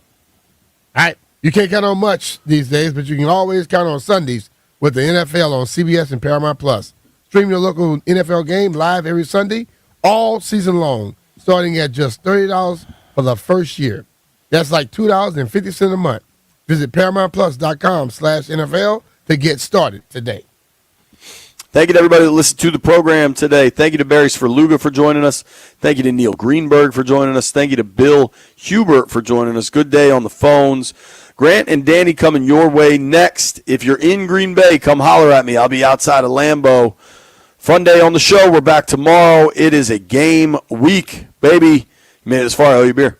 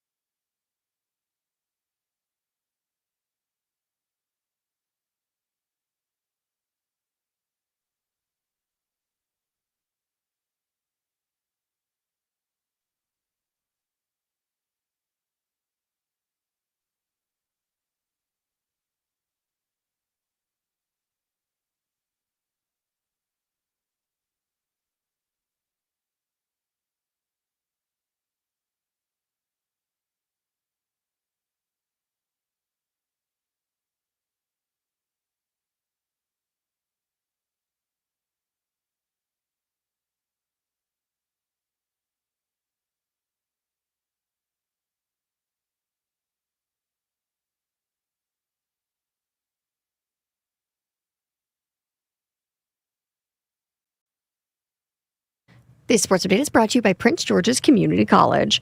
The Nationals will try to keep a 4-game road win streak alive when they take on the Marlins tonight. 6:40 p.m. right here. You can listen live on the Fan as the Nats take on the Marlins and go for the series win in Game 3 of 4 they have in Miami. Jake Irvin on the mound for Washington, Yuri Perez on the bump for Miami. Moving over to the NFL, Chiefs head coach Andy Reid recently referred to receiver Xavier Worthy as day-to-day, but today is not the day he'll be returning to the field. Reid told reporters in his Wednesday press conference that Worthy and fellow receiver Jalen Royals will not practice to start the week. Reid noted that neither surgery nor injured reserve is a consideration right now for Worthy. And Xavier Gipson is out of a job after a costly fumble in the New York Jets' season-opening loss to the Steelers. Coach Aaron Glenn confirmed that the team had released the wide receiver, but he insisted he was not trying to send a message about accountability by cutting Gipson after one game. Glenn bemoaned on the team's turnovers and declared that you will not be on the field with this team if you're going to cause us to lose games. He said that. Well, he backed it up by cutting Gipson. Although he reiterated this decision was not based on that one play alone, Gipson has 10 fumbles in 35 career games, so the numbers aren't great. You're busy. We get it. We offer online, evening, and weekend classes. PGCC works around your life, not the other way around. Register now at pgcc.edu. From the Crop MedCap 5-Star Sports Desk, Savannah McCann on the Fan.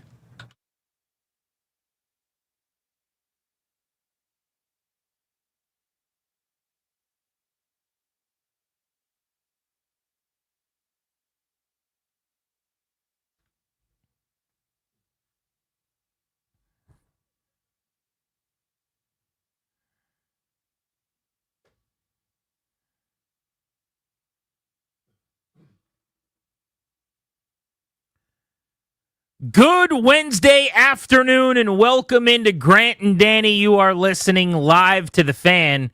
It's September 10th, 2025. We are 1 day away from Commanders-Packers at Lambeau Field tomorrow night, and we can't wait for more football. Nice show planned for you today at 5 o'clock.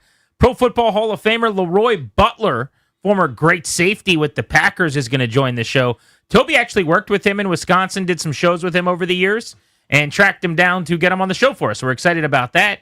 6 o'clock today, Mackenzie Gore, the ace of the Nationals, stops through for the leadoff. Cannot wait to hear when he's going to be back on the mound. We'll ask him if indeed he's going to make another start this season. Danny, what's up? Football game tomorrow that counts.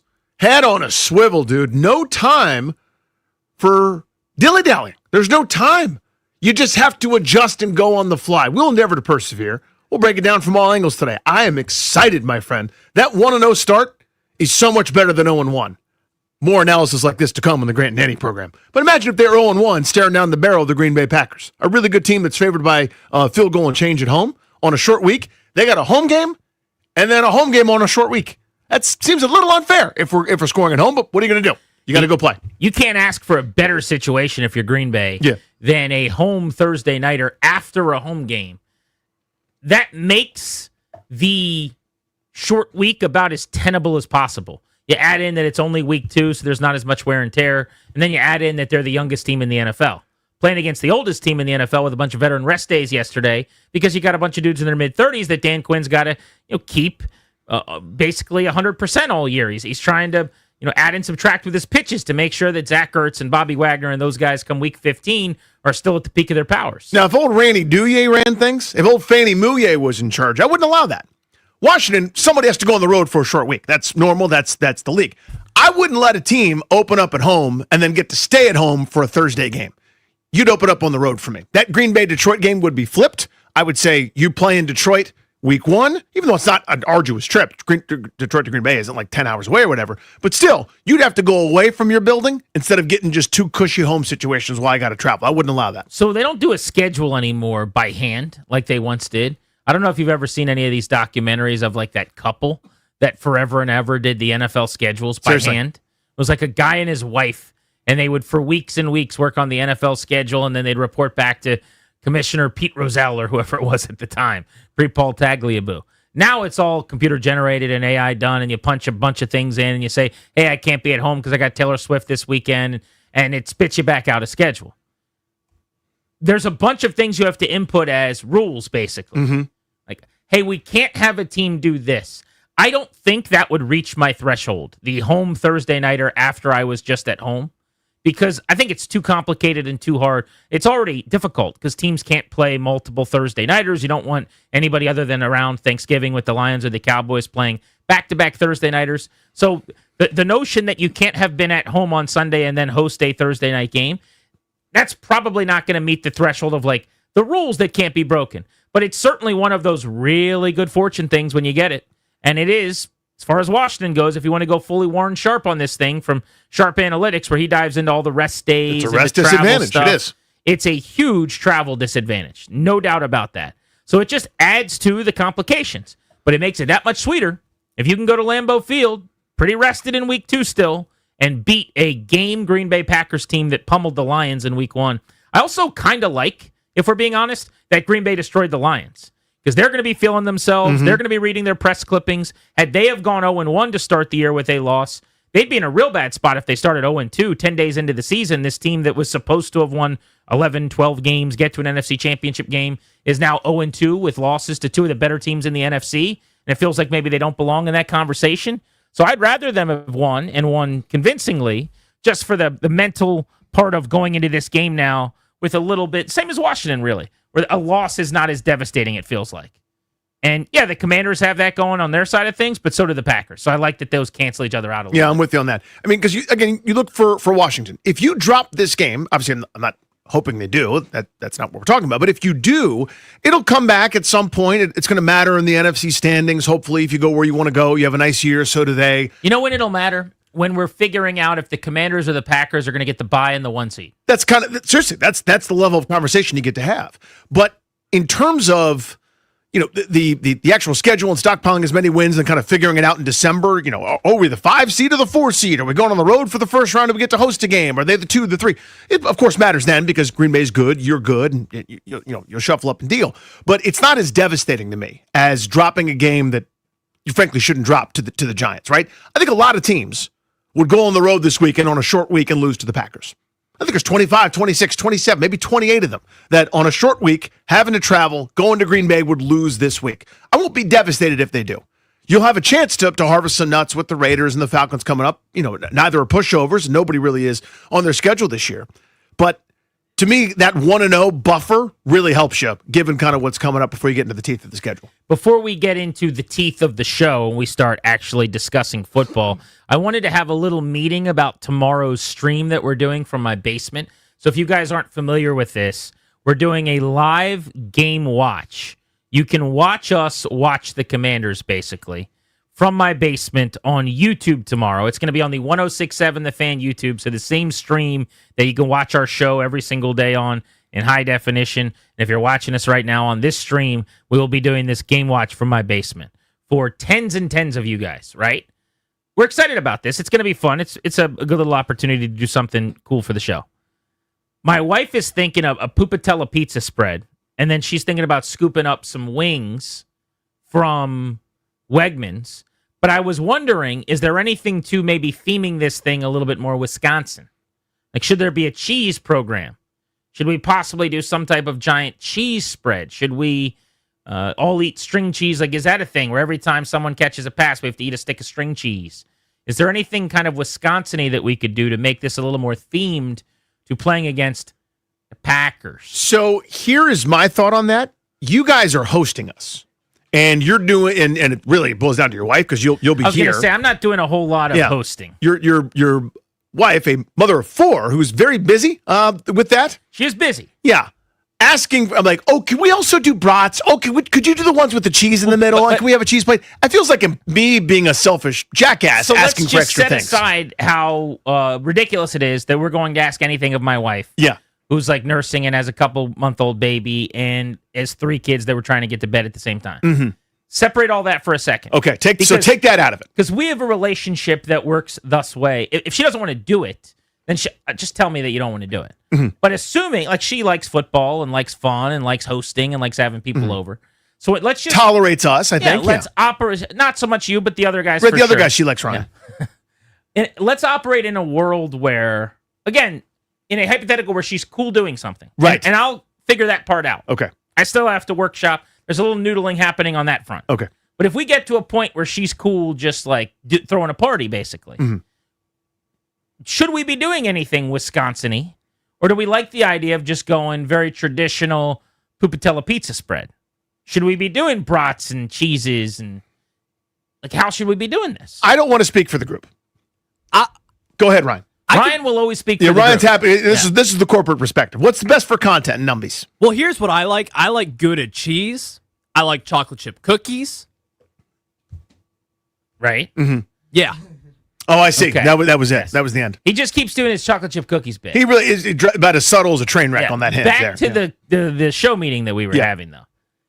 Here's I'm my thinking, thought. like, somebody, like Trader Joe's probably has cheese curds. I'm guessing. Somebody does that. What if we just got cheese curds and we had those in a bowl somewhere? Now, those are delicious. This is my 2 cents. If you don't like it, you send it right back. If you don't like it, you send it right back. Why are we doing their thing? I understand we're playing Green Bay. I get that. It's a tailgatey thing you do. It's something you do. Little reverence for the opponent. You kind of theme it. That week's theme is based on the other city. Which I get. Smell what you're cooking there. They're playing us just as much as we're playing them. What about a DC chain? See what I'm saying? We're going to eat the thing that's from the DC area, the Pupatella situation. We'll use our cards. They're very heavy. Should we get them out? Yeah, they're very, very heavy. I'm just going to drop my card. It's probably time to drop the card. I haven't dropped the card in like 2 or 3 days. Right. So this is 6 inches away, which is a huge 6 number. inches is massive. Ready? Yeah. Here, 1, 2, 3. That's the sound of us going to their building to get a W. Okay. So that's the equivalent in Commander's parlance of jingling keys back when Virginia Tech was good. Anybody, anytime, anywhere. Yeah. Kind of a situation. Any pizza, anytime, any Pupatella. Any Pupatella. I'm not going to say no to that. What, like, should... Or we just go full Wisconsin brats and cheese. Additive? Like, I throw brats on the grill and we just kind of do it that way. I can help you guys out. I have brats in the freezer that are from Wisconsin, that are a locally made brat. Wisconsin? Oh, yeah. Oh, yeah. I have that. I have cheese from Wisconsin. What? I don't have the spotted cow from Wisconsin. Whoa. You waited until now? Okay, well, where have you been this whole time? I mean, you think I don't have Wisconsin source things with my Wisconsin ties? I don't think you have that. Come on. So you have actual cheese from Wisconsin? Yes. What kind of cheese is it? I'm not entirely sure. I'm not a cheese guy. But so. like, is it Not just a cheese cheese that guy? we would put on a sandwich, or is it cheese? Yeah, more sandwich cheese. So I don't know how much it plays here, but I do have Wisconsin cheese and I do have Wisconsin brats. We might hit a song called Brats. I'm not telling Darius what to do, but like that might come up. I think the only thing you'll be missing if you were trying to go full Packers is you need a little spotted cow, which is only in Wisconsin. So little, if you're trying to go full Scotty, you got to have a little alcohol involved. Spotted cow is not available anywhere in the area, you don't think? No, it's only sold in Wisconsin. Is that alcoholic beverage? It is. Maybe we could send Clary on a flight to Green Bay tonight. It's a big deal because they have them in the airports that you can buy to take on your flight. What's the ice cream place everybody loves there? I love Cops. There's Culver's. No, Culver's is the burger. That's the burger place. joint. They have Ronnie great ice cream, Culver's too. is silly. There's a type of ice cream there. Frozen custard. Yeah, but not at Culver's. I'm talking there's like a Wisconsin-y ice cream place that I'm always told to go to when I go to Green Bay. And they basically ship like with ice in the mail and they'll send it around the country. I'm wondering if we could do something like that possibly as well. If we wanted to really go crazy The with this thing. Babcock Dairy Store? Michael's Frozen Custard? I'm just naming it things I'm up from a deferring to Google Toby. search. Have you heard of either of those? No. Well, Toby's just going to wait 3 days and then let us know he had it already. Yeah, that's true. Toby, after the game, will be like, if we ever get together to watch the Packers, we should eat this ice cream I've got in my Calliope freezer. ice cream. Hey, I'm more Milwaukee than Green Bay, so I wouldn't know the Green Bay staple, but I can tell you where to go in Milwaukee. I can now text my wife after 19 days of her not having a phone. I think we underrate that. Yeah. I think the audience should like that. So I'm going to get with her on her interest in getting creative here, and maybe we could put together a little menu or something. Toby's got brats and slices of cheese that are from Wisconsin. He just has. It could also be that we get shut down, and she's like, there will be boxes of pizza, and you will like it. Yeah, and stop asking. And that's fine, too. But if we really want to get cute and creative, my philosophy when we talk about this as a couple is we only get 17 of these, hon. We only get 17. Then we wait for 6 months for more. Dad's not in our basement very often, and when Dad comes, he expects a hell of a spread. You know what I'm saying? Yeah. So we'll Yeah. see. All right. I'm not saying no yet to some Wisconsin-themed stuff. I think I need to get with you, Toby, because I might want those brats. I kind of want an authentic Wisconsin brat to throw on the grill.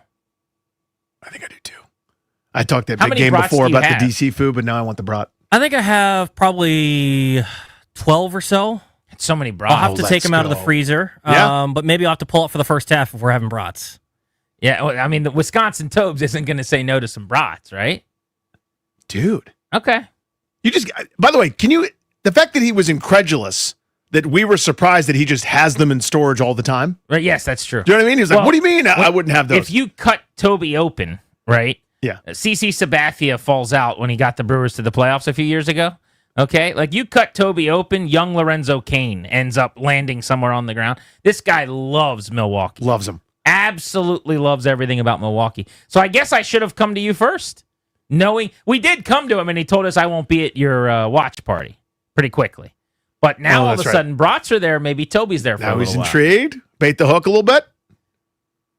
The live stream is going to start right at kickoff tomorrow on the 106.7 The Fan YouTube channel. Although I think there is some kind of pregame on the stream as well that you guys will be able to get. There's a halftime show. There's a postgame show. Then we've got a live take command as well. So that the YouTube stream will be well represented if you're at home on the couch in front of a computer tomorrow.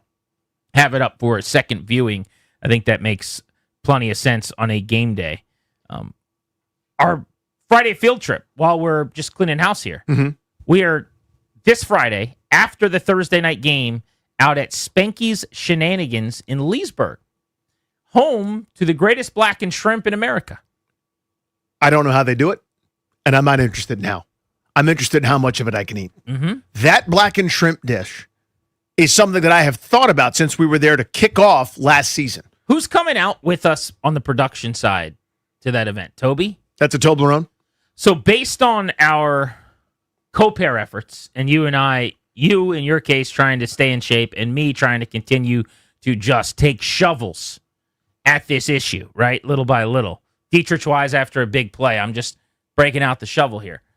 I can't have a competition with you on eating shrimp, but I'd like to. Toby, do you eat shrimp? You're not a Darius where you're afraid or scared or Fired up to eat some shrimp. Right. I want you to try to eat 100 pieces of shrimp while we're out there. Because what they're going to do is they're going to keep bringing it to you. More. You're like Ryback, the wrestler back in the day. That's a deep cut. Casey Ryback. What can we set? Whatever we do, we got to set an over-under for Toby, and then he's got to chase it down. It's the best shrimp you'll ever eat. 33 shrimp. Oh, that's easy. That's like 2 bowls. That's the easiest thing ever. It's got to be way more than that. I'm thinking like 67 and a hook. Dude, that's a lot. That's not that much. Little shrimp? Little shrimps? No. Dude, how big are we talking here? Like it's the size of a shrimp. Think of a normal piece of shrimp that you like, not jumbo in any way. Just at a restaurant, you would get 4 to 6 shrimp on the side of something, like on a skewer. It's that. Oh, yeah. Yeah, it's not the jumbo shrimp with like the cocktail sauce that you get at like fancy places. Yeah, Danny's line I'm going way over. How about this? He loves Terry McLaurin so much. Okay. They need to pay Terry. Pay him whatever he wants. Meanie. What a jerk I Adam don't like Peters Danny. is. What? Terry McLaurin's a team guy, all this stuff. Whatever number of yards McLaurin gets on Thursday night, dude, Toby has to eat 1 more shrimp than that number of yards. Dude. I can't wait for $1.50. Well, he had 27. Yeah, so 26 shrimp in week this week. 1, so you would have only needed 28 shrimp. But if he goes for like 59, you got to eat 60 shrimps. I'm praying I'm eating 125 shrimp. What do we Dude, think? Toby versus Terry. Oh, my God. By the way, this is the greatest idea you've ever had. Thank you. I like this. Toby versus Terry. Whatever number of yards Terry goes for, Toby's got to eat that many pieces of shrimp the next day. Do we do it like that, or do we do orders of shrimp versus catches? Because the order, it contains like 20 per order, right? I don't think it's that big. Like 15 to 20? Oh, was it that many? I can't remember. I think they just gave us huge trays of it, basically. Right, they're like, here you go, fatties. You Yeah. guys. Let's do digging on that. But that could be good, too, because if Terry catches like 6 balls, he needs to eat 7 helpings of shrimp. And if there's 20 at a time, that's a lot of shrimp. Oh, my God. Imagine he has one of those volume days. But Toby versus Terry from Leesburg at Shenanigans will be one of the many shenanigans that we pull off while we're out there. All right, next on G&D, let's actually get into this matchup and football. What would a win over the Packers mean, other than that Terry had a big day and Toby's about to really, really get sick of eating shrimp? Grant and Danny on the Fan.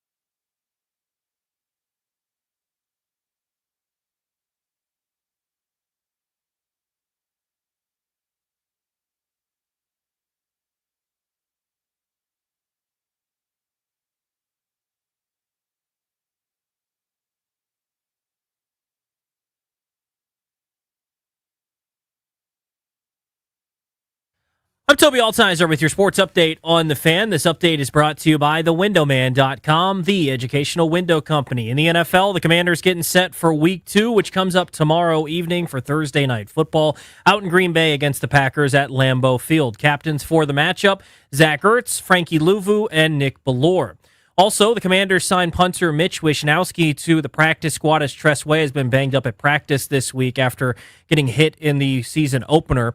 Browns running back Quinshon Judkins, who just signed his contract on Saturday, is in New York City today meeting with the NFL regarding the personal conduct policy investigations. Judkins won't face charges but could still be suspended. The plan is for him to practice tomorrow and Friday and then assess his availability for Sunday if he is not suspended. Falcons wide receiver Drake London should be good to go for Sunday, according to head coach Raheem Morris. He left Sunday's game with a shoulder injury. In baseball, the Nationals continue their winning ways, winning 7-5 last night. 6:40 first pitch tonight for the series finale. You can hear the game right here on The Fan. Jake Irvin takes the hill for the Nationals. He's 8-11 with a 5.71 ERA. He'll take on Yuri Perez, who is 6-5 with a 4.66 ERA. 2 weeks only, radio exclusive offer, $250 off every fiberglass window. Beat the fall rush and replace those cheap vinyl windows now. TheWindowman.com's fiberglass windows offer maximum comfort and are now $250 off. Free consultations at TheWindowman.com. From the Crop Medcalf 5-Star Sports Desk, I'm Toby Altizer on The Fan.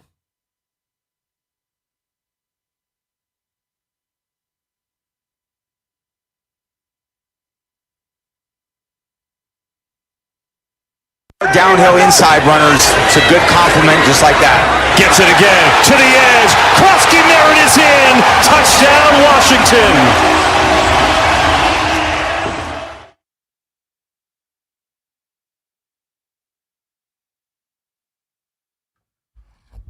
Ja'Cory Krosky Merritt went for 82 yards and a touchdown in his debut. He'll look to add to that introduction to America in primetime on Thursday Night Football. Great opportunity for him. He's become such a big story.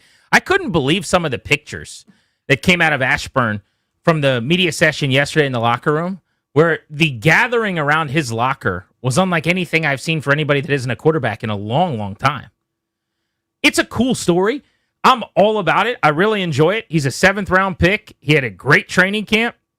He had a really impressive preseason, and he had a splendid debut. Still, though, I'm kind of taken aback and going, am I missing something here? I mean, it is wild how big of a deal he's become, how fast. Think about even from a fan base standpoint, the top 5 selling jerseys for this team right now are 4 different versions. Yeah, Jaden Daniels in 4 colors. Right. Jaden Burgundy, Jaden White, Jaden Black, and Jaden Retro, basically the throwback Gibbs era. And then Ja'Cory Krosky Merritt Gibbs era. Like, those are the top 5. Not a Terry jersey, not a one of your high draft picks, not one of the big offseason. They just spent a bunch of money on a bunch of guys. Laramie Tunsil's new here, traded for him. Debo Samuel's new here, traded for him. Ja'Cory Krosky Merritt and Jaden Daniels. Those are the jerseys being purchased right now. It's pretty wild. I mean, you never know when those things are going to catch fire in that way.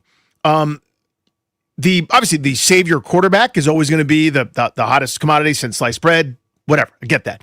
The next layer, though, where it's the unheralded guy, it's the maybe somebody gets to say, I saw this first before everyone else did. We had guys in the YouTube chat. You could find us on YouTube that were talking about him.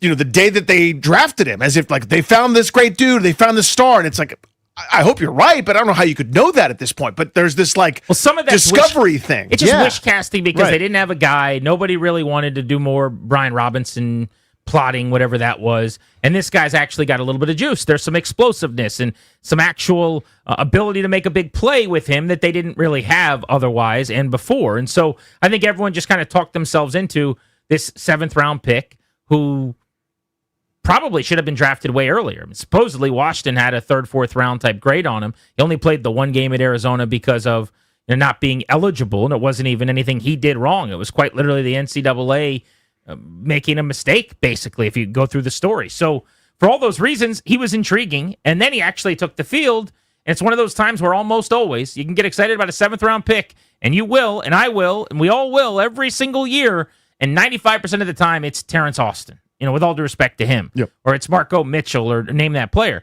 This time it looks like this is the real deal. This guy can play. This is what happens to good franchises, right? You find these guys, not every year. You can't count on a 7th rounder emerging as a starter to the point that incumbents are inactive and guys are traded away, et cetera.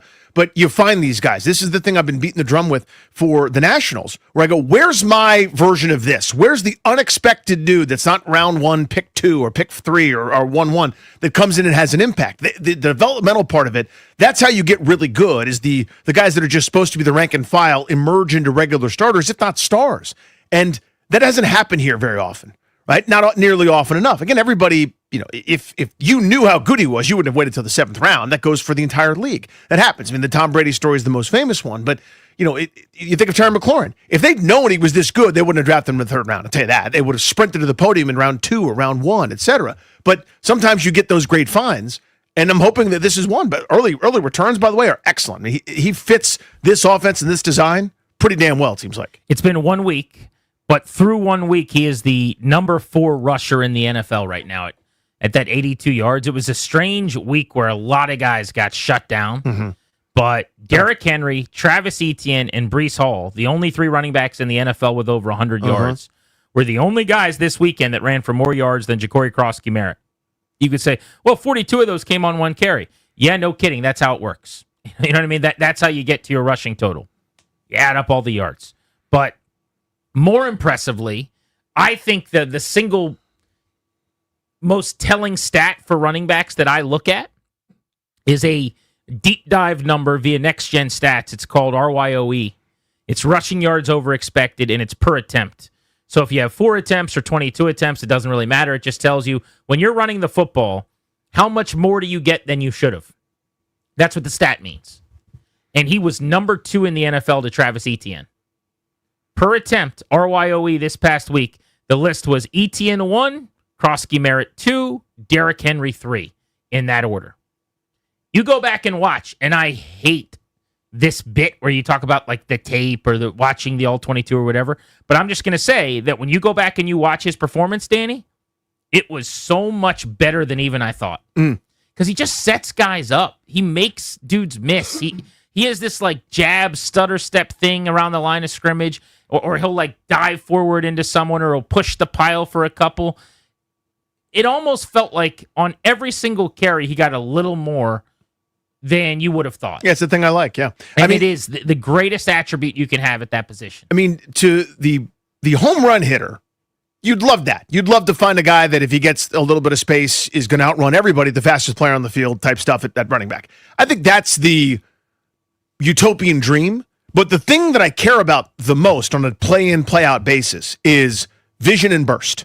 And those are the 2 things that, not to beat up on Brian Robinson, kind of to beat up on him, that he lacked precipitously. And I have no interest in that. Like, he's got some power, we'll thump you, and that's awesome. Vision and burst. See the thing, see the place that you want to go, and then get there quickly. That's in terms of running the football. Overall, for a running back, I care about pass pro, how are you as a receiver, a million other things before we even get to how good you are running the football. But he's got the things that I like. He's got the things that I care about, which is, can I, if I make this one extra step laterally, is that hole going to be there for me? The anticipation, the vision. I just call it all under that vision umbrella. Do you have the vision and burst? Then you can play running back for old Randy Douye.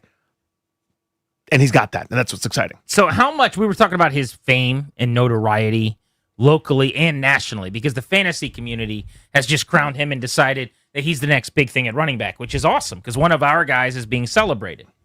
But how much of his fame is the name Bill?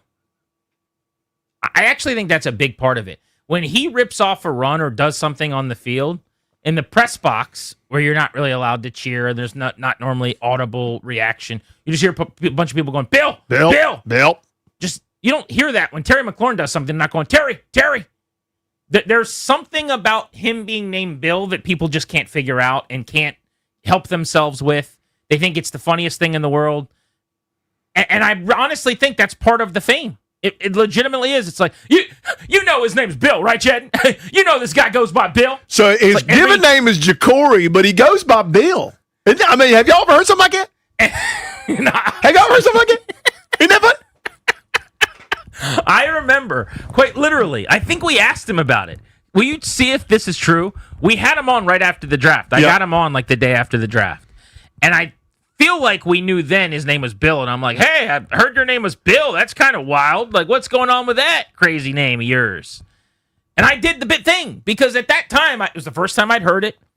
By the way, it was the spring, and it was like still a reasonable thing to do. But today to this moment, we have windows up in the press box, but you can still hear people right outside, or every now and then Commanders fans are super cool, and they'll like bang on the glass and be like, GP, and wave, and you can hear what they're saying. They're like, who's going to win or whatever. You can hear people going, Bill, Bill.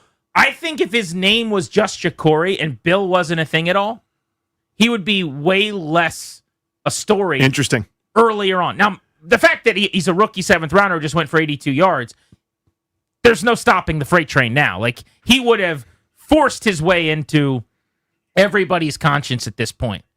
But I think it started with the fact his real name's Jacory, but he goes by Bill. You guys heard of anything like this? No, listen to this. This is crazy, okay? Because it's Jacory Krosky. There's a hyphen in there, but you know what he goes by? Bill. You do the math on that one. You're going to think I'm making this up. What? In fact, I meant to text JP about this, and I forgot to.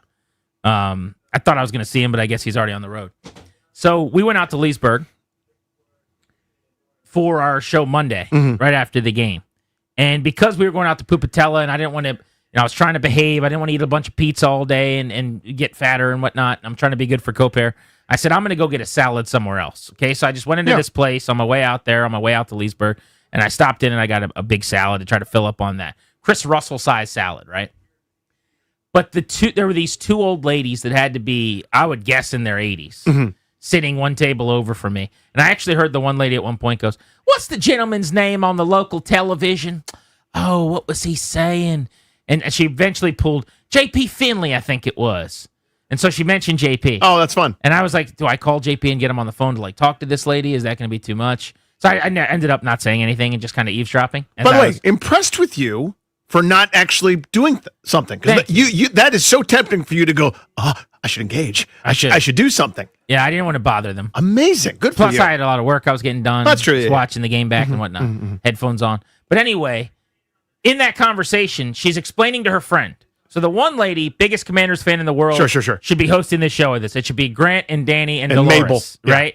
She's like talking about Terry McLaurin's holdout didn't affect him at all. Same snap count as normal, And like I said, she's 85, whatever she is. And the other lady's like, I don't know if she's interested or she's not. She's not talking a whole lot. But the reason I bring this up at one point is she's explaining the whole name thing to her. She's like, this running back, they call him Bill. Oh, I just love him. Bill's going to have a year, Gladys. He's going to have a year.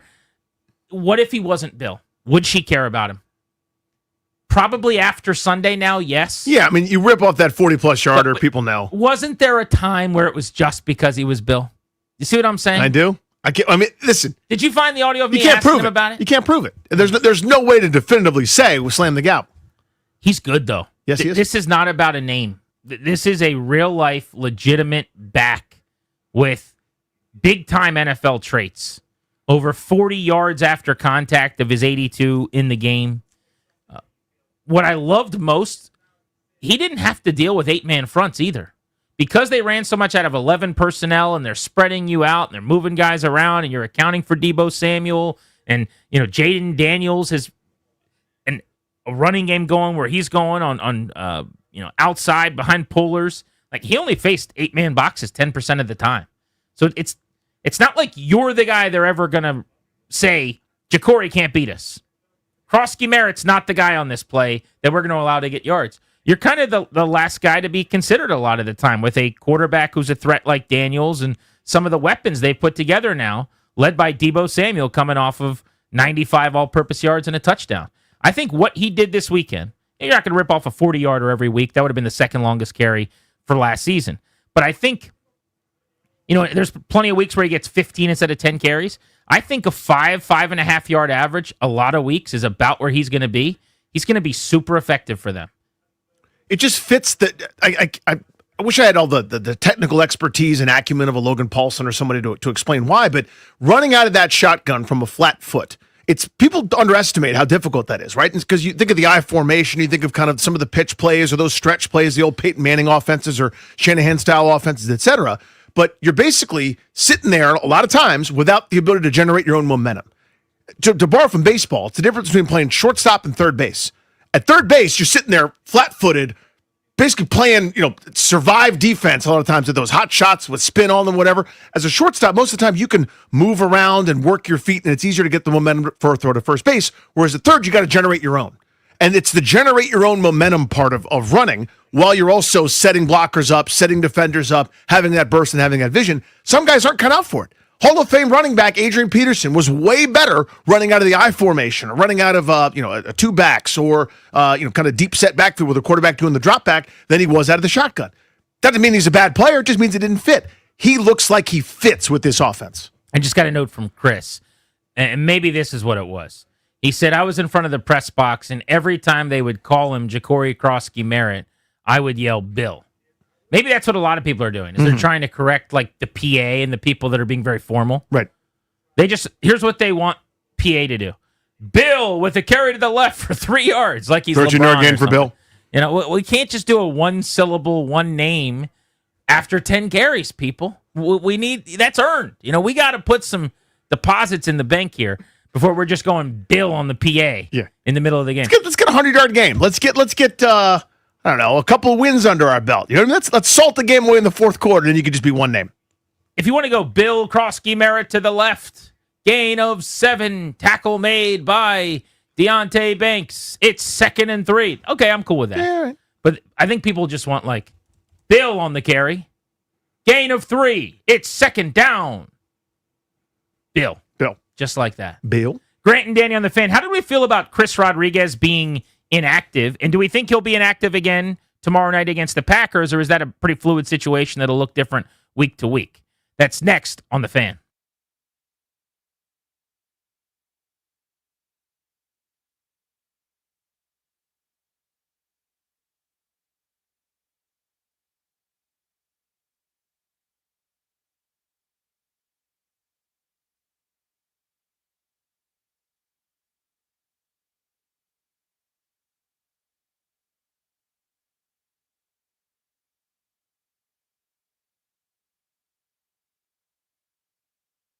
What's up, guys? Grant and Danny here for our pals at Window Nation. The summer is over pretty much in this area, right? Your AC's probably working overtime just to try to keep your house cool and comfortable. What can you do to make a difference? Here's a suggestion. Replace your old or builder-grade windows with new ones from Window Nation. This month only, schedule a consult and get 50% off all the window styles, all of them. Plus, you can even get them with 0 down, 0 payments, and 0 interest for 2 full years. I'm a Window Nation guy, and so is Danny. Couple of homes over many years for both of us. They have beautified our houses, and they have lowered our bills. We love working with them. Our bill. We said Krosky-Merritts, yeah. Our Krosky-Merritts have been lowered by Window Nation. You're going to love Window Nation. They don't leave a screw on the floor. They take good care of you. That is why they have an A+ rating in the Better Business Bureau. You can trust Window Nation for quality and service. So hurry, DMV this 50% off all windows sale. It's going to end soon, so do not miss out. Schedule your estimate right now at 866-90Nation. That's 866-90Nation, or visit windownation.com.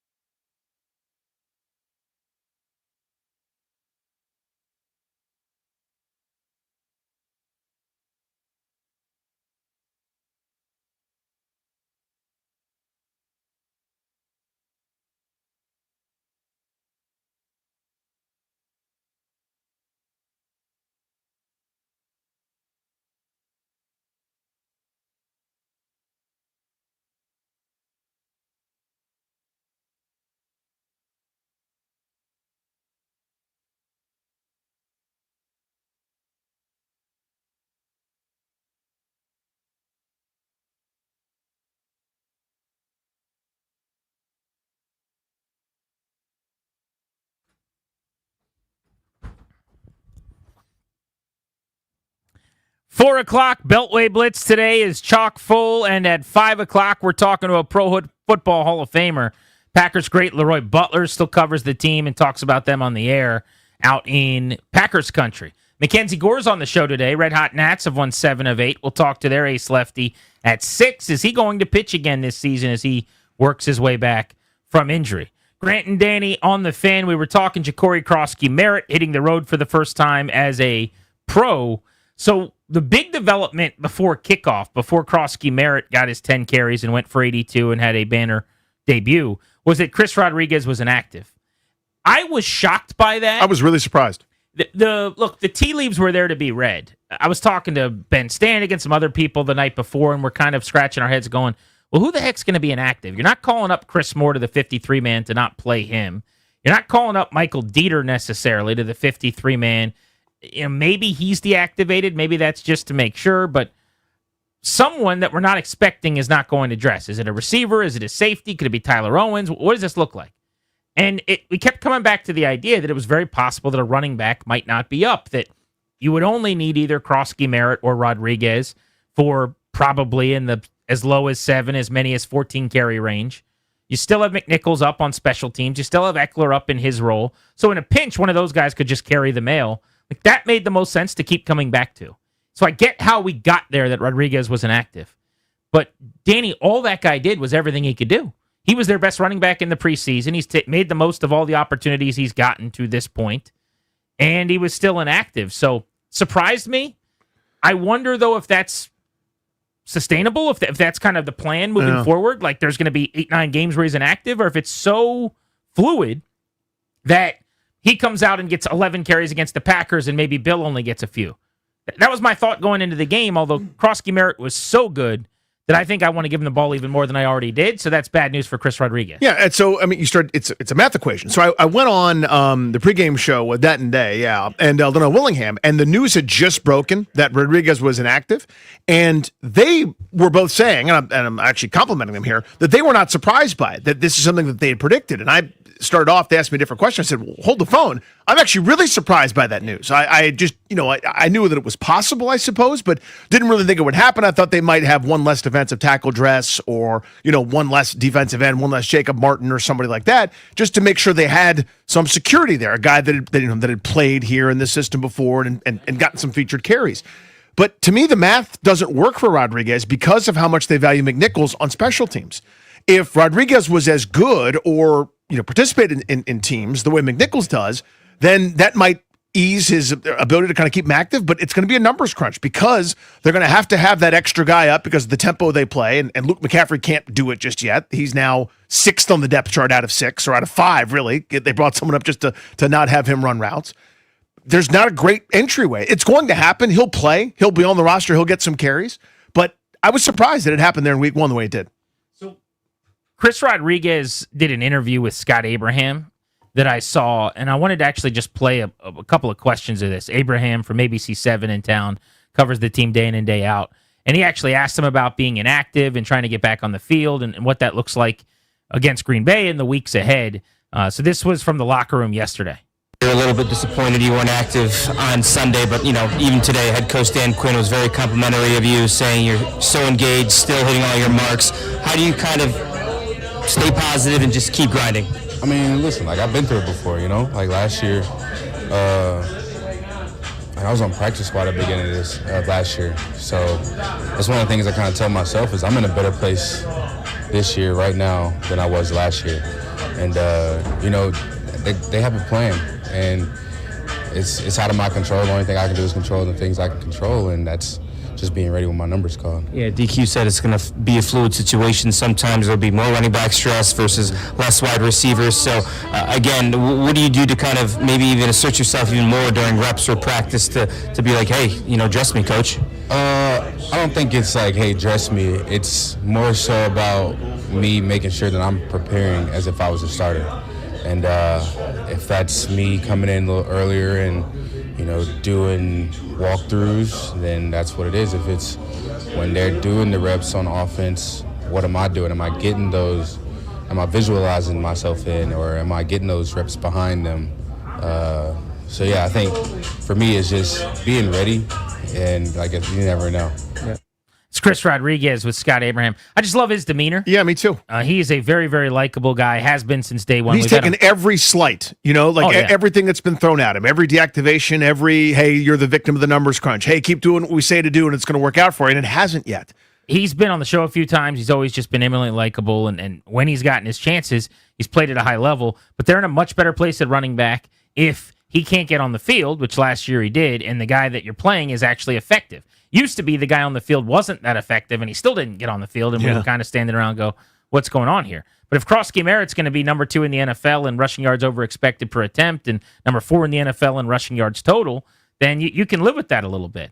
And I do wonder, and we can circle back to this later in the show, we keep using this word fluid because Quinn keeps using it, but is this going to turn out to just be Ja'Cory Krosky Merritt's workload? That he is a bell cow, that he becomes a 200-plus carry guy that gets 15 carries a week, a la Brian Robinson, or are they both going to factor in considerably? I mean, that's something we can discuss as the day goes on. But I do want to get into what would a win mean for the confidence of this fan base, and what will people be saying on our phone lines if Washington goes to Green Bay and gets a win over the Packers. We'll get to that next on Grant and Danny on the Fan.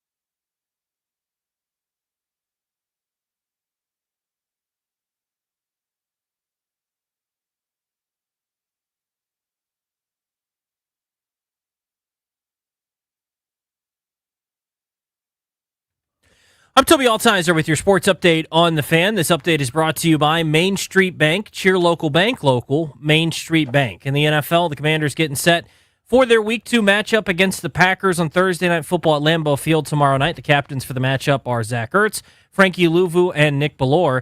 Commanders also signed punter Mitch Wishnowsky today to the practice squad as Tressway has been banged up throughout the week. Browns running back Quinshon Judkins is in New York City today, meeting with the NFL for potentially violating the personal conduct policy and their investigation with that. Judkins isn't going to face charges, but could still face a suspension. If he's not suspended, the plan is for him to practice tomorrow and Friday and assess his availability for Sunday then. He just signed his rookie contract on Saturday. Falcons wide receiver Drake London should be good to go for Sunday after he left Sunday's game early with a shoulder injury, according to head coach Raheem Morris. In baseball, the Nationals continue their winning ways, beating the Marlins last night 7-5. Game 3, the series finale in Miami tonight, 6:40 right here on the Fan. Jake Irvin takes the hill for the Nationals. He'll take on the tall righty Yuri Perez for the Marlins. Main Street Bank is a business-focused community bank proudly serving the DMV since 2004. Visit mstreetbank.com to learn how to put our team in your office. Main Street Bank, member FDIC, equal housing opportunity lender. From the Crop Metcalf 5-Star Sports Desk, I'm Toby Altizer on the Fan.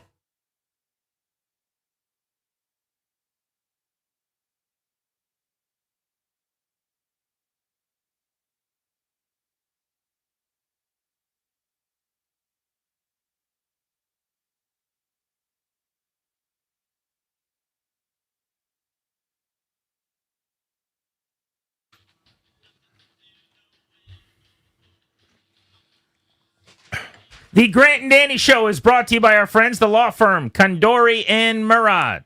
As the exclusive sponsor of our show, the law firm of Condor and Murad can help you draft your last will and testament, set up a living trust, or put together a medical power of attorney. Schedule a free consultation with their attorneys today by visiting kmlawyers.com, and be sure to let them know that we sent you. That's kmlawyers.com. Beating the Giants, a division win, inferior opponent, getting the season started right felt great, and there's been a nice little celebratory cloud over the team this week that has, I thought, overall well-deserved and has brought on some real nice anticipation of this Packers game. What would happen in town if Washington beats Green Bay on the road in Lambeau? I want to open up the phones on this at 800-636-1067 and touch you guys and get your opinion. That is why we call ourselves the Fan, right? We want to hear from the fan base and tap into your experiences, your expertise on what you think would be the feel of this town if Washington can beat Green Bay. Because maybe I'm going a little too far here, Danny. I think a victory over the Packers means you are the number one contender to the Philadelphia Eagles in the NFC right now, this moment. Think of it through the lens of UFC mixed martial arts or boxing or something. The Eagles are the champions of this division, right? And I don't mean the NFC East. I mean this weight class, which is the NFC. There's a bunch of other teams we would have thought that were probably with Washington or a little bit ahead of Washington in terms of title shots. So when you watch a UFC fight, right next to the name of the fighter, they have where they rank in that weight class. And you could be the number one contender, number 2, number 7, number 11, whatever. Well, Detroit might have been the number 2 team in the NFC, and Green Bay, who was right there with them, just destroyed them this past weekend. So the Lions have fallen down the board a little bit. Yep. A team like San Francisco may have been in that conversation in that 2-3 range. They barely won in week 1. They're going to be without their starting quarterback this week, it looks like, very possibly. They're without their tight end for 4 to 6 weeks. They're without their number 1 wide receiver for at least 3 more weeks. They're already in shambles. They're cutting their kicker today. I'm not saying they're not going to be good, but San Francisco had as bad a first week with a win as you could possibly have. And this was kind of my point about them going into the season. But yes, they are not ascending in terms of trending upwards in terms of a ranking or where they would be in terms of this boxing analogy. So if you're looking at other teams in the NFC, and I don't even know who else would have been really on that threshold, but the Rams... People are high on Tampa and the Rams, too. The Rams really scuffled in week 1. You could say as long as Matt Stafford's healthy, they might be the second best team in the NFC, and I'll grant that. I don't have a problem with that, but there certainly were 0 style points this past week as they survived in advance where they went. Tampa Bay got off to a pretty slow start, beat the Falcons in a game where Atlanta missed a chip shot field goal or else they would have gone to overtime. And frankly, the Bucs had to get a late score just to have the lead to possibly win that football game. So you say all that to say these right now coming out of week 1 look like it very well could be the number 1 and number 2 contenders to the Eagles championship belt in the NFC. And if you beat Green Bay, I think the conversation is this is absolutely a Super Bowl caliber team. This is absolutely, arguably, one of the best teams in football. This is suddenly a true contender in the NFC. And it sounds crazy, but you were in the NFC Championship game last year, and you have more talent now, and you start 2-0, and you beat a team in the division by 15, and then you go on the road, short week, to Lambo, and you win again. What else can I do to prove that I'm one of the best teams in the conference? In 1985, Jack Buck had one of the most famous sports calls in history when light-hitting Ozzie Smith, the defensive wizard known as the Wizard, homered to beat the Dodgers, I believe, in the NLCS. He said, and I quote, "Go crazy, folks. Go crazy." You go on the road on a short week when they don't have to travel. The only travel they did is commuting from home to the old ball field. You go home, you travel to their home, and you beat one of the best teams in the NFL on short rest when every disadvantage is yours and every advantage is theirs. Go crazy, folks. Go crazy. It's no longer irresponsible to talk about it. I thought last year was awesome. I had a great time like everyone else did. Let's not get over our skis. The Houston Texans are kind of the cautionary tale. A 10-7 team that won a playoff game, but viewed as a disappointment because expectations ran wild. You go on the road and win this game, those expectations should run wild. I don't care who's on their schedule anymore. You go win this game, we're the overdog. We're the team that teams have to play, not the other way around, where you go, oh, this is going to be a tough matchup for Philadelphia, or there's a tough matchup for Washington because they got Philly, they got Kansas City. No, they've got us. You win this game, it's no longer irresponsible, no longer silly, no longer crazy to go dreaming about what's the next step that could be taken this year. I had them as probably a slightly better team on paper, but some of the great luck and fortune they had last year with injury to some off-injured players. What was your predicted win total? 9-8. But you had them 0-2 to start. Yes. So 9-6 after that. Yeah. So do you just flip that and make it 11-6? Yeah. Or I mean, or how could they lose 6? Honestly, I mean, like if you go win this game, yeah, with every disadvantage against a really good team that is feeling themselves at this point, win or lose, they're a Super Bowl contender. Talking about Green Bay, there's no limit now on expectations or what's realistic. There's no they're there, Homer. Nope, we're all Homer Simpson. So I had them 10-7 wild card. And I didn't think there was really a path to them not being a wild card team if Jaden Daniels stays healthy. Just based on what we saw last year and then the fact that they had more talent and they were better. If they beat the Packers, especially if they look good doing it, like some of the offensive stuff that didn't look great against the Giants is improved, and they handle them and they win 27-17, and it's not really in doubt. It's another convincing victory. 10-7 is not good enough.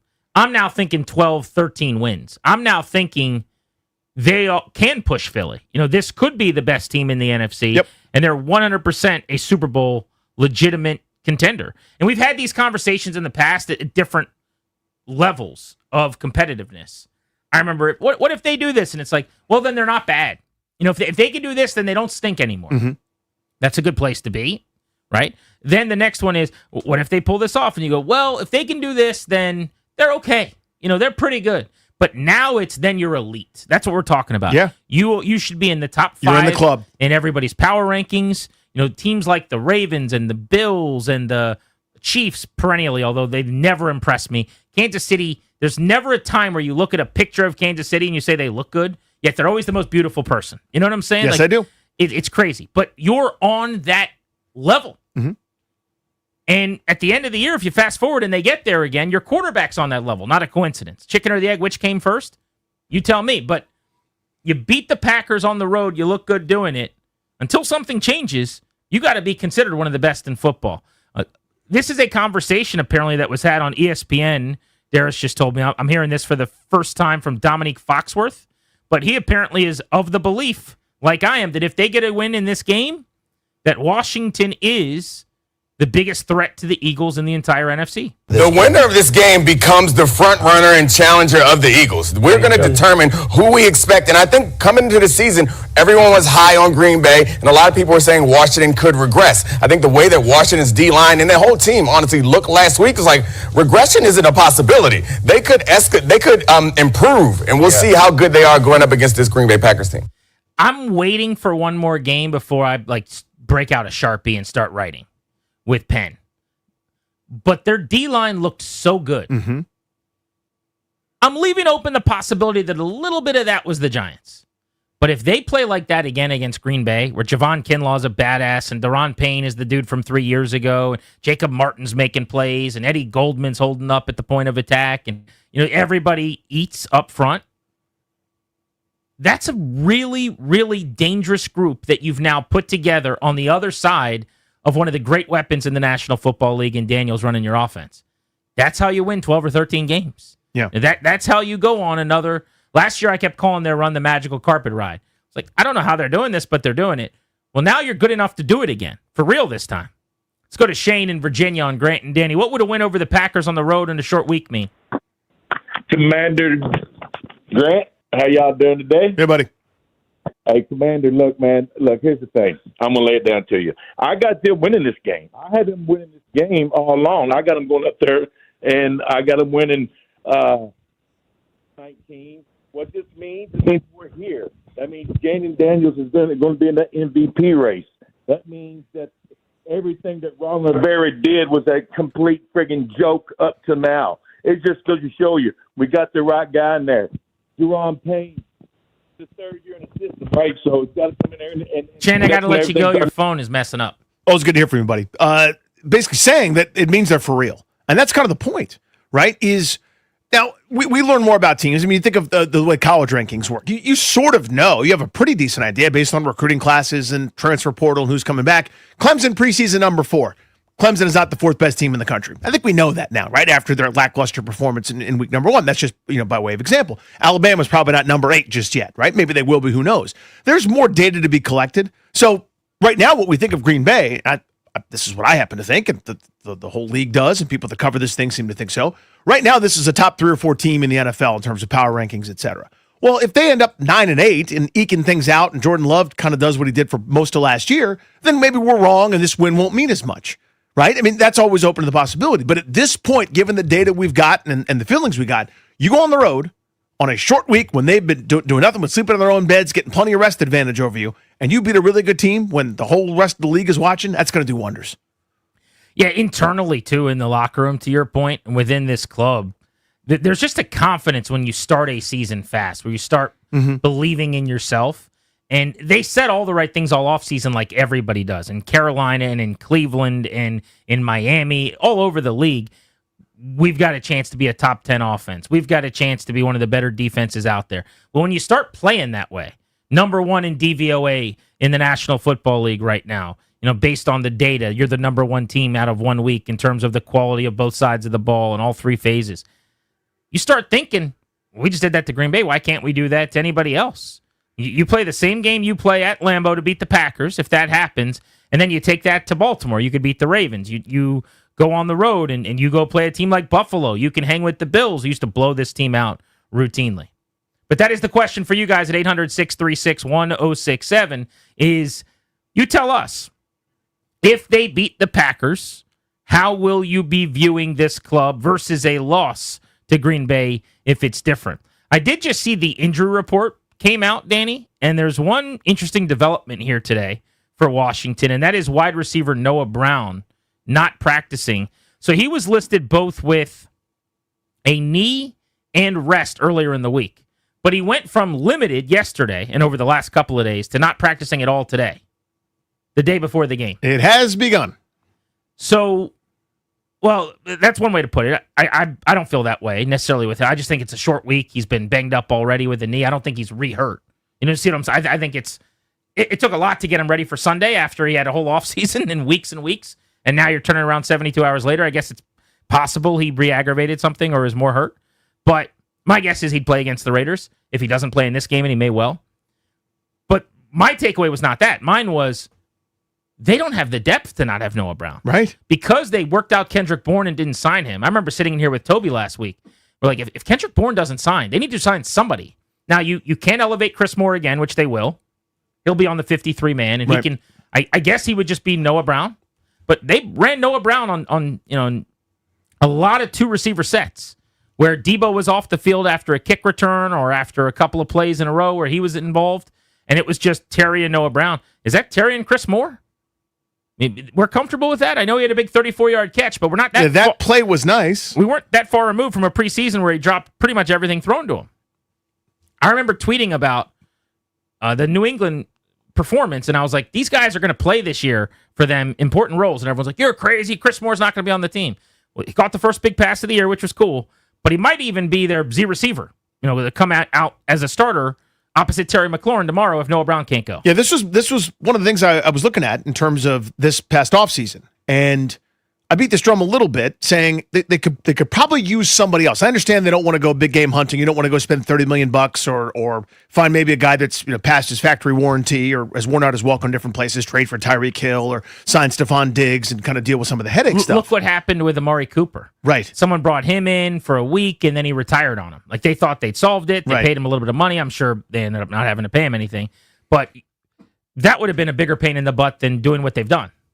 Kind of, yeah. And my point is that role is, top of my head, what, 5th place on their offense in terms of import of who's going to get the football? Like, you're not high on the food chain. It's obviously, it's McLaurin, it's Ertz, it's Eckler, it's Krosky Merritt, it's, as you kind of go down the list, you go, we need that guy, though, sometimes just to take the pressure off as an outside receiver. So that role last year was on pace for around 50 catches. That you can kind of do a Voltron thing like they did last year with Alameda Zaccheaus, Jamison Crowder, kind of everybody in between. So you've got an upgrade there in Debo Samuel, who's getting all those slot touches and kind of those weapon touches. You still need a second outside receiver, though, so you don't have to make Debo Samuel do it as often, right? Like, he's more valuable drawing attention away in some of that jet motion or going to the backfield and doing that loop around, everything else. I need everybody still looking at him, not him on the outside running a deep cross every time. Yeah, I want him to do both, and he was so good at the receiver stuff this week that I wouldn't be surprised if you see a ton of that all year. I think you're going to see a lot of it. Their most targeted guy.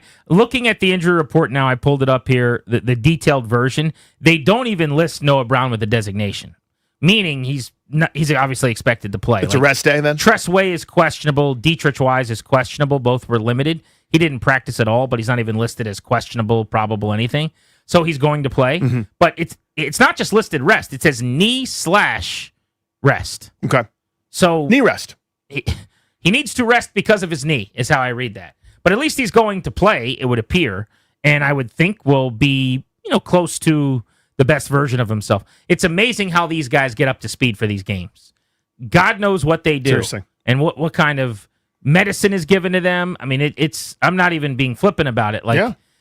I remember so many times where Trent Williams on a Thursday or Friday, he's like walking with a cane. He quite literally couldn't walk up the hill from practice where he went down to watch and just stand there. So they're golf carting him up the hill and he's hobbling, like an old person needs a knee replacement. And then on Sunday, he's out there whooping people's butt, leading screens out in front, running downfield. Hunting safeties. That's the same guy. Let's go to Alex in Silver Spring. What's up, Alex? How are you?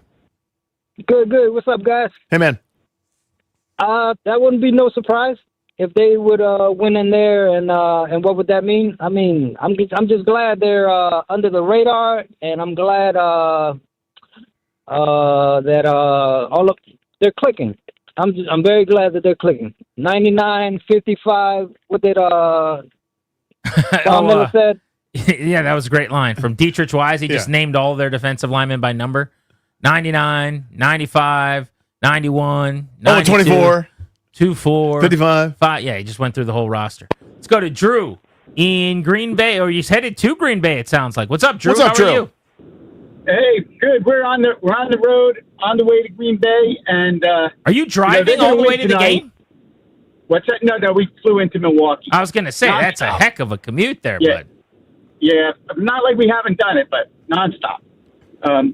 But we're going to win. And we're telling Philly that we're coming for them. And the reason we're going to win and do well this year is our lines, offensive and defense, are both strong and both have depth, and more depth on the offensive line. We got probably one of the best offensive lines in football. I think we saw that. Connerly has to get a bit better, but they were rocking and rolling last week. So that And I think he will. The national takeaway. Have a blast, by the way, at Lambeau Field. You're going to enjoy yourself. I'm jealous. What a place to watch a football game in primetime.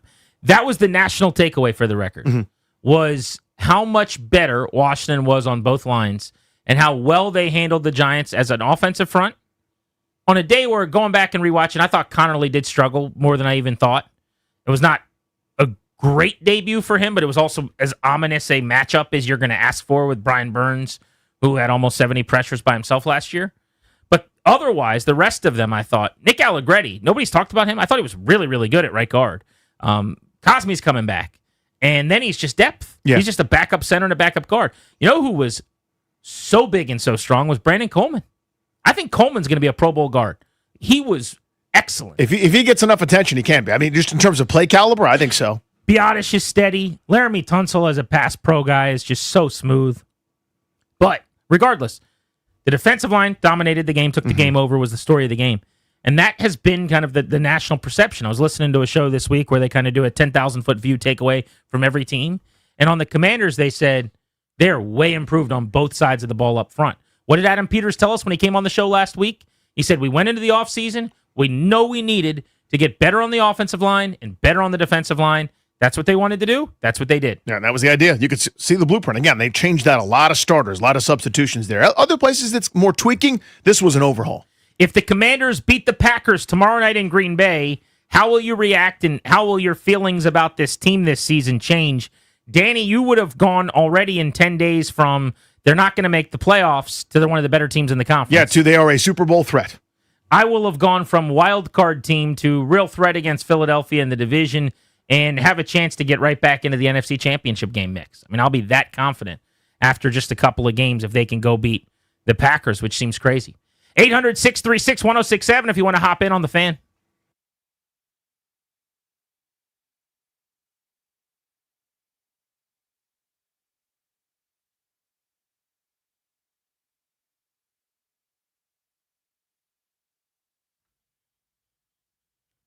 Hey guys, it's Grant. FanDuel's getting you ready for kickoff with an offer that you won't want to miss. New customers can bet $5 and get $300 in bonus bets if you win.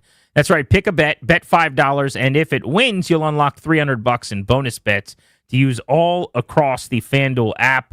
I love FanDuel. They will allow you to build a parlay, bet player props, ride live lines, or whatever your style. FanDuel will have you covered with options. NFL season finally here. The only question for you, are you ready to play? Go to FanDuel.com/GP, promo code GP, FanDuel.com/GP to download the FanDuel app today and get started. That's FanDuel.com/GP. Must be 21, present in Virginia, first online or money wager only, $5 deposit required. Bonus issued as non-withdrawable bonus bet that expires in a week. Restrictions do apply. See terms at sportsbook.fanduel.com. Gambling problem? Call 1-800-GAMBLER.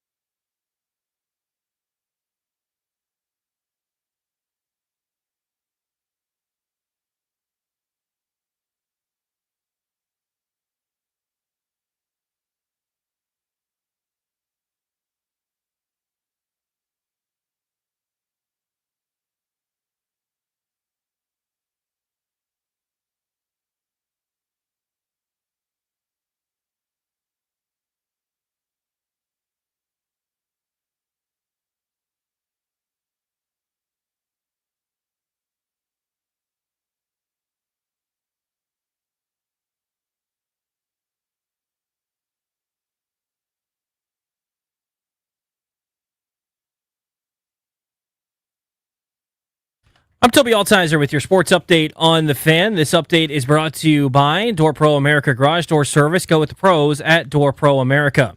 In the NFL, the Commanders getting set to take on the Packers tomorrow night for Thursday Night Football to kick off Week 2. Taking a look at the injury report, quarterback Jaylen Daniels is off the injury report and good to go. Tress Way is questionable with a back injury. Dietrich Wise is questionable with a knee injury. For Green Bay, Micah Parsons is questionable with a back injury. Their cornerback Nate Hobbs is questionable with a knee injury. And a couple of offensive linemen questionable. Zach Tom with an oblique injury. Aaron Banks with an ankle and a groin injury. With Tressway being questionable for the matchup, the Commanders signed punter Mitch Wishnowsky to the practice squad in case Tress isn't able to go. In baseball, the Nats beat the Marlins last night 7-5.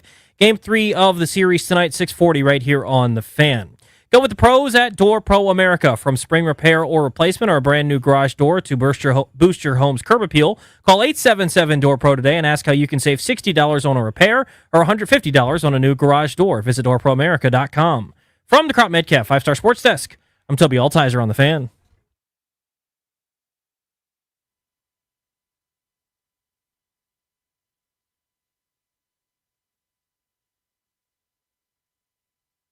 The winner of this game becomes the front runner and challenger of the Eagles. We're going to determine who we expect. And I think coming into the season, everyone was high on Green Bay, and a lot of people were saying Washington could regress. I think the way that Washington's D-line and their whole team honestly looked last week is like regression isn't a possibility. They could improve, and we'll see how good they are going up against this Green Bay Packers team. That's ESPN and Dominique Foxworth, who Danny once backed into with his car. I was going to bring it up. Personal friend. I'm a longtime admirer of Dominique Foxworth. Before my wife hit him with hit his car, and he said, "Don't worry about it." Dominique Foxworth, hero, as far as I'm concerned, hero. Could have had to exchange insurance information. She left a note. They got in touch, and he was charming and kind about the whole thing, and very gracious. So I'm a huge Dominic Foxworth fan. Huge. 15 minutes from a double play, 1/2 hour from a Beltway Blitz. Grant and Danny taking you up to about 6:15 tonight. Mackenzie Gore, the Nationals, in our final segment. They have won 7 of their last 8. They're playing really good baseball.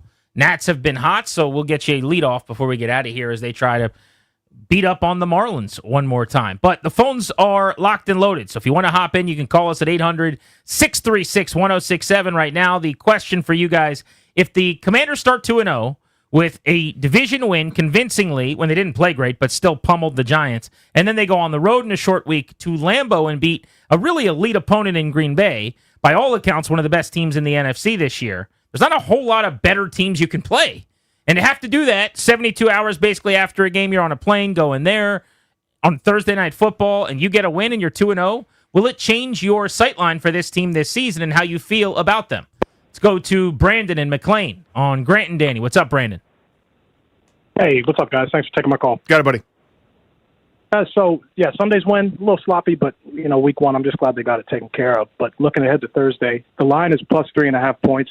I think that's a big show of respect by Vegas, truthfully, because I think if you look at the whole league, if any teams were going to Green Bay in week 1 on this short week with only 4 days in between, I think there's only 4 teams that have like equal or better odds, and that'd probably be Chiefs, Bills, Ravens, and Eagles. I mean, if we take care of this and it's very doable, I think this game could coin flip, come down to a field goal at the end. If the league ain't awake on Jayden and this team already, they will be after this. So thanks for taking my call, guys. Appreciate you. I think that's right on point. And that's kind of the point I made earlier. It's that there are a lot of teams that would do exactly what Washington is doing right now, play their first game at home, short rest, get on the road, go to Green Bay, and lose this game on a Thursday night. This is a tough ask for 27, 28 teams in the NFL.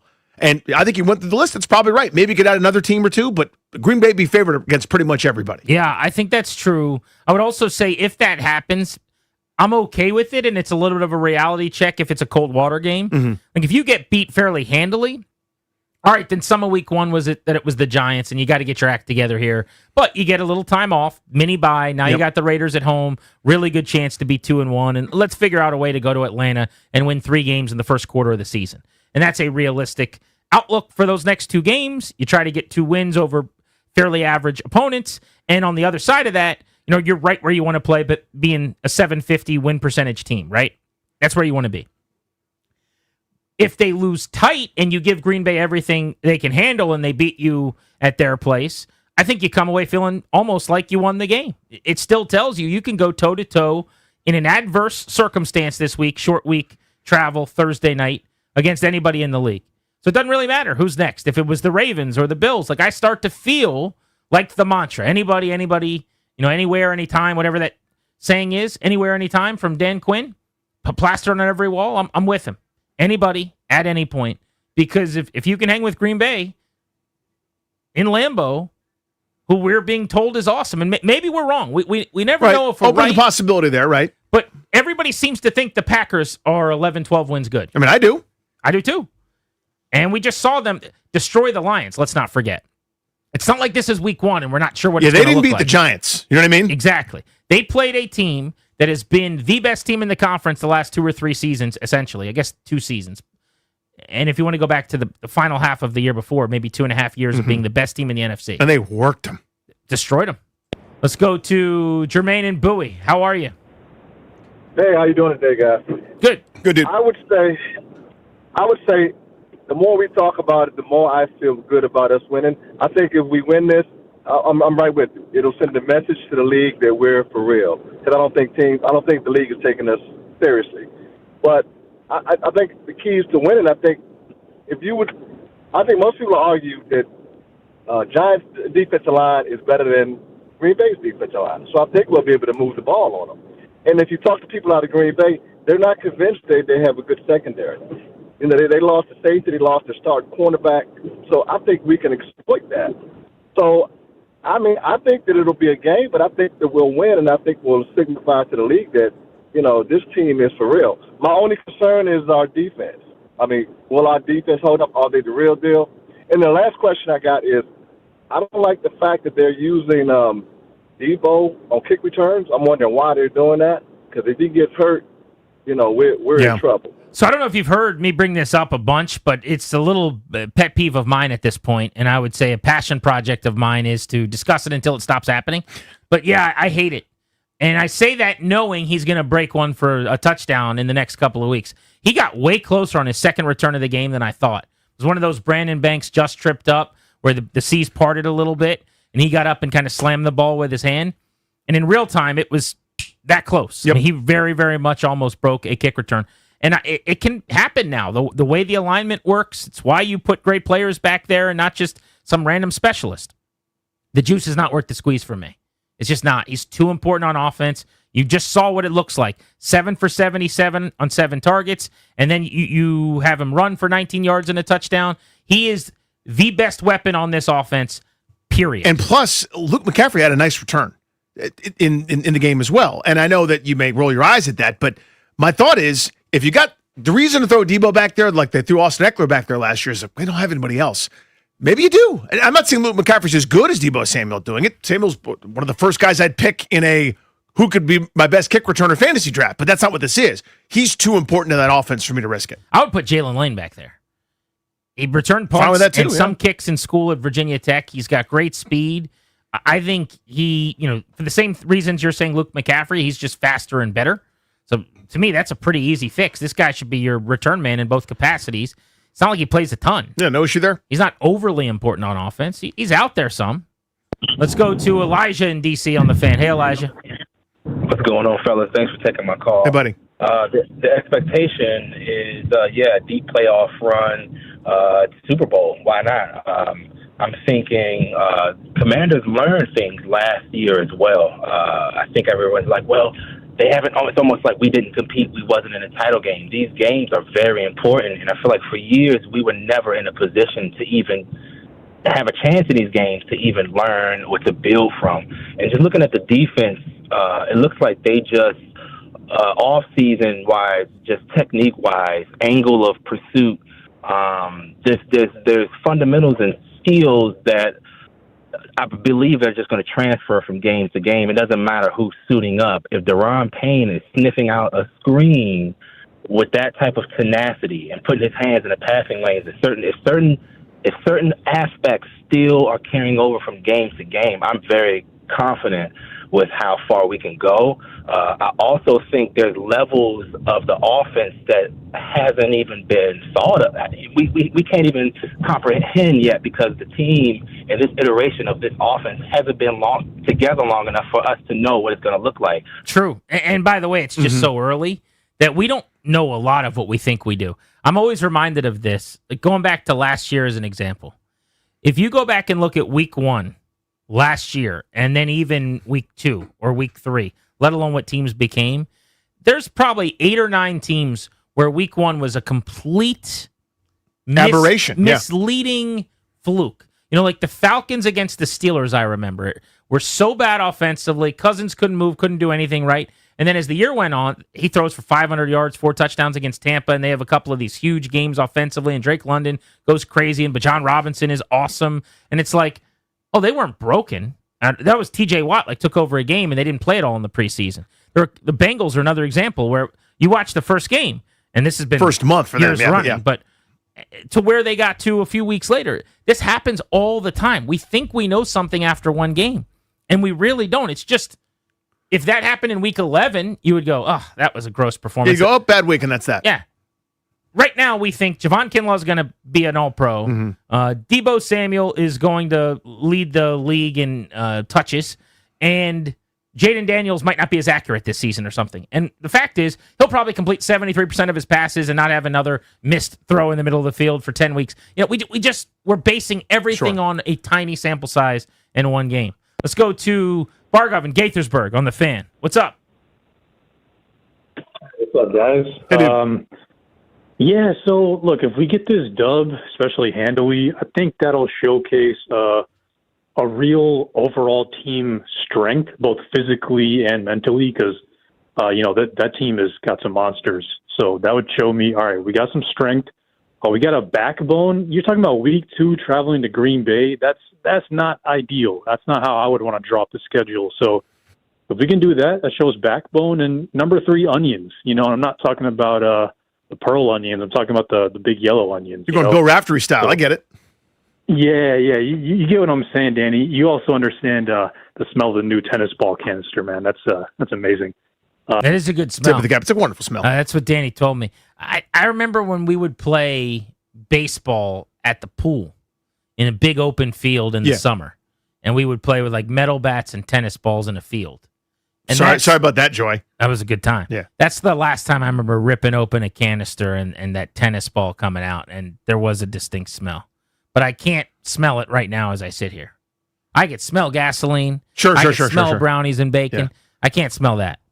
It's not as soothing and pleasant as a banana bread that's permeating through the house. That bread smell plus a little bit of cooking bananas. I don't know how that works, or chocolate chip cookies bacon. But it's up there with one of those sneaky underrated smells, like the new car, the new shoe, etc. The Packers are so physical on both sides of the ball. Dude, they whooped Detroit's ass trying to run the ball. 20 carries, 44 yards. It's a LaFleur staple. They're going to run the ball. They're going to try to beat you up at the line of scrimmage with Rashawn Gary and a front where they've got first and second rounders all over the joint.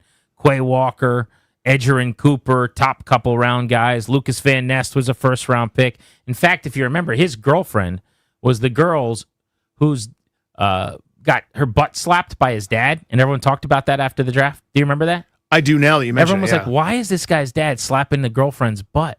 That's so weird. That was Lucas Van Ness's That was him. Okay. Draft day. Okay. He had a great game against the Lions, by the way. I thought he was even better than Micah Parsons, who everyone's been talking about.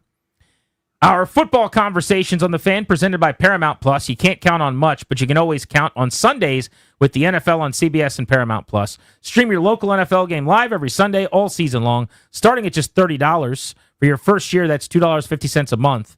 Visit ParamountPlus.com/NFL to get started. By the way, his girlfriend, who got slapped on the butt by his dad, that is Cole Kmet's sister. I did a deep dive on this yesterday. So the tight end from the Bears, that's his sister. And it's Lucas Van Ness's girlfriend, if they're still dating. That's a little awkward. And that's who got slapped on the tuchus by his dad after the draft pick. You sure did a lot of research on this. I didn't. I had to watch the tape for the game. Some of us do homework. We don't just show up and talk into these microphones. You know what I mean? What'd you type into the search bar? Who slapped? No, it Lucas was Van Ness's. I typed in Lucas Van Ness draft night. Yeah. And then I just went down a rabbit hole there. There was Yeah. a rabbit hole for And sure. was Cole Kmet ever reached for comment? I have not reached out to him. Well, not as yeah. Did somebody? I figured Bears PR would shoot me down on that if I told him why I wanted to talk to him. Yeah. You want to talk to Colston Loveland? No. I want to talk to Cole Kmet. Send an email to Bears PR and see if we can get Cole Kmet on to talk about the time that his sister's boyfriend's dad slapped her on the butt during the NFL draft. What if he's like, sure, no problem, and he just gave us his thoughts? Right. He's like, look, as a family, we talked about this. We're fine with it. It was just an exciting moment for everyone. Double play is next on Grant and Danny.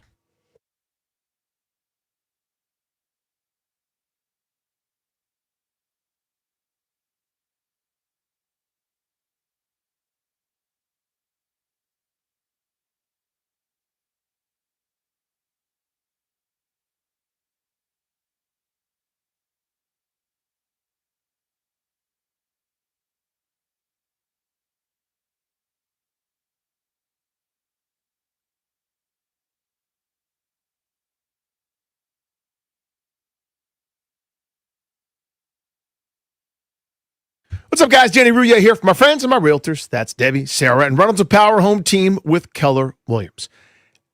Every homeowner situation is different. That's why Reynolds of Power Home Team gives you options. Whether you want maximum value on the open market because you got a little bit of time, or you need speed and certainty, cash offers coming your way. They put you in control of the process. They don't just put your home on the MLS and wait. No, that's not what they do. Reynolds of Power Home Team has a massive database of ready-to-buy clients, plus exclusive marketing strategies that connects you and your home with serious buyers faster than traditional methods. I saw this up close and personal. We had a condo years ago. My wife and I did. It was an older building, kind of a persnickety HOA, a whole bunch of different rules, the stuff they did updating. They walked us through that process. We followed their advice, thank goodness, and we got way over asking. The whole thing was done in a weekend, several showings. We got an unbelievable cash offer, and it was done. It was so simple and easy, and now we're in our dream home thanks to them. Call Debbie, Sarah, and Reynolds of Power Home Team now to find out more. 844-654-SOLD. That's 844-654-SOLD, or go to DebbieHasTheBuyers.com.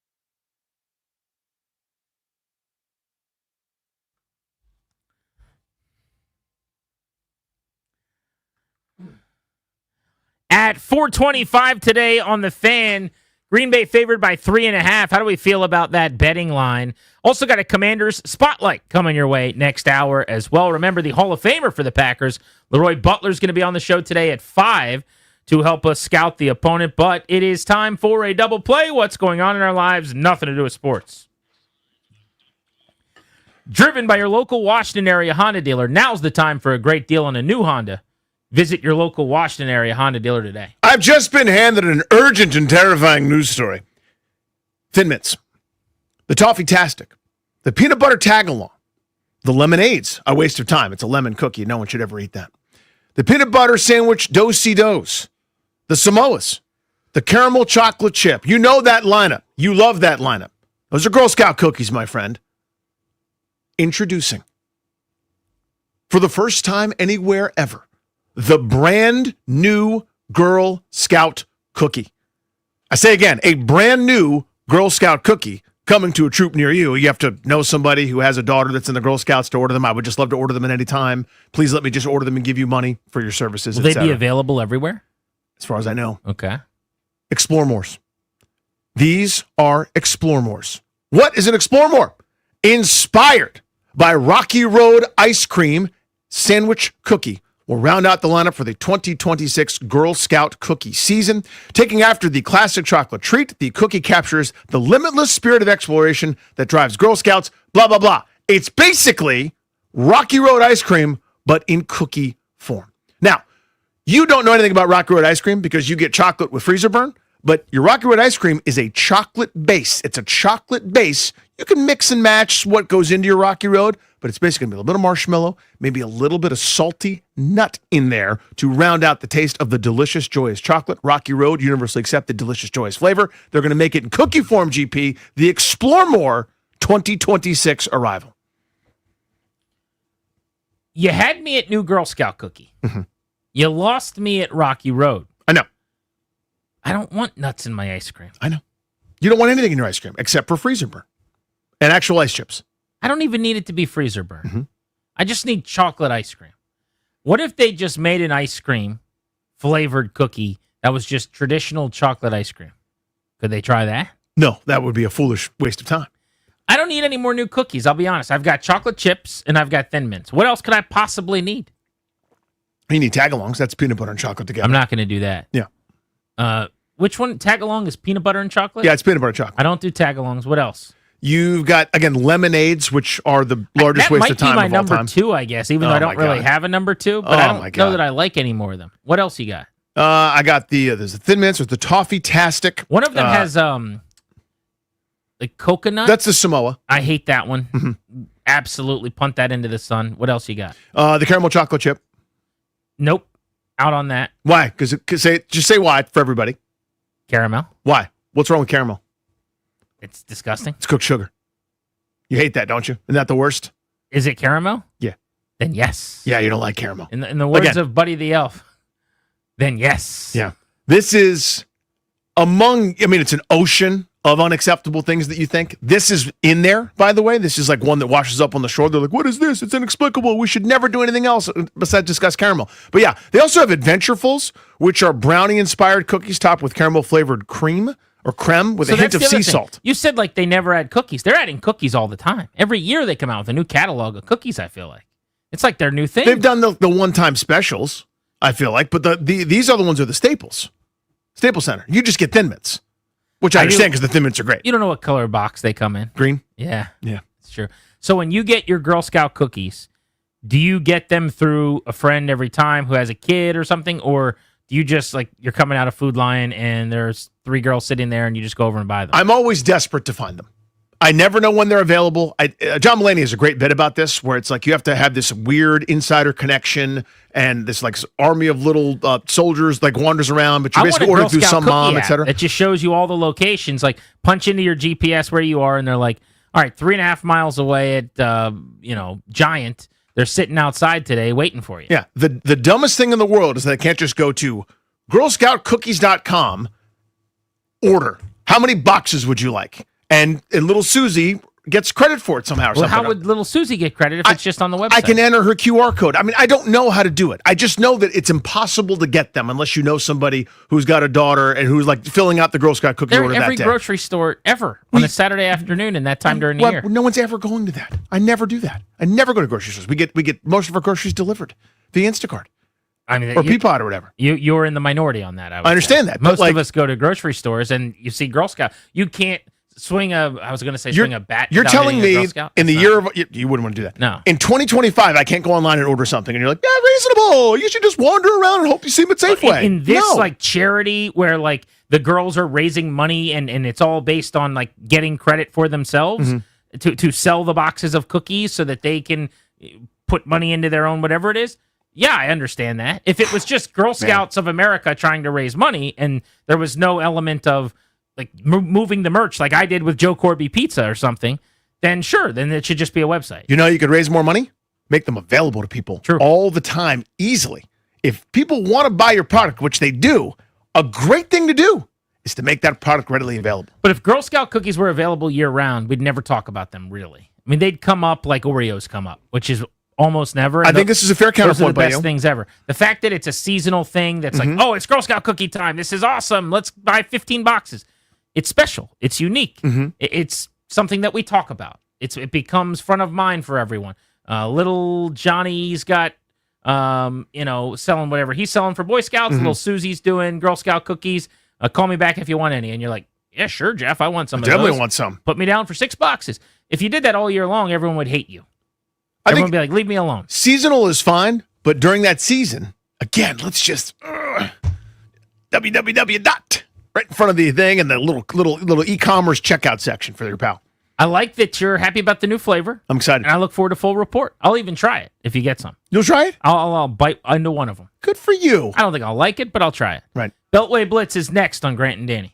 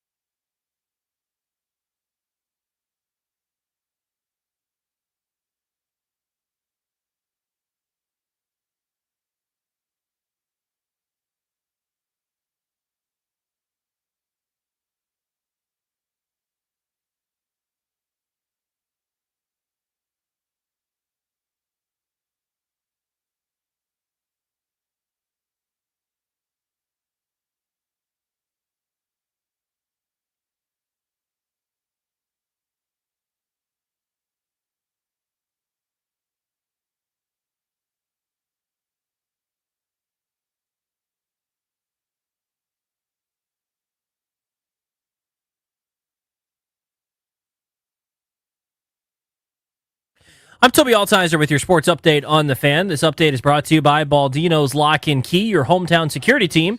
Visit baldinos.com. In the NFL, the Commanders getting set for Week 2 tomorrow, Thursday Night Football at Lambeau Field against the Packers. The captains for the Commanders for the game: Zach Ertz, Frankie Louvu, Nick Bellore. Taking a look at the injury report going into the game.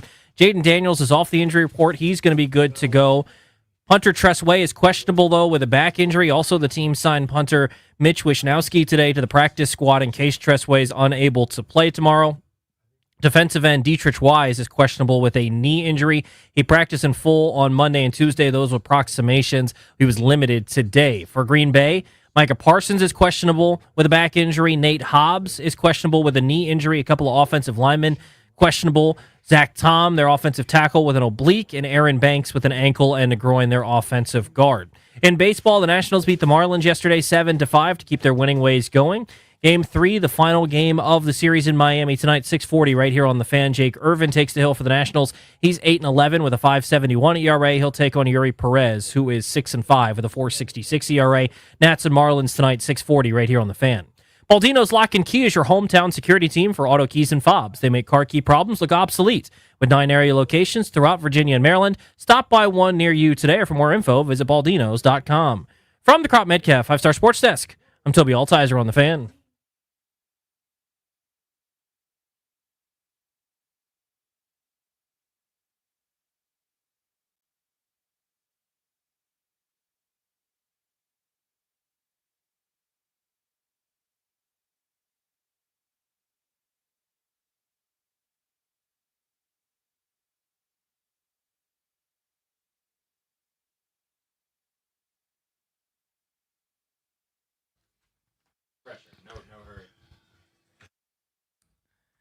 With Danny, I'm Grant. This is The Fan. We are sponsored by the law firm Condorian Murad, estate planning, elder law, real estate transactions, probate administration.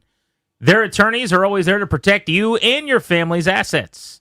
Schedule a free consultation with their team today at kmlawyers.com. Be sure to tell them we sent you. That's kmlawyers.com. They're huge DC sports fans. Texting with them throughout the Commanders game in Week 1. And I'll tell you what, they're ready for hockey season as well. Those guys are good eggs. So take care of them. kmlawyers.com. Beltway Blitz each and every day on Grant and Danny. We'll get to it in just a moment, covering the teams in town you care the most about. But we got the Nats to cover, the NFL, and the Commanders, and it's actually a decent Nats run to talk about. Hasn't happened very often. This is a fun little thing. It's allowed to happen, right? Again, they're out of it. This is quote unquote relatively meaningless baseball in terms of the standings, but it's not meaningless for a lot of these guys trying to establish themselves as big leaguers. They waited until everyone stopped watching and paying attention and said, now let's win a few baseball games. Let's do it now. Let's get to the Beltway Blitz. So it's actually a 7-1 stretch for the Nationals in the month of September. They swept the Miami Marlins in 3 games. They went to Wrigley Field and lost the series opener on Friday, then won Saturday, Sunday. So took a series with a Cubs team that's headed to the playoffs, by the way.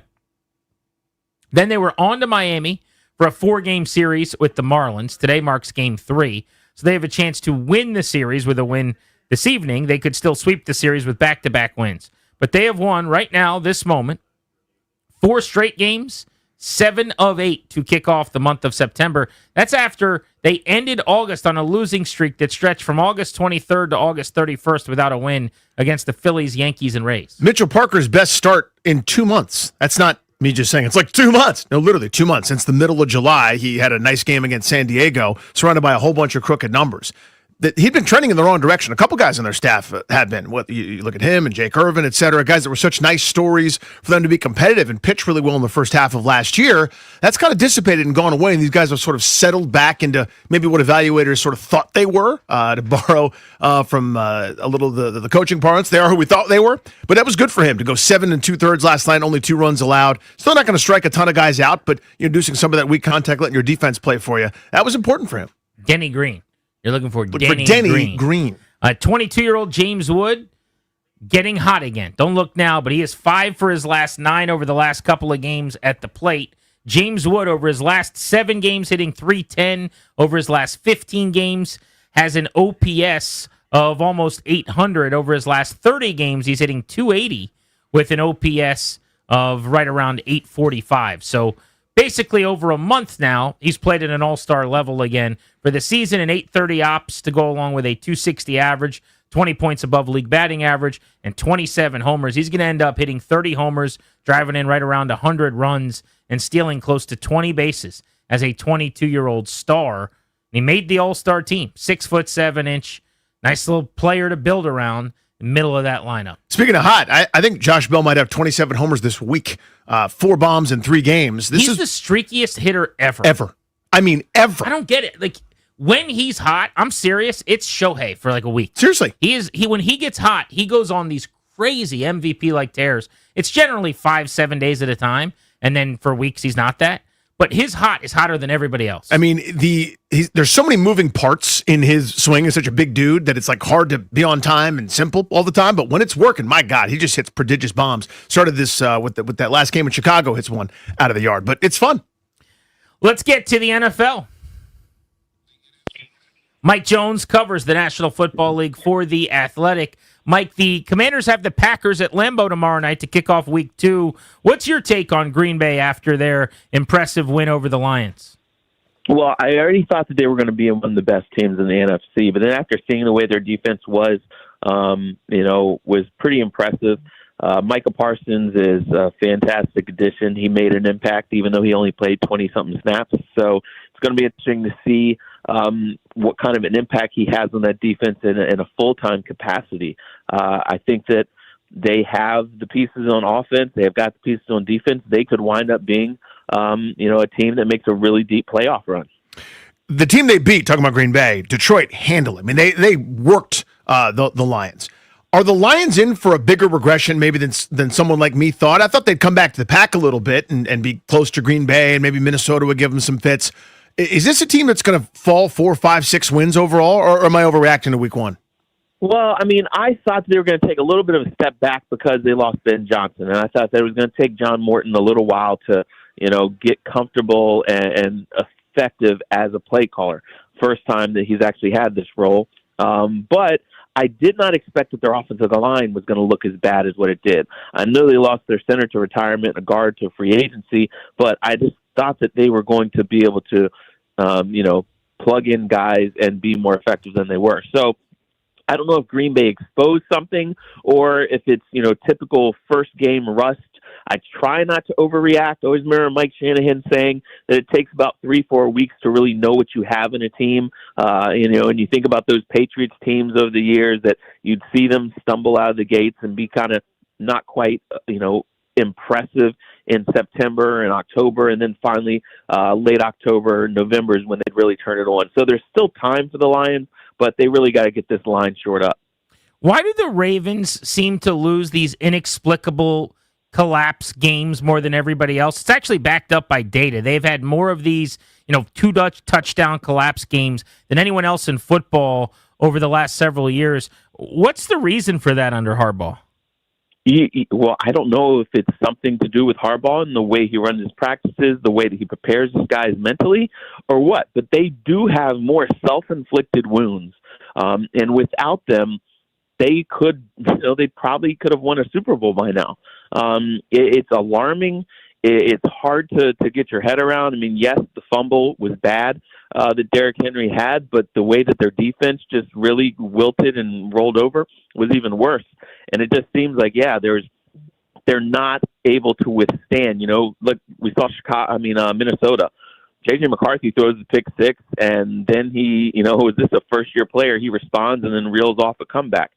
A team like the Ravens, that's a veteran team, they should not fold the way they do when bad stuff happens. And for whatever reason, they're just not very resilient. Cincinnati was really lucky to win that game. They had 2 or 3 yards the entire second half against Cleveland, 141 for the total. I understand they never start off well, but this time I was told it was going to be different, Mike, because they did different stuff in the preseason. They played everybody and so on and so forth. Are we chalking this up to, they just never start the season well, or what? I mean, I guess we'll say at least they got a win, which is different than a lot of times the way they start the season. But, you got to be better. Joe Burrow had one of the worst completion percentages of anybody in week one, which is, pretty alarming. It's not like he doesn't have a good connection with Jamar Chase and T. Higgins. But for whatever reason, I don't know if that's a Zach Taylor thing, the way that he prepares his guys.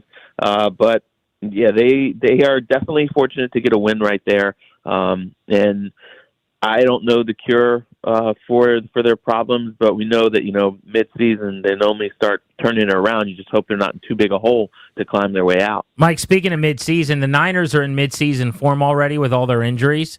McCaffrey's on the injury report. Kittle's out for a month. So is Brandon Ayuk. Now, Brock Purdy's a long shot to play this weekend. We're hearing with a toe and a shoulder. This is normally like week 8 or week 9 for them. Why does this always happen to that team? You guys keep asking all these mysterious questions here. That's what we do. I think it is alarming, and I don't know why, but it is like very much like the usual suspects. Like the injuries, like Christian McCaffrey. Are you really surprised that he is on the injury report? Because it's just the way it's been for the last several years. And Brandon Ayuk, that it was going to be a little bit for him.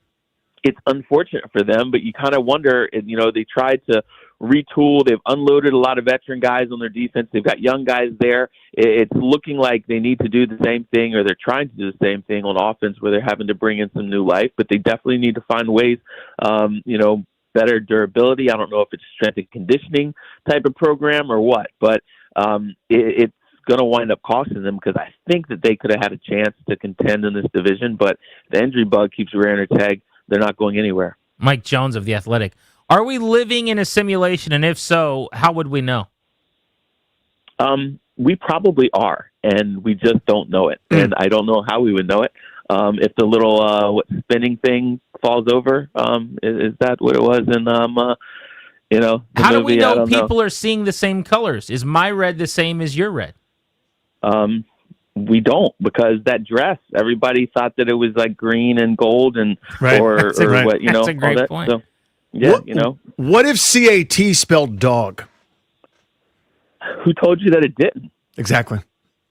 Exactly. That's real interesting.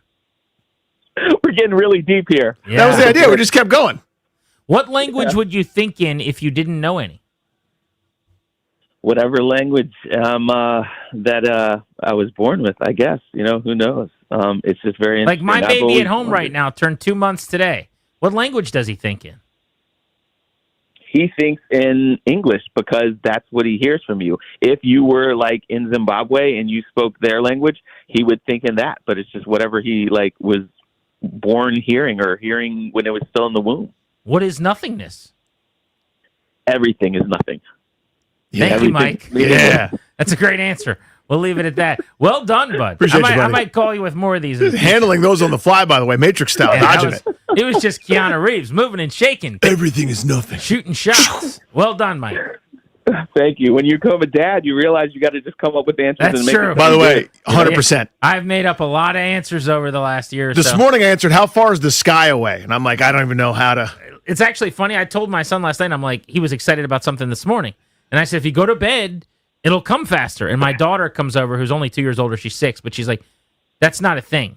And I'm like, what do you mean that's not a thing? And she's like, well, you just told him isn't a thing. I said, sure, it's a thing. She's like, no, minutes take the same amount of time if you're awake or you're asleep. Yeah, I know. I was blown away. Dagger. I'm just saying, when you're asleep, you don't really notice time passing, so it seems faster. She's like, no, what you told him is not a thing. I was like, oh, my God. Incredible. Yeah. Wow. All right, Mike, be good, brother. All right, thanks, guys. Let's keep it moving. Let's talk local football. Ethan Cadeau. Ethan, what's the deal with Noah Brown on the injury report? It's rest, but it's also a knee, and he didn't practice after he was limited yesterday. Yeah, his status has kind of been somewhat of a mystery ever since he suffered that injury. I believe it was the last day of minicamp, or second to last day. I would figure his workload, I think he'll play. I would figure his workload will be kind of similar to Sunday, where he'll get in some, but they're not counting on him a lot. I'd expect to see more of Jalen Lane, maybe a little bit more of Luke McCaffrey as well. Short week, I don't think they're going to push it too far with him, but his injury is one I can't really seem to figure out, and I'm not sure if the team really has figured it out either. Is Trent Sway okay? Yeah, we talked to him yesterday. He said he felt good. Obviously was a little bit sore. It said it struck like a nerve or something when he got hit, so he was really he hadn't really felt that pain before, but talked to him yesterday. He seemed like he was all good. I know they added someone on the practice squad today just in case, but I'd expect Tressway to punt tomorrow. Hopefully not many times. He didn't on primetime very often last year because that's where Jayden Daniels did some of his best work in his rookie season. In fact, on primetime last year, completed 68%, 7 touchdowns, 2 picks, right around 1,000 yards, 236 rushing, and a rushing touchdown in 4 games. 3 of them were excellent. 1 was bad at Philadelphia. What are you expecting from him in the offense tomorrow? A better performance than week 1 for sure. I think Terry McLaurin needs to be more involved. He scored a touchdown in all 3 games. He's played against Green Bay in his career, so I'd expect him to get targeted more. Jayden was pissed. I mean, you saw it on Sunday too, Grant. He was really upset with how the offense played.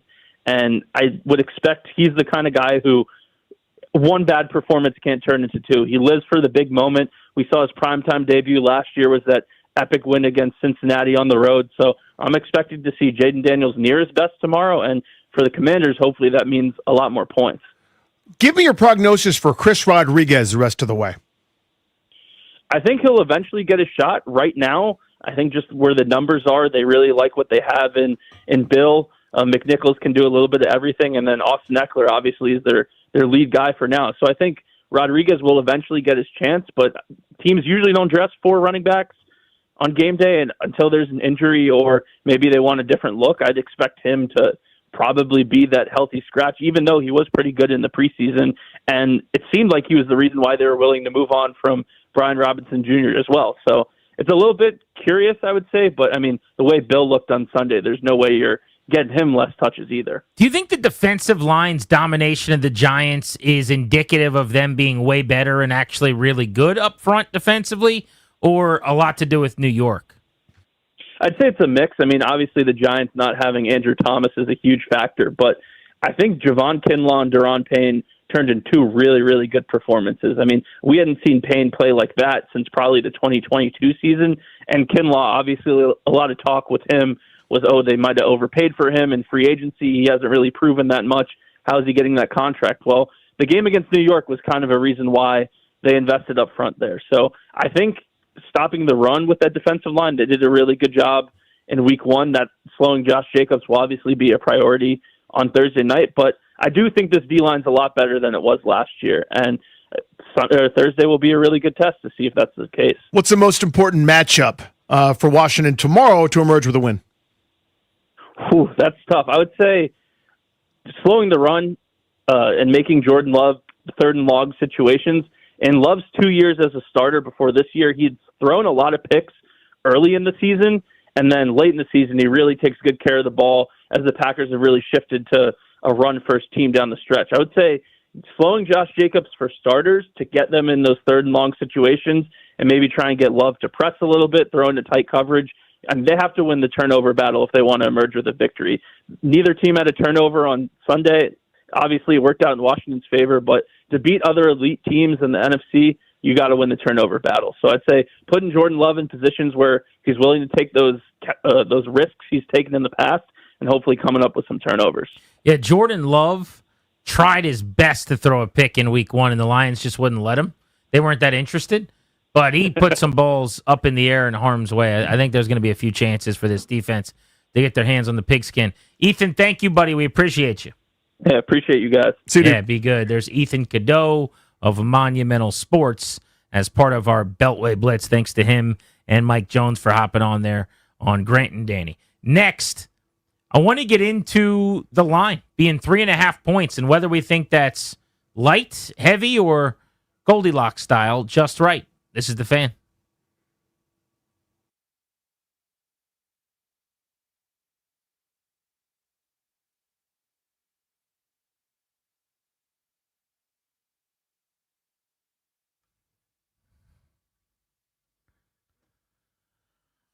Metropolitan Moving and Storage. What's up, guys? It's Grant. Metro Moving and Storage is the unofficial moving and storage company of 106.7 The Fan. They've moved almost everybody here at the station at least once. JP multiple times, myself, CK, so many more. Parents-in-laws of me and Danny and his dad. So many people. and family members here at the station have been moved by Metropolitan Moving and Storage, recognized as an industry leader and the preferred moving company for savvy real estate agent, DC's prominent moving management companies. Great news for people looking for a long-distance mover right now is that Metropolitan Moving and Storage can provide a dedicated truck and crew for your long-distance move. It means no sharing truck space and a pinpoint delivery date and time for that lengthy move. They'll help stage your home, pack your boxes, build custom crates. They'll even send a moving consult to your home or office to discuss your move to provide free on-site estimates. So take it from me, GP. Hit up our guys over at Metropolitan Moving and Storage. Justin will take care of you. Call 301-279-0090 and tell him I sent you.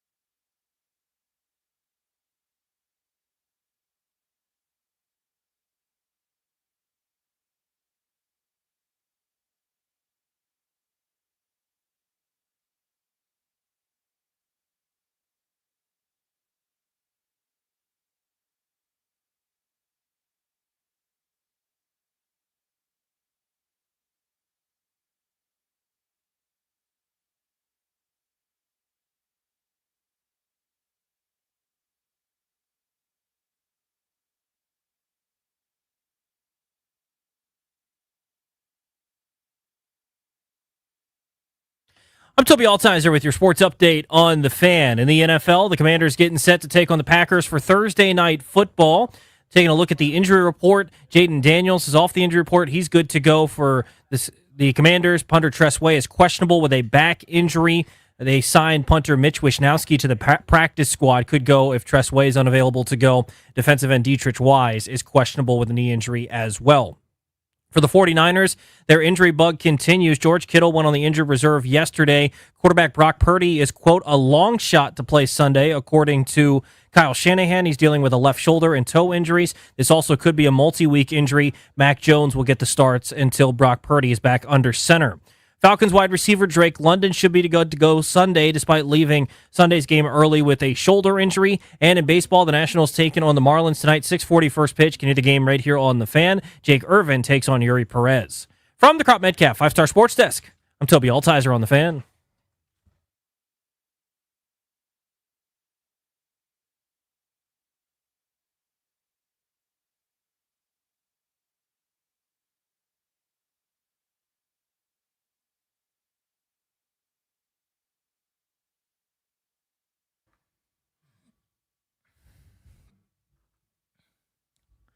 With Danny, I'm Grant. This is The Fan. We will take you up to 6:10 tonight.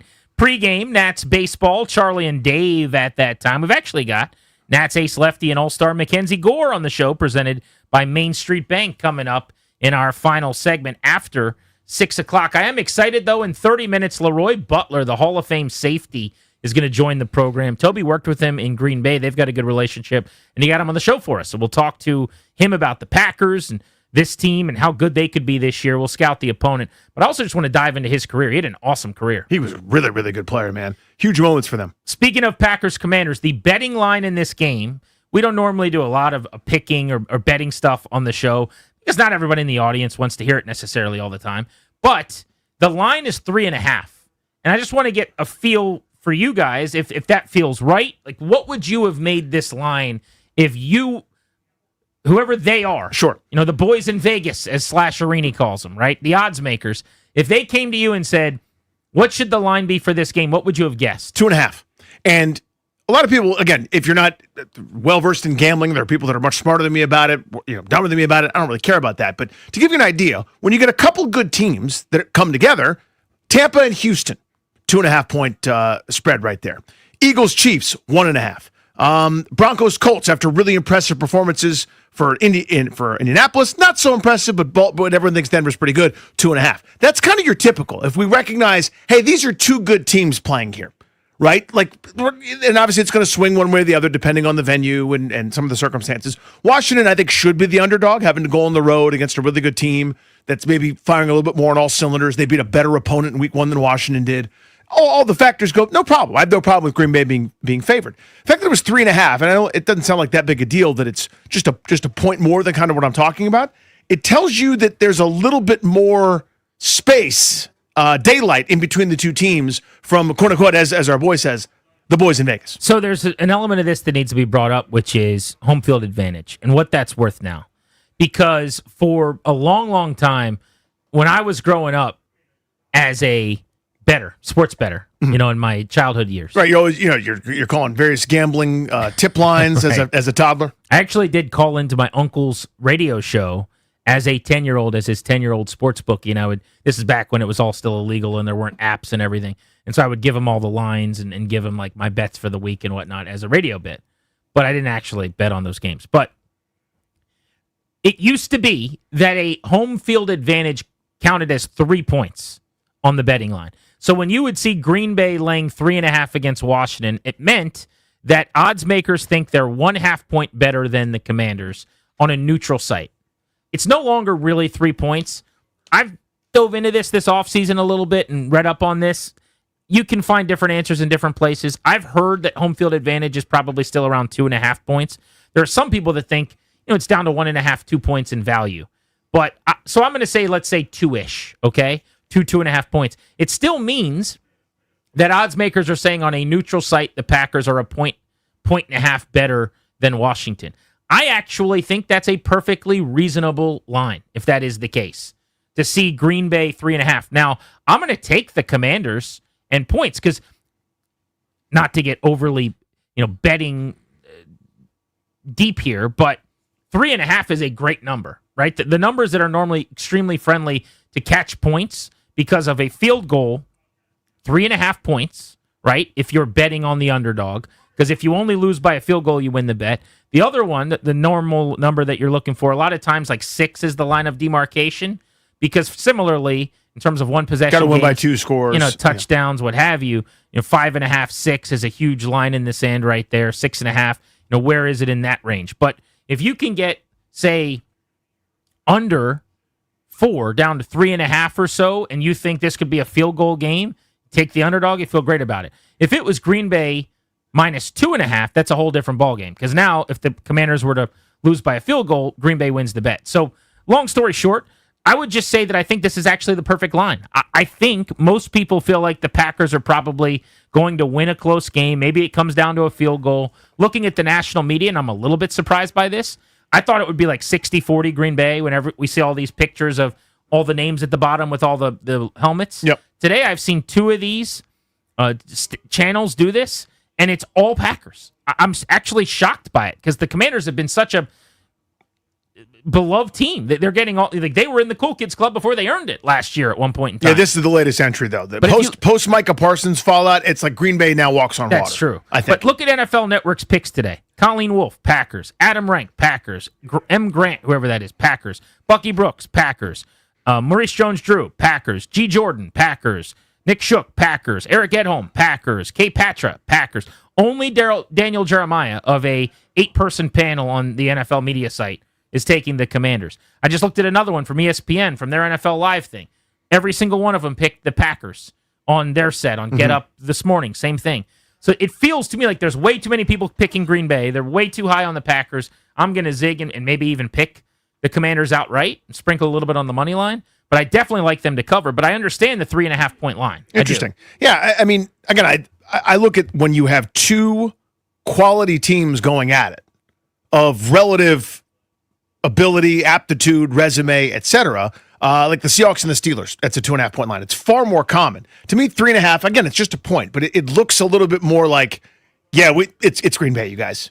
Green Bay's the better team here. Neutral site, they'd be favored. They'd be favored on the moon. They'd be favored here in Washington. They'd be favored no matter where you did this. There's daylight here more so than it is with the other teams. That's what I kind of keep coming back to. So there's this momentum, and your point probably is more instructive, to be honest with you, for the conversation that I'm trying to have with the entire country outside here in Washington. We kind of know what we've got, where probably not many people putting up Washington helmets against Detroit last year in the postseason, but sure enough, we all saw it. But there's this hype train for the newest, latest, greatest thing where everyone kind of went, wait a minute, look at the resume from last year. Love was just okay. They went 11-6 in the toughest division. Wait a minute, look at this, look at this. Now you add Micah Parsons to that, and there's this rocket ship of they're the national darlings right now. They're topping everybody's power rankings, right behind the Eagles or and the Bills are top 3, top 4, depending on where you look. But there's this extra layer of this group has arrived. They're kind of the lead goose in the NFC, maybe more so than Philadelphia with all the momentum. Yeah, I'm not ready to crown the Packers, and I don't feel like Washington is an immovable object either. I'm not trying to sit here and say like they're this insurmountable task that Green Bay can't beat them. I'm not sure yet. I don't know. I don't know how much of that was bad Giants, how much of that was great Washington. I'd like to think their defense is a lot better because that's what it looked like to me in camp all summer. It's what it looked like in the very limited preseason we saw. And now just more and more deposits, I'm starting to think, wow, they've really improved. But you go back to the end of last season as an example, the Packers at the end of last year, they're pretty good, but they had a final games of last season, they lost to the Vikings, then they lost to the Bears, the last 2 regular season games, then they immediately lost in the first round of the playoffs to the Eagles. So they ended the year on a 3-game losing streak going into the offseason. They did some good things, nothing amazing. Then they get Micah Parsons, who still, there might be a time where Micah Parsons is the defensive player of the year in the league this season. Right now, he's playing 25 snaps, man. Right now, he had 3 pressures. They were impactful. 1 led to an interception. He had a sack in the game as well in kind of a garbage time, late drive, sack. But what you're going to see Thursday night is not defensive player of the year Micah Parsons. Now, maybe he makes 2 or 3 huge plays in 20 reps, and he ends up having that type of impact on the game. But I'm saying he's not going to go out there and play 85% of the snaps or something. He's just not there yet. He's still building up. So you're catching him. You're catching this defense theoretically at a good time. I agree Green Bay's really good. Do I think that they're better than Detroit after watching that game Sunday? Yes. Do I think they're probably one of the best teams in the NFC? Sure. So it could be that simple. But I have a hard time believing when I turn on all these shouty shows that everyone should be picking Green Bay to beat Washington. Based on what? One of these teams was in the NFC Championship game last year, is more talented now, and gave up 6 points this past weekend. And it's not Green Bay. They did some of that, the 6-point part, until the final touchdown. They were pretty good. But I actually think there's more disrespect going into the game than I would have expected, and that's fine. Washington can use that and feel like they got to earn it. Go out and win this one, and that won't happen again. Yeah, I think that's all well seen. I mean, again, just sort of looking around the league in terms of some of these spreads and some of these betting lines, it's still in the no one's really sure yet stage. We're still going with preseason hypotheses, right? We're still I'm under the impression, I'll give you an example. I think the Cleveland Browns are going to stink. I'll tell you what, if you watched a lot of that first game against Cincinnati, their defense, which was terrible last year, looked pretty damn good. I know maybe some of it's bad Bengals, but that's a pretty fearsome group. When you add in Myles Garrett and Ward and Delpit and a couple other different guys, that group made it really, really difficult on the Cincinnati Bengals. They gave up 2 or 3 yards the entire second half. They're 11.5-point underdogs to the Ravens, right? We're still going on preseason views in a lot of ways, where I'm under the assumption that Cleveland stinks. Do they? I mean, I'm pretty sure they do, but you see the example. I think you could take. But you see the example I'm trying to pick out here. It's like maybe they don't. Maybe they're not as terrible as I thought. I'm not saying they're 10-win good, but maybe they're not 15-loss bad. And that's kind of the point here. So we're still riding on some of our, the data is incomplete at this point. The prior's still not yet confirmed, or even disproved. Right, so you look at the Titans in Week 1, very frisky, pain in the butt against Denver. They're huge underdogs at home to the Rams, and we think the Rams are really good. They didn't play particularly well in Week 1. What made you think that they're going to win by the more than a touchdown? Now I happen to, but again, we're made foolish at this time of year making assumptions based on the offseason. I've got a new embarrassing Bill Belichick story for you. It's really embarrassing. We will tell you that next, and this is a tough week to pick a survivor in the NFL. We'll explain on Grant and Danny.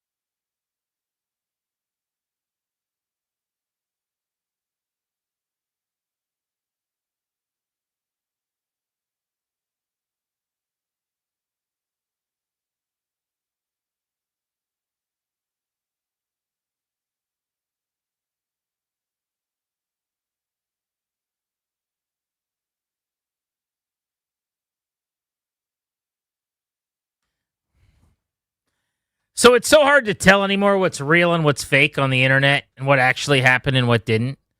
But I saw this story, and I'm pretty sure this is legit, that Bill Belichick and his girlfriend filed for the ability to get patents on and trademarks to terminology that he had trademarked with the Patriots at one point in time when he was there, like do your job and some of the other things. So the Patriots own those trademarks, and so he can't, put it on shirts and do the stuff he wants to do and sell it and whatever.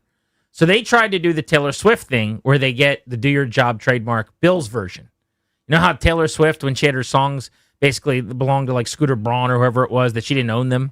So she recorded all of her songs as Taylor's version, and then she was able to tell her fans, don't download my music from the OG stuff, download Taylor's version because I can make money off of that and not the record label and the companies. Now, she kind of did that to own her own music. So they're trying to get do your job and some of these other trademarks that the Patriots own, and they filed for them as Bill's version, and it got shot down.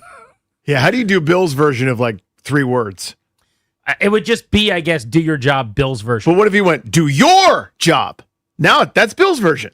I know that it got shot down based on the story that came out, and it's the latest embarrassing thing that's happened with him and his girlfriend who is helping him on the staff at North Carolina.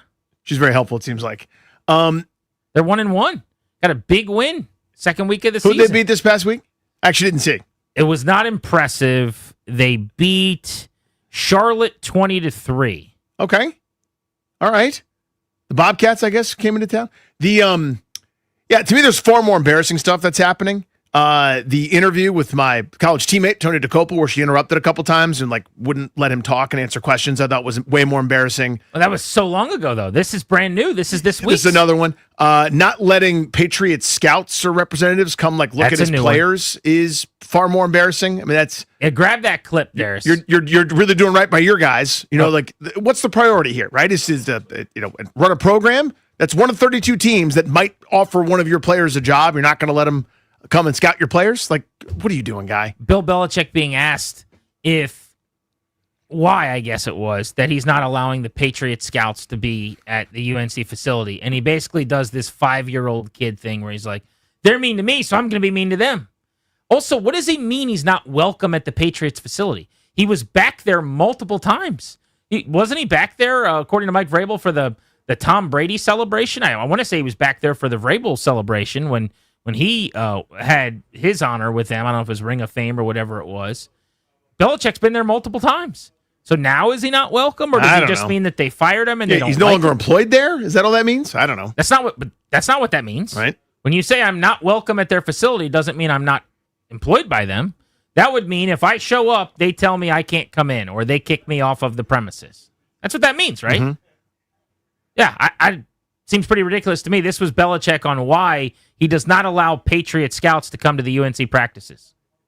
I'm curious, and this is away from the game, but we haven't heard from you yet on this. Obviously, reports this week of New England Patriot scouts being banned from practice. Just want to give you the opportunity to comment on that and provide some sort of explanation on that. Yeah, well, no, it's clear that I'm not welcome there around their facility, and so they're not welcome in ours.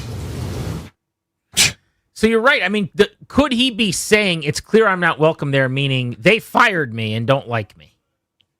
So this is what I'm going to do back. Take that, New England Patriots. You can't scout my UNC players that lost to TCU by 40. Again, that's a good zing, but it actually is a big deal to the kids. I mean, they got NFL talent on that roster. But I know, shtick aside, that's my point, is that you're doing a disservice to the kids and about you. Like that, this whole thing to me is, I'm actually now soured on it. Instead of dunking on them because they lost, they're not very talented, they're not good. And that's fine. They lost to a much better team at home on national television when a lot of dignitaries were there and there's a lot of anticipation for it. Everyone wants to put a referendum on that. This is the stuff that I actually think this is not okay. Your job is, as the head coach, you're developing young men, you're trying to give them the best future to sort of build this program up. And that includes guys maybe going to get interviews someplace and you're going to poison, imagine a law school professor being well, you can't work at these 7 law firms because they were mean to me that time. It's that's not what you're supposed to be doing. Train them for the next level potentially. And saying, now those guys can't come because they were mean to me that time. Like, grow up, dude. Yeah. Like you're going to the Hall of Fame. You've done it your way for so long. Your resume should speak for itself, but you're just digging into your legacy and just with the tarnish shovel. Stop. I find this to be disqualifying, frankly, in this sense. I would not go to his school and play if I was a promising D1 athlete who had a couple of offers. If I knew he's playing politics with my chance of being seen, being evaluated, being liked, and being drafted. So wait a second. You're telling me that there are 32 teams that could possibly be offering me a job, and you've now shrunken my talent pool to 31 just based on your own beef and your own grudge? Do you also hate the Jets because they fired you the one time? Is it now down to 30? Are you welcome at their facility? Are you annoyed that a couple teams didn't give you interviews? You're not going to not let your players go there? I mean, yeah, it's just so small-minded and ridiculous. But it's been a foolish last few months, honestly. Mm-hmm. I don't think he's cut out for college. It doesn't seem like it's ever going to work there. I don't understand why he'd want to recruit, how he even could recruit. You know, longtime friend of the show and a guy that we've had on a million times and I keep in touch with, Michael Lombardi, the longtime executive in the league, was a great writer at The Athletic for many, many years. He's now his GM at North Carolina. Those are NFL guys, man. Lombardi's son has been an OC and has called plays in the league. Like, those are not in my... I don't think of them as college guys. Might Belichick be able to win there because he's a great coach and he can win at any level? I guess the game's portable enough, but what is the point of that? I just wonder if he'll get another NFL shot because I guarantee you if he got an offer, he would leave that job with the quickness. There's zero chance he would turn down any NFL job. Don't care who the quarterback is. Don't care what divisions it's in. To leave North Carolina and just get back into the NFL, I think he would do it in a second as a head coach. I think you're probably right. Yeah, I mean, there's this and I understand this, to get to the highest levels as these guys do in terms of as a coach, as a player, et cetera, you got to believe that your way is the way, no matter what, right? And you're just going to go do your thing. And my point, I guess, in general is if he just did his thing, maybe it would work, maybe it wouldn't. But that doesn't seem like Bill Belichick. The petty little small myopic fights that he's picking. You know what I mean? Like, that's not Bill Belichick. That's not what do your job means. You know what I mean? Like, that's not the Patriot way. You worry about all that outside noise. You're pissed off because you can't trademark something, and nobody, people can't ask you certain questions. And now the Patriots aren't welcome, and other scouts might not be either. Like, that's not the Bill Belichick way that built that dynasty in New England. Belichick will be a Hall of Fame head coach when enough years go by. A Hall of Famer as a player, Leroy Butler, who played for the Packers, helps us scout Green Bay, joins us next on Grant and Danny.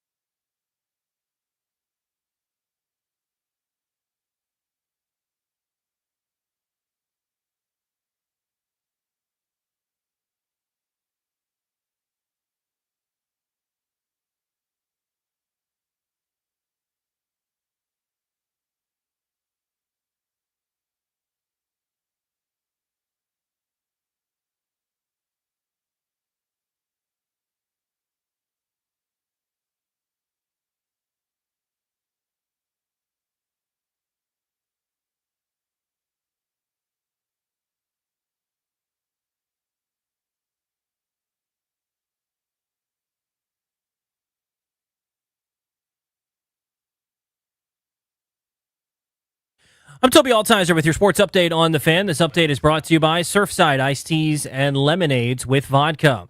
In the NFL, the Commanders getting set to take on the Packers on Thursday Night Football for Week 2.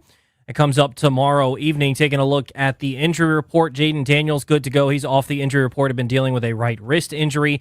Punter Tressway is questionable with a back injury, and defensive end Dietrich Wise is questionable with a knee injury. Wise practiced fully on Monday and Tuesday in estimations. He was limited today. Commanders signed punter Mitch Wisnowski to the practice squad in case Tressway isn't able to go in the game. 49ers quarterback Brock Purdy is, quote, a long shot to play Sunday again for the 49ers. He's dealing with a left shoulder and toe injury. Could be a multi-week injury for Brock Purdy. Mac Jones going to start for Brock Purdy.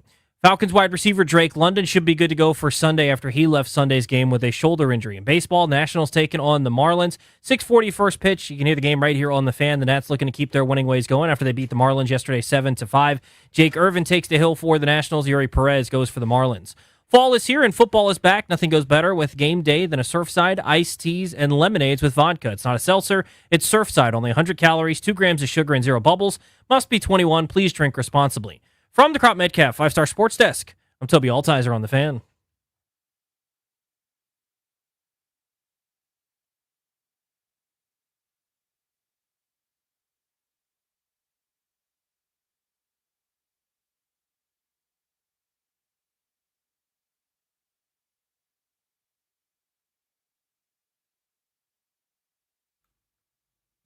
Oh, that's right. Darius's favorite theme song, NFL Anthem this week. That's right. With the Amazon Prime Thursday Night Football telecast, we get to hear the NFL Anthem that Darius once said was, quote, perfection, end quote. There's never been a better achievement in all of artistry or anything anywhere ever by anyone, said Darius.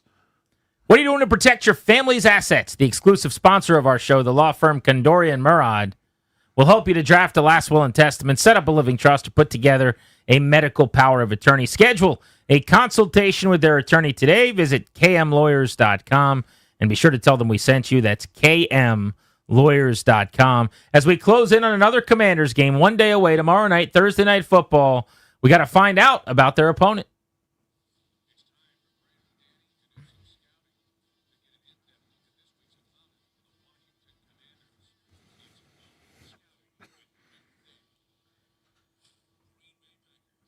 And a rare opportunity to get insight on an opponent from a Hall of Fame player who made 4 Pro Bowls and was a 4-time All-Pro and was a Super Bowl champion.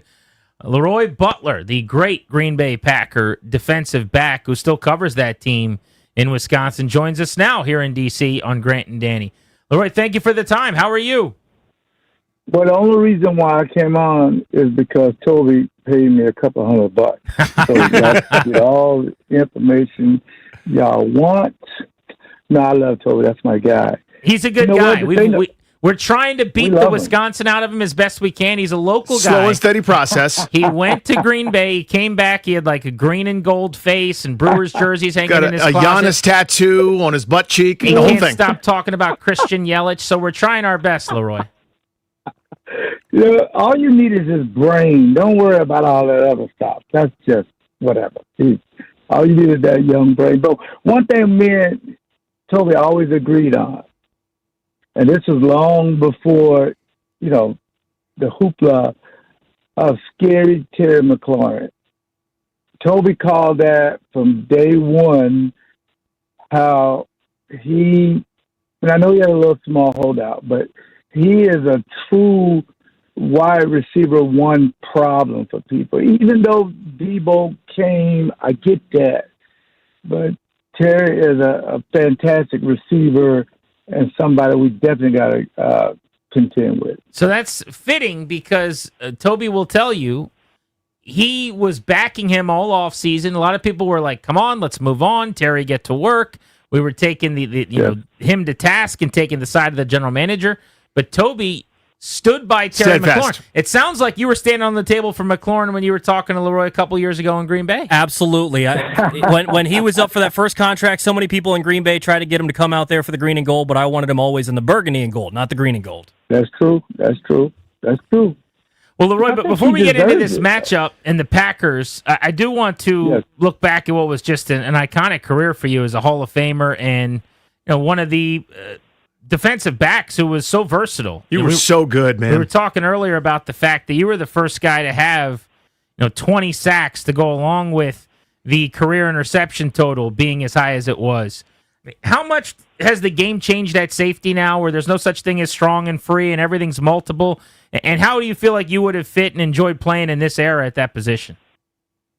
The thing about it is Ray Rhodes, I give him a lot of credit because him and Pritch Shermer, for some reason, felt like if you have to change your dime and your nickel, bring in a lot of defensive backs, when the offense has three receivers, they kind of can game plan us. But if your safety can rotate down and cover their third wide receiver, we can do more things. And that really helped my career take off. But it also helped with Reggie White coming in and getting pressure. And that's the reason why, Micah Parsons had the same effect on these guys.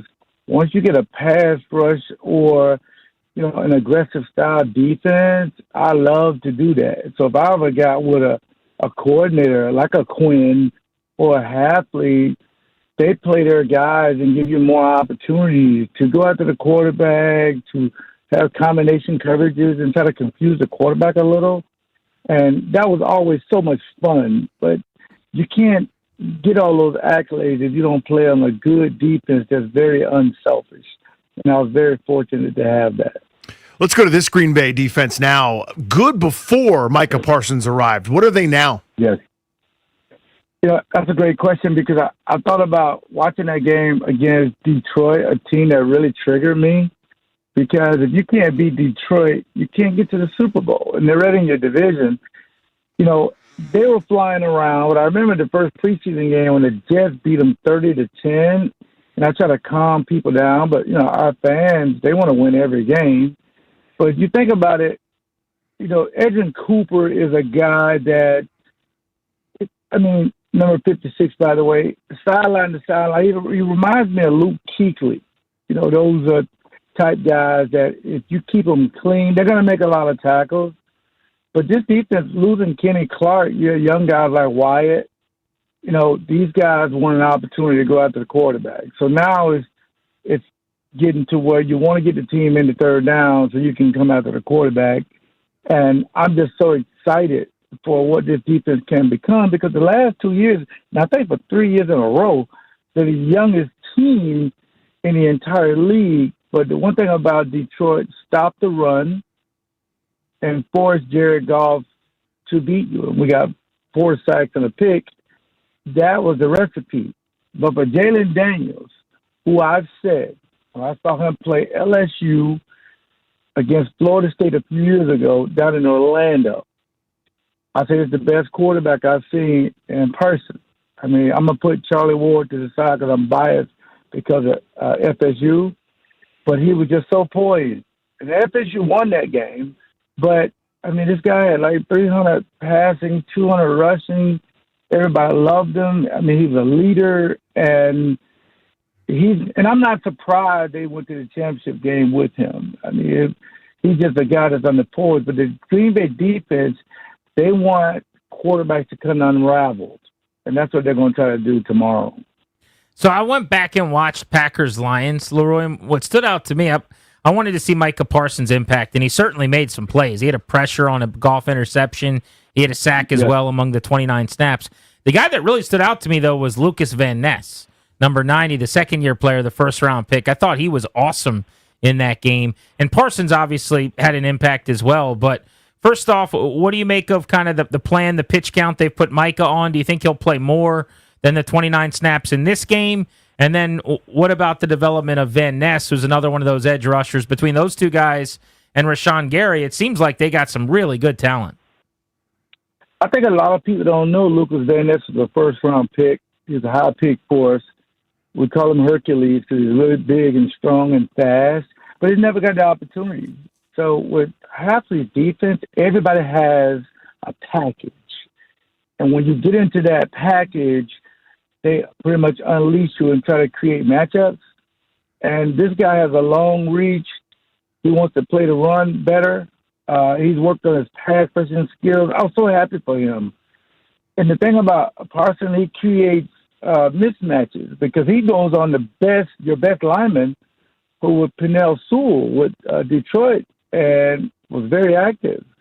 But the other guys when you get the one-on-one, like Rashad Garrett, you got to get a sack and a half or 2 sacks. That's what it's all about. He's going to create problems up front. But the one thing about Dan Quinn, the reason why he's a great head coach and a great communicator and like a father figure to all of his players, he's an amazing coach. He knows everything about Parsons, good and bad. But the thing about it is you're in a different defense.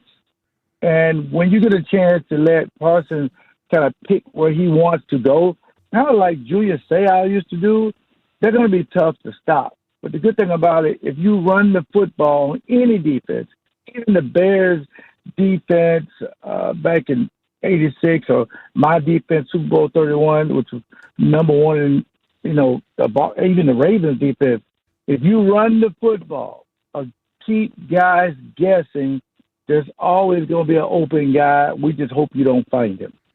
Leroy Butler with us here on Grant and Danny breaking down the Green Bay Packers. So I want to get to Jordan Love here in a second, but this receiving core, it's deep. You're talking about McLaurin being a number one. To me, there's no real NFL normal number one, even though I think Jaden Reed's the best option. I want to ask you about him and the rest of the core here as we go. But it's a deep core. I feel like everybody can beat you a little bit, right? Even though you're not going to force feed one guy 150 targets over a season. Give me kind of your scouting report about this receiving core for Green Bay. Here's the thing about these guys. Last year, they were top 5 in the league in drop pass. And Jordan still had a pretty decent year, like 11 interceptions. The thing about when you don't have a wide receiver one, maybe people drafted Romeo Doubs in the fantasy leagues, but the other guys won't. But here's the thing, and I'm going to include the tight end too, Tucker Kraft. That's more dangerous than having a guy that's a wide receiver one. You can always double him and take him away. But if you don't have one guy, and we took a wide receiver in the first round for the first time in 23 years, Matthew Golden, who has 4.2 speed, but none of these guys get a lot of targets. So Jordan Love threw the ball to 10 separate guys caught a pass. That's what you call not a band. That's what you call an orchestra. That can be dangerous because you don't know who's going to get the ball. As long as they stay unselfish, it can work. Now, sooner or later, we're going to get Watson back maybe in a few weeks. He'll be your wide receiver one down the field. But until now, these guys, they just want to win games. And Jaylen Reed, what happened, he had a foot injury, so he didn't play a lot of preseason. He's our move guy. He's always on the run. So we try to make sure to confuse your defense. But Bobby Wagner, to me, is one of the smartest guys in the entire NFL. He's not going to get fooled. You're just hoping that they don't communicate. Because every time you go from side to side, you got to go from strong to weak, back to strong. Now they'll go motion, and then they'll either play action and go deep, or they'll try to run the ball on the perimeter. And that's the biggest thing. As far as Jordan Love is concerned, and I've said this to Toby, I was a scrub until I got married. Jordan Love just got married. So I expected him to put up big numbers. Because when you have a stable understanding of where your locker room is, and these guys are all 26. Micah Parsons is 26. Jordan Love is 26. I mean, these guys are a young team. They can win together, like I was saying, like an orchestra. And, if the guy drops a pass, Jordan Love is not going to dress him down and, and just go crazy. No, we're not doing that. We got to build you up. Dontavian Wicks is another guy with talent. With Savion Williams is another rookie. The guy's like 6'4", runs fast. But each week it'll be one guy that will be featured, and I actually love that. Leroy Butler covering the Packers and a Hall of Fame player in Green Bay, joining us on Grant and Danny. So I want to ask you about December 26th, 1993. Oh, boy. Does that date stand out to you at all? Yes, it does. So that was the day, for people that don't know, that the Yes. Packers clinched their first playoff berth in 11 years. But what happened on that date that changed Lambeau Field forever is you made the first Lambeau leap. You get credit for starting the Lambeau leap. You invented it. Did you jump into the crowd thinking this is going to be a cool thing that lasts forever, or did you just go crazy? Celebrate and jump at someone? Absolutely not. I had no idea it was all spontaneous. I just know it was very cold. That was my coldest game because I'm from Florida, and I really thought they were going to forfeit the game because it was so cold. But in causing a fumble, the field was completely frozen. Reggie White picks it up, laterals it to me, and I'm running down the sideline and just spontaneously, because we don't have an owner, we have shareholders. I said to myself, I'm going to jump in the stands. That'd be cool to hug the fans because they're owners. And I just remember a guy yelling at me and said, man, you owe me a beer. I spilled my beer. That'll go down in history because it's not some weird dance or me doing something. It's thanking the fans. Without the fans, we're nobody.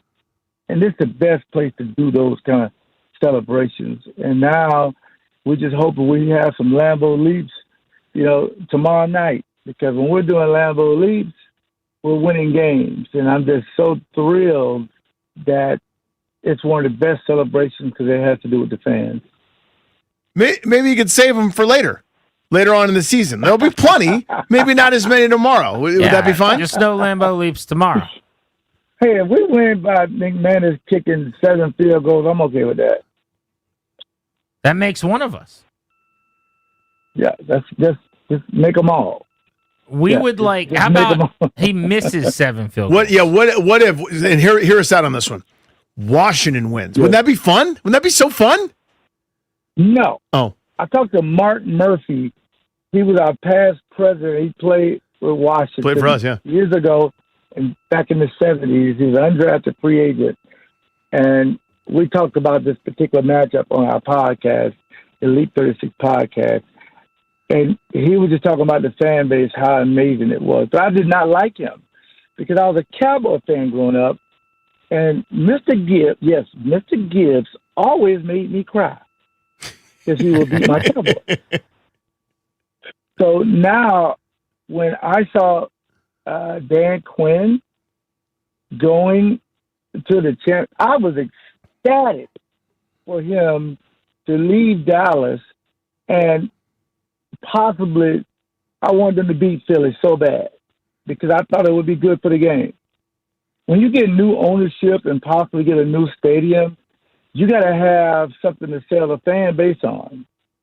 And that's Jaylen Daniels. And I will say this, trading Brian Robinson Jr., I thought they'll take a hit because he was so big and powerful. But I think they just got more athletic. And getting Larry Tunsil and again, Debo, the team is primed and ready to win the East.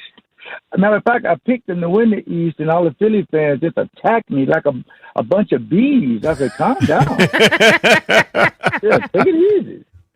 Calm down. It's not the first time. Just be glad you didn't get a baseball right before they were about to grab it. They would have come over and attacked you. Just taking it from you. Did you see that lady? That Phillies fan? She wasn't very happy. Can you believe that? Yes. I felt bad for the kid. Ended up benefiting though. He did. But I applaud the dad, man. Most dads would have told that lady to go kick rocks. I'm not doing it. Come on, take that ball, man. God is good. This is what all his son got did he get a camper? I mean, come on, I'd trade a baseball for a camper any day. That's true. It's a pretty good I horse would trade. have said God is good and it's my baseball. So see you later. That's what I would have said. You know what your seat is? It's over there. Yeah. Head back. Yes, calm down. It's just a baseball. Give me a break. Leroy, that was fun. We appreciate you hopping on. Best of luck to the Packers after Thursday night for the rest of the Starting season. in week 3. Hopefully you guys are very healthy and a loss tomorrow, and then you play well after that. The thing about it is, if y'all ever talk to Terry McLaurin, tell him Leroy Butler loves him. We will. We will. But I hope he does not catch one pass this week. Well, actually, you got to hear this. So does Toby, maybe. So we're doing this thing, because he's Toby's favorite guy, called Terry versus Toby, where based on how many yards McLaurin has tomorrow, we're going out to this bar on Friday that's famous for their shrimp. Ooh. They have a delicious Ooh. blackened shrimp. Toby's going to have to eat more pieces of shrimp than Terry has yards on Friday. Ooh. Ooh. I like that bet. Yeah. So he has a big game. If Oh, no. McLaurin goes for like 117, then Toby's got to eat 118 pieces of shrimp during our 4.5-hour show. Hey, I may fly up there and eat half of them with him. I'll be so mad. Well, you're invited. It's Spanky Shenanigans in Leesburg, so punch that in your GPS. Probably about a 15-hour drive for you. Oh, no, I'm flying. I ain't doing that. All right, you can jump on a PJ. You're a Hall of Famer. Yeah, you got a guy, yeah. Hey, y'all owner got a bunch of money. He can send a plane. Josh Harris could do it. You know, one of our DBs here, a guy named Jonathan Jones, the former Patriot, he's a pilot. He flies his own planes. So he could come pick you up and bring you back. That's amazing. Oh, you know what? I have Magic Johnson come get me. That's my guy because I'm a Lakers fan. Okay, so There you go. Magic will fly in, get you. You and Toby can eat some shrimp, and then hop on the bird and head back. That would be amazing. All right, Leroy, thank Leroy, you. thank you, buddy. We appreciate you. Thank y'all so very much. I really appreciate it. That was Y'all fun. be nice to Toby. That's my guy. We like Toby. We're trying our best. We just need him to stop talking about Milwaukee. But then he's going to have to eat a lot of shrimp, so it's not that nice. We'll see Okay, you. guys. See you, buddy. Be good. There's Leroy Butler. Yeah, so Toby got to know him when they were at a station together out in Wisconsin and got him on the show for us. So thank you to Toby. And thanks to the Pro Football Hall of Famer, Leroy Butler. Yeah, people forget how all 90s team, that guy was unbelievably good. He Did seems everything. like a nice guy, by the way, Toby. Is he just a super good dude? Most genuine dude. So, quick story about him. I collect jerseys, as you guys know, and I was getting on him because I'm like, Leroy, I'm not wearing a Packers jersey unless it's a Leroy Butler jersey. And so one day walking out, he just grabs the back of his truck. He's like, here, just take this one. Look at it. Signed. Hall of Fame class, I think 2022. Oh, wow. I'm like, well, that's I'm not wearing that jersey. That's going to get framed. That's pretty cool. So the all-time interceptions leaders are all skewed to like a different era in time where guys were like 50-50, interceptions and touchdowns. So among like the modern era, his 38 picks to go with a whole bunch of sacks and fumble recoveries and hundreds of tackles over the course of his career, pretty unique, man. I did a little bit of everything and did it really well. I have a fantasy question that maybe someone can help me with when we come back. I'll make that very short because nobody cares about my fantasy Let's go problem. through your roster and some of the potential trades. We won't do that, but it's a question I actually think you guys that have done this before might be able to answer. Mackenzie Gore is going to be on the show a little bit after 6 o'clock. There's actually some Mackenzie Gore news to get to. We'll get to that as soon as we return. And then someone explain to me NFL edition next on Grant and Danny.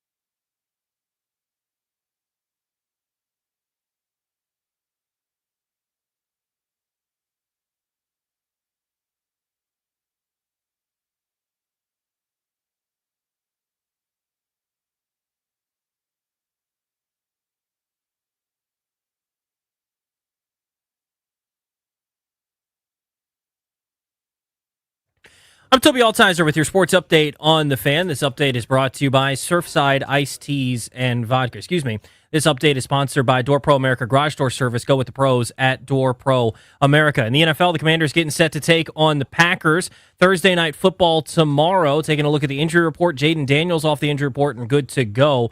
Tress Way is questionable with a back injury. The team also signed punter Mitch Wishnowsky to the practice squad if Tress Way can't go. Dietrich Wise is listed as questionable with a knee injury. 49ers quarterback Brock Purdy is a long shot to play on Sunday, dealing with a left shoulder and toe injury. Could be a multi-week injury.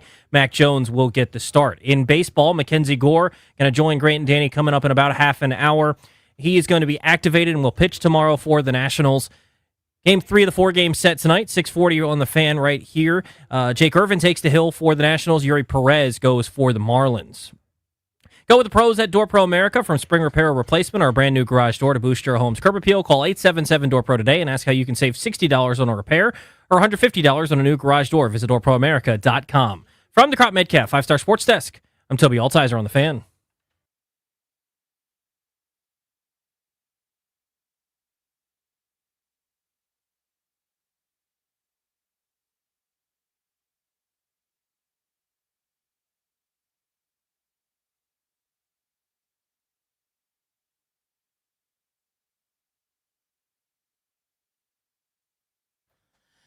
With Danny, I'm Grant. This is the Fan. We'll take you up to 6:10 tonight. And pregame of Nats baseball, Charlie Slow's solo expedition, I believe, this evening for pregame and then the broadcast. So make sure you're listening to the Fan tonight for Charlie on the call of Nats baseball. So here's my fantasy question. Maybe one of you guys can help me in studio. If not, somebody tweet me at Grant H. Paulson or send me a DM on Instagram, Grant H. Paulson. I'm playing in my first guillotine league this year. Has anyone done a guillotine league? So I have not, but one of my best buddies, all the way out in New Mexico, he and I have been texting about his guillotine league. It sounds fascinating. Yeah, so it's not new, and I don't even know that it's gaining steam, but it's become a bigger thing certainly over the years. And I don't even know how I got stumbled into this one this year, but someone was like, does anyone want to do this? And I had not done one, and I'm like, yeah, let's try it. So for those of you that don't get it, basically the way the league works, there are, let's say, a dozen teams. And in theory, there are head-to-head matchups every single week, like normal fantasy football, but they don't matter at all. Your score is all that matters.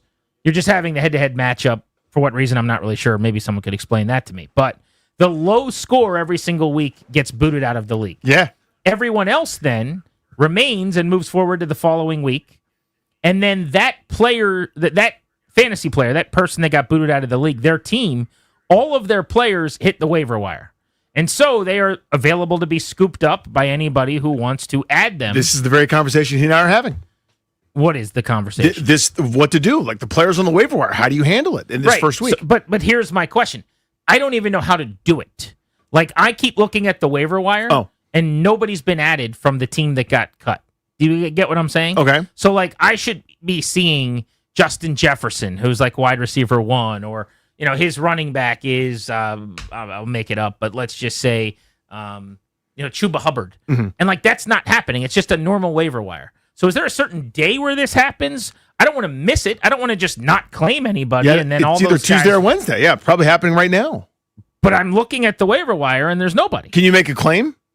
I could claim anyone I want to, but you're saying they're not even populating the waiver wire yet? I'm saying there's a waiver wire that looks the same as any league you're in with a bunch of players I don't want. Oh, right. So not this guy's team that has not spilled into the waiver wire. Right. That's what you're saying. I got you. What I don't know is there like a place where you go to, like, team that got eliminated and you claim that outside of the normal waiver pool, or do they just show up listed among all the wide receivers there's Justin Jefferson?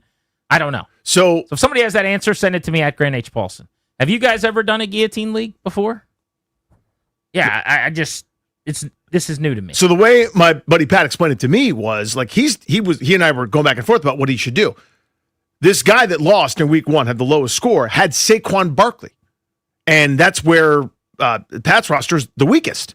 And he goes, should I just use my entire free agent budget on Saquon Barkley here in week 1, or now entering week 2 for, a chance at having a full and complete team. And that was kind of the debate. And if you don't do that, you probably don't get him. But if who knows who's going to be eliminated in week 2? What do your scores look like, et cetera? And that maybe the strategy does. It sounds like it's your waiver wire should just have all the guys once the elimination is processed and complete. So the week ends, as of the final game on Monday. Tuesday, usually the waiver wire is populated, and then claims go in Tuesday, and then Wednesday's the day.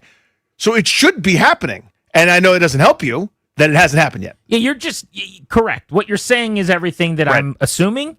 But my point is you haven't done this before, so it doesn't sound like you can help me, which is to say, where do they show up and what do I do? Right.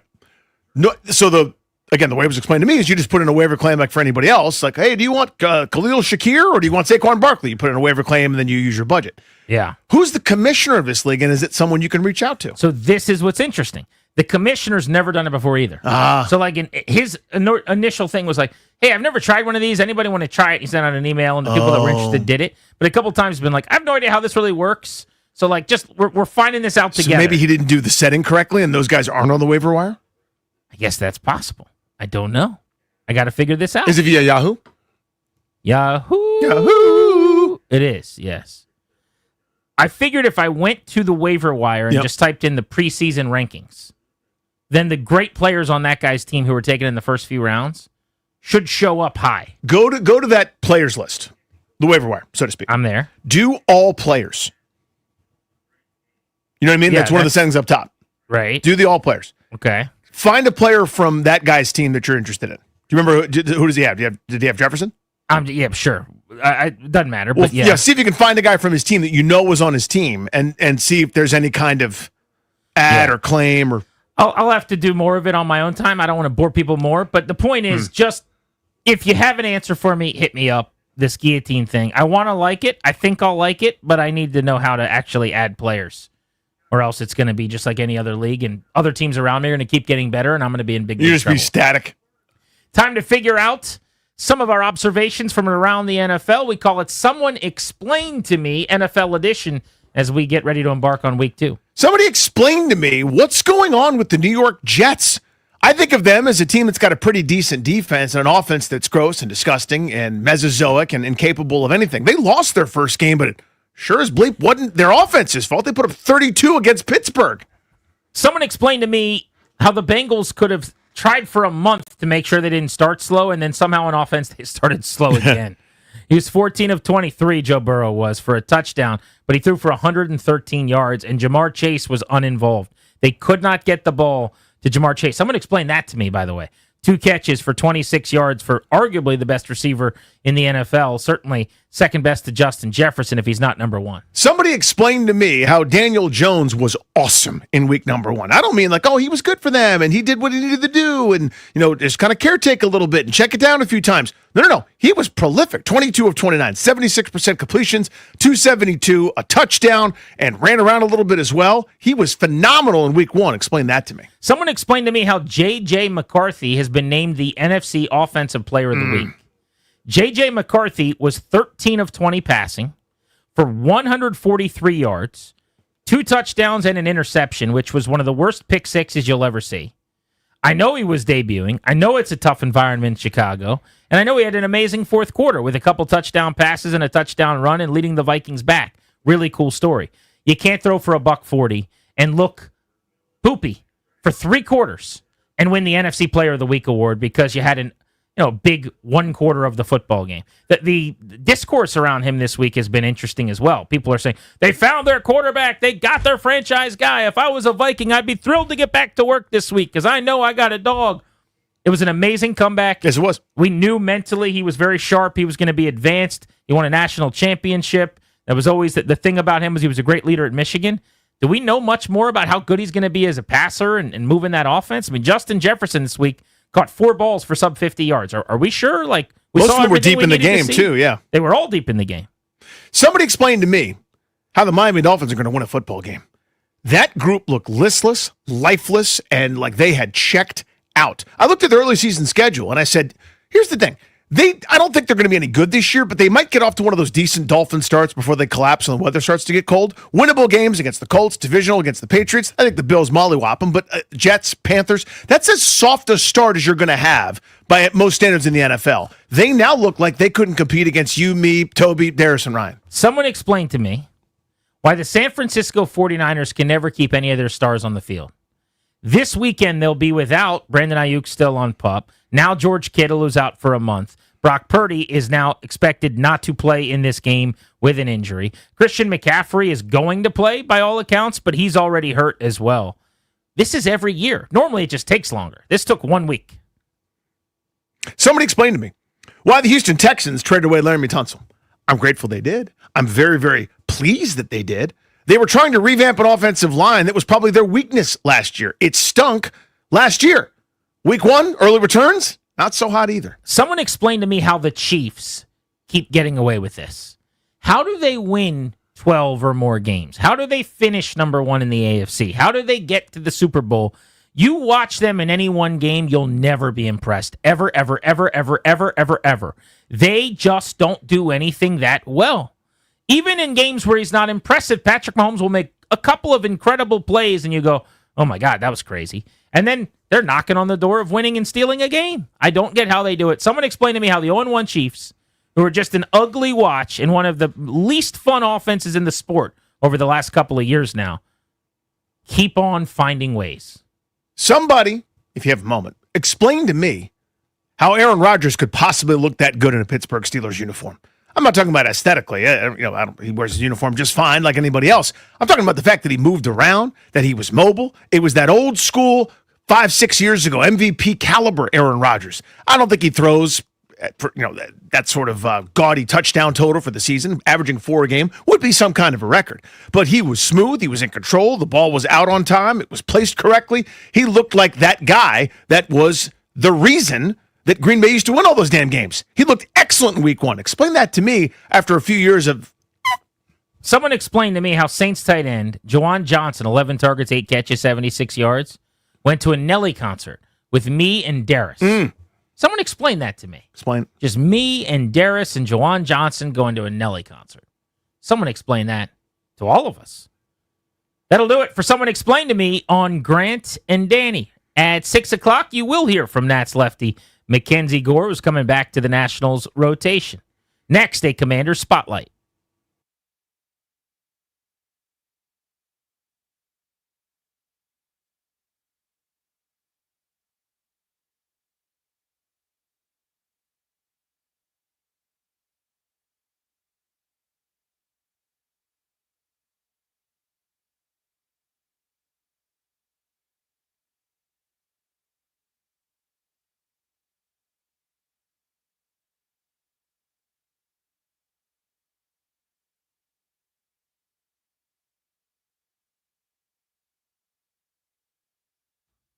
Hey guys, it's Grant. FanDuel is getting you ready for the kickoff of more NFL action tomorrow night with an offer that you don't want to miss. New customers like you can bet only $5 and then they can get $300 in bonus bets if you win. That's right. Pick a bet $5, and if it wins, you'll unlock $300 in bonus bets to use all across the app. You can build parlays, you can bet player props, you can ride live lines. Whatever your style, FanDuel has you covered. The NFL season is finally here, and the only question right now is, are you ready to play? Visit FanDuel.com/GP, promo code GP, FanDuel.com/GP to download the FanDuel app today and to get started. Must be 21, present in Virginia, first online real money wager only, $5 deposit required. Bonus issued, non-withdrawable bonus bet expires 7 days after receipt. Restrictions apply. See terms at sportsbook.fanduel.com. Gambling problem, 1-800-GAMBLER.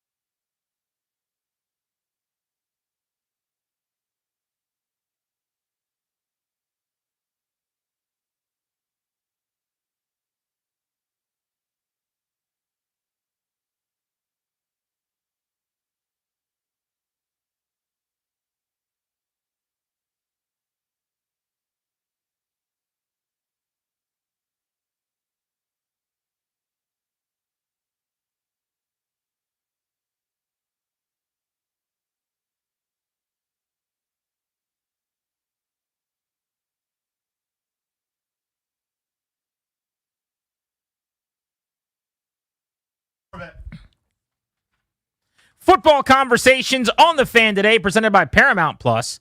You can't count on much, but you can always count on Sundays with the NFL on CBS and Paramount Plus. Stream your local NFL game live every Sunday all season long, starting at just $30 for your first year.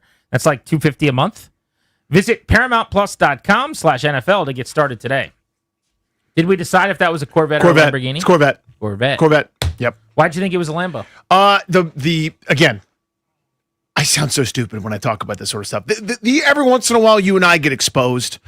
I don't mean like I think we're pretty naked honest in public. about not having any skills or knowing anything that a man should know. But it's worse sometimes, and people go, "Wait, you don't know that?" But like, this is going to sound so stupid. The back was look elongated to me, like quarter that panel? long. You talking about the quarter panel? Nope. The back of the car. So like you got the driver's area, which looks similar to like very sports car, very low to the ground, it's very red. Quarter panel. It's like I'm going super fast. Then your back Guernsey belt chassis. No, the back part was like elongated, very sleek, like a Corvette would be. Well, I thought the Corvette had a little bit more spoiler to it and was like a little bit shorter in that regard. But Ryan pulled up a picture and it's like it literally is. It's quite the Corvette. It's not like no variable either. Like it's a Corvette. It was a sick car. Very nice. Right outside. Cherry red. window Yeah, here. look nice though. Just a bunch of dudes. None of us knew. We're like, is that a Corvette? Danny went Lamborghini. I was like, I think it's a Bugatti vet. Let's get you a Commanders spotlight going into Thursday Night Football against the Green Bay Packers. You know what? Are we doing stock report or spotlight? I want to do stock report. I'd rather do a stock report. I'll allow it. We'll do spotlight tomorrow when we can actually talk about tomorrow's game. Yeah. So let's go stock up, stock down. I'll start with a arrow trending up. Ja'Cory Krosky Merritt. It's not just because his name's Bill and people like that. It's because he's really good at football, people. 10 rushes, 82 yards, a touchdown, put the game on ice with a 42-yard carry, made 3 people miss with 4 missed tackles, number 2 in the NFL in rushing yards over expected per attempt. What a game for Merritt. Hey, Dad, how's Deebo Samuel going to be used? We'll see, son. How about 8 touches, 96 yards? That counted. Had 1 called back as well. 7 catches, 77 yards, 10 targets in the pass game, 1 rush for 19 yards and a touchdown. That was vintage Deebo Samuel. I don't know that you get that every game, and that's fine by me. That can be a highlight game. The point is, you need that threat. He makes first downs happen. He makes chain-moving plays happen. The eye candy, the threat of him is almost as important as he is. That is why you trade a 5th-round pick for Deebo Samuel. Javon Kinlaw, how could anyone that we talked to about him from San Francisco or New York where he played for the Jets ever have had a negative word to say? Like, this guy's not very good. He doesn't help against the run. He's not going to rush the quarterback. What a massive human being that dominated the trenches against the Giants. I don't know if he'll ever play that game again that he played on Sunday. That was one of the more impressive individual D-tackle performances I've seen. Just super, super influential. Took the game over. How about his running mate right next to him, Daron Payne, contract year Daron Payne loading. Knocked down 2 passes, a sack, 4 tackles on his own, a tackle for loss on a quarterback hit, and a partridge in a pear tree. That's a day from 94. You get more of that, you get Pro Bowl nuts. Jaylen Lane already getting on the field, running around, making some plays. The 4th-round pick, couple of targets. His first NFL catch to move the chains for 11 yards. We saw him as a punt returner as well. I'd like to work him into the kick returning mix. Jaylen Lane, great camp, good preseason, Virginia Tech product by way of Middle Tennessee State.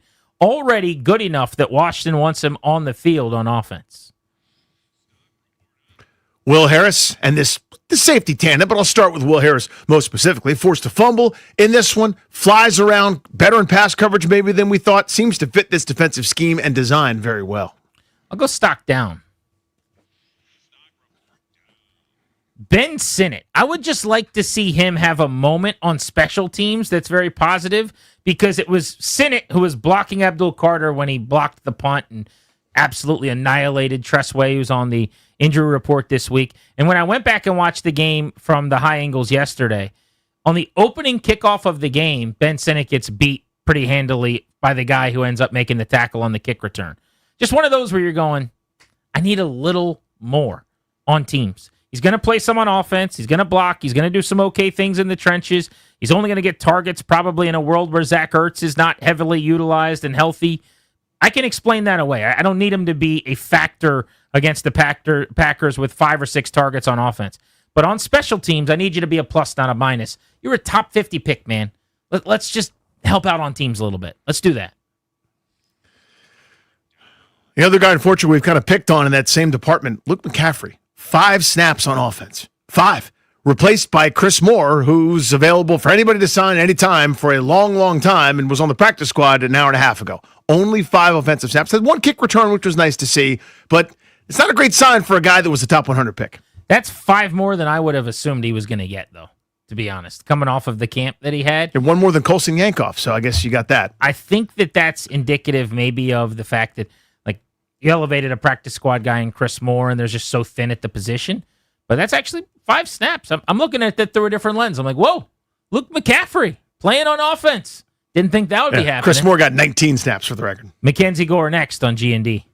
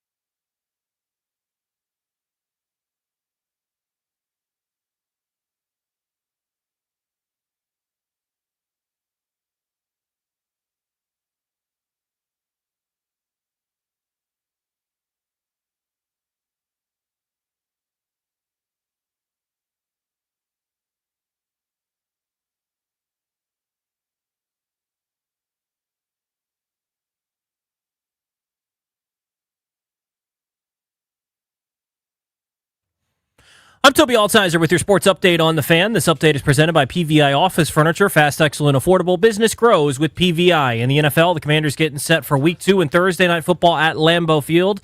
Taking on the Packers tomorrow night. Taking a look at the injury report. Jaylen Daniels off the injury report. He's good to go, despite popping up earlier this week with a right wrist injury. Punter Tress Way is questionable with a back injury, and the team brought in Mitch Wishnowsky to the practice squad in case he can't go. Defensive end Dietrich Wise is questionable with a knee injury. For the 49ers, quarterback Brock Purdy is a long shot to play on Sunday and could miss multiple weeks. Mac Jones will start in his stead. Baseball tonight, Nationals and Marlins, 6:40 first pitch. You can hear the game right here on The Fan. Jake Irvin takes on Yuri Perez. Also news today, Mackenzie Gore going to be activated and will pitch tomorrow. You'll hear him next on Grant and Danny. Looking to upgrade your office game? At PVI, we'll come to you to design the perfect office space for your team. No hassle, no stress, just a game-changing upgrade. Hit a grand slam with PVI Office Furniture when you call today to score 15% off your purchase. Get your office in championship shape at PVI.com. From the Crop Metcalf 5-Star Sports Desk, I'm Toby Altizer on The Fan.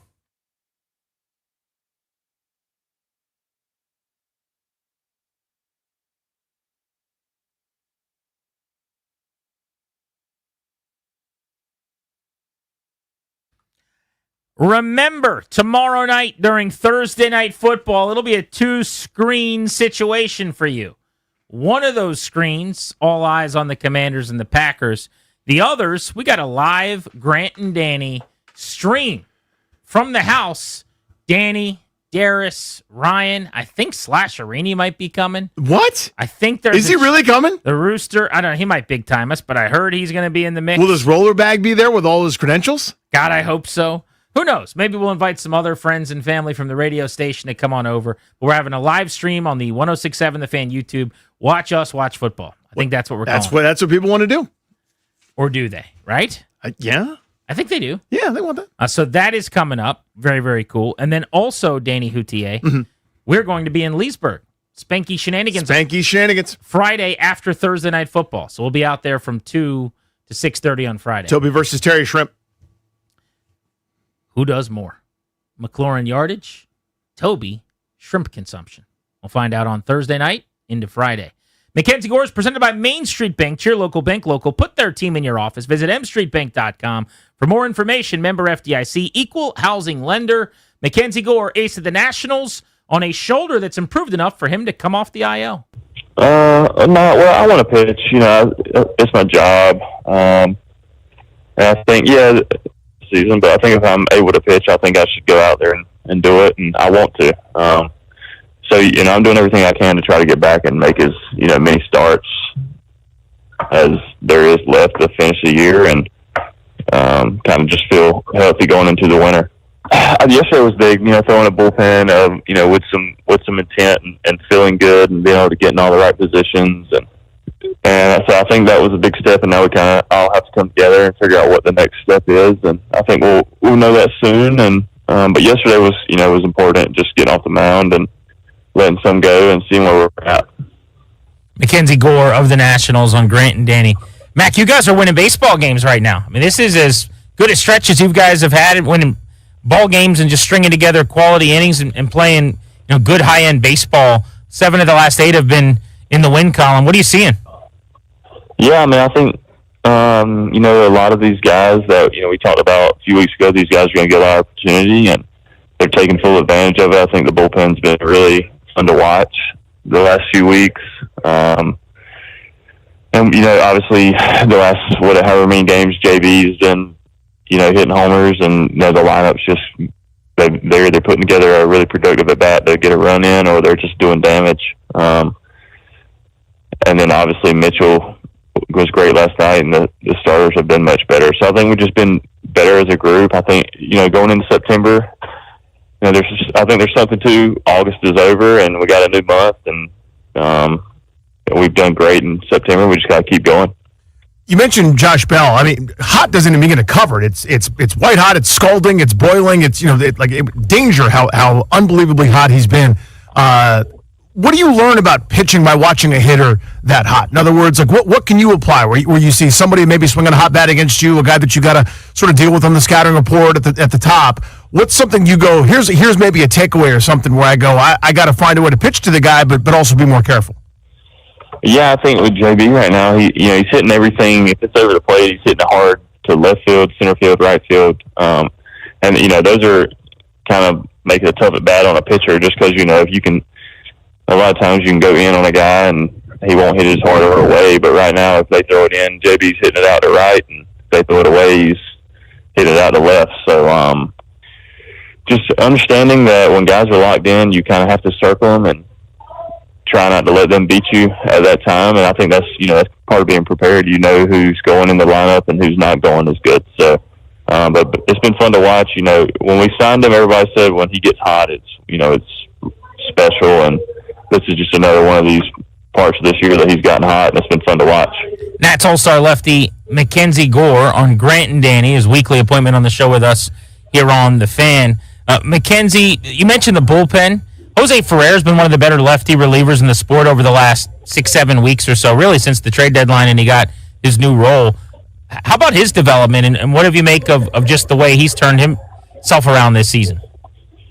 Yeah, I think it started when we signed Garcia. They're real close, and Garcia's been around a long time, and you know, I don't know exactly what was said or done, but I do know he started pitching better, and then obviously when you throw 100 with some off speed, you just kind of have to figure out what makes you successful, and when you figure that out, you just try to repeat that. And I think he struggled early, but he has great stuff, and he just, once you start seeing the success happen, then you start to believe it, and he's also been repeating it, and he's been on a roll. So, which has been huge for us, especially when we lost Finney and some other arms in the bullpen. But you know, these guys have stepped up, and Ferrer's, you know, taken that job and done it. He's been awesome. Are those some conversations you have with some of the younger guys about that? You know, because it's chicken or the egg, right? You need some confidence to get some success, and then the success gives you confidence. Is that something you've talked to some of those young guys, those bullpen arms about? You know, I'm not. No, I think everybody talks, and but you just kind of, you have to know what makes you good as a pitcher. And I think Doolittle and I think those guys playing together a lot throughout their careers helps, and they've all kind of pitched well at the same time. But you just have to know what makes you good, and when you figure that out, you know, get on the mound. Mackenzie, one of the things when we had Max on the show weekly back in the day that we ended up talking about a lot at the end of the season was the fantasy football league in the clubhouse. But so many of the veterans are going, I don't even know, unless Trevor Williams is running it. Like, do you guys even have a fantasy football league this year? Oh yeah, I'm the commissioner. Okay. You know, Corbin kind of passed it down, and I have all my questions are kind of back to him. Hey, what, you know, the scoring and all that. But hopefully I get some of the commissioner luck just because Corbin had won it the last 2 years. The commissioner of the league went back to back. That's a little fishy. Yep. You never really yeah, seen that's it. interesting, huh? But yeah, hopefully I get that luck. But we had a lot of guys that wanted to play, which was awesome to see. And yeah, you know, week one was great, and fantasy football is in full go now. Is there anybody in the clubhouse that like over talks about their team, or is like really into it, or is like, did you see what happened last night? Like, who's your biggest football fan that comes to mind? There's a lot of guys. Biggest probably talks about it too much. Right now, it's probably a Drew Millis. You know, he's got a lot of time on his hands right now, so he's got a good excuse. But you know, even when last year when he was in it, you know, Millis is always trying to make a trade or something, and Josiah is the same way. He always wants to make some type of trade. So there's, you know, we got a good group of guys, and it kind of, before the trade deadline, there's usually some action, so it makes it fun. Mackenzie, appreciate you as always, buddy. Talk to you next week. Yep. All right, see you. That was Mackenzie Gore. Our weekly interview with Gore is presented by Main Street Bank. It's your local bank local. Put their team in your office. Visit mstreetbank.com for more information. Member FDIC, equal housing lender. As we mentioned during the interview, the Nats have a chance to win 8 out of 9 games, believe it or not. They're looking for a sweep against the Marlins. Let's get you the leadoff presented by the Window Man. Since 1989, the Window Man's been the educational window company. Get your free in-home estimate or visit thewindowman.com's all-new Fairfax showroom. Danny, Jake Irvin on the bump tonight. He needs a good start. There's no way around that. He has not been particularly good for a huge portion of this season, but really the month of August and the beginning of September, it's a lot of crooked numbers, a lot of hits, a lot of base runners, a lot of traffic. Guys are squaring him up. He could use A couple more swings and misses, maybe working around the zone, maybe a little bit down, get some more ground balls, but he has scuffled for a little while. His ERA has really ballooned. Charlie Slow's Dave Jagler pregame coming up in moments. Enjoy the game tonight here on The Fan. Remember, we're live tomorrow, 2 to 6:30, ahead of the Commanders and the Packers. And then we've got our live stream during the game. You can watch us watch the game. We'll be in my basement hanging out as a show. And I don't know if there's an audience for that, but Danny seems to be very excited about it, so we're going to do it. It's the kind of cutting edge stuff that we should be doing, quite frankly, and it's the demand, and I understand everybody who wants to see that sort of thing. I get it. You've made that clear. I'm with you. 2 o'clock tomorrow, we get started previewing the game for 4+ hours. Thanks for checking us out on Grant and Danny. Nats are next on The Fan.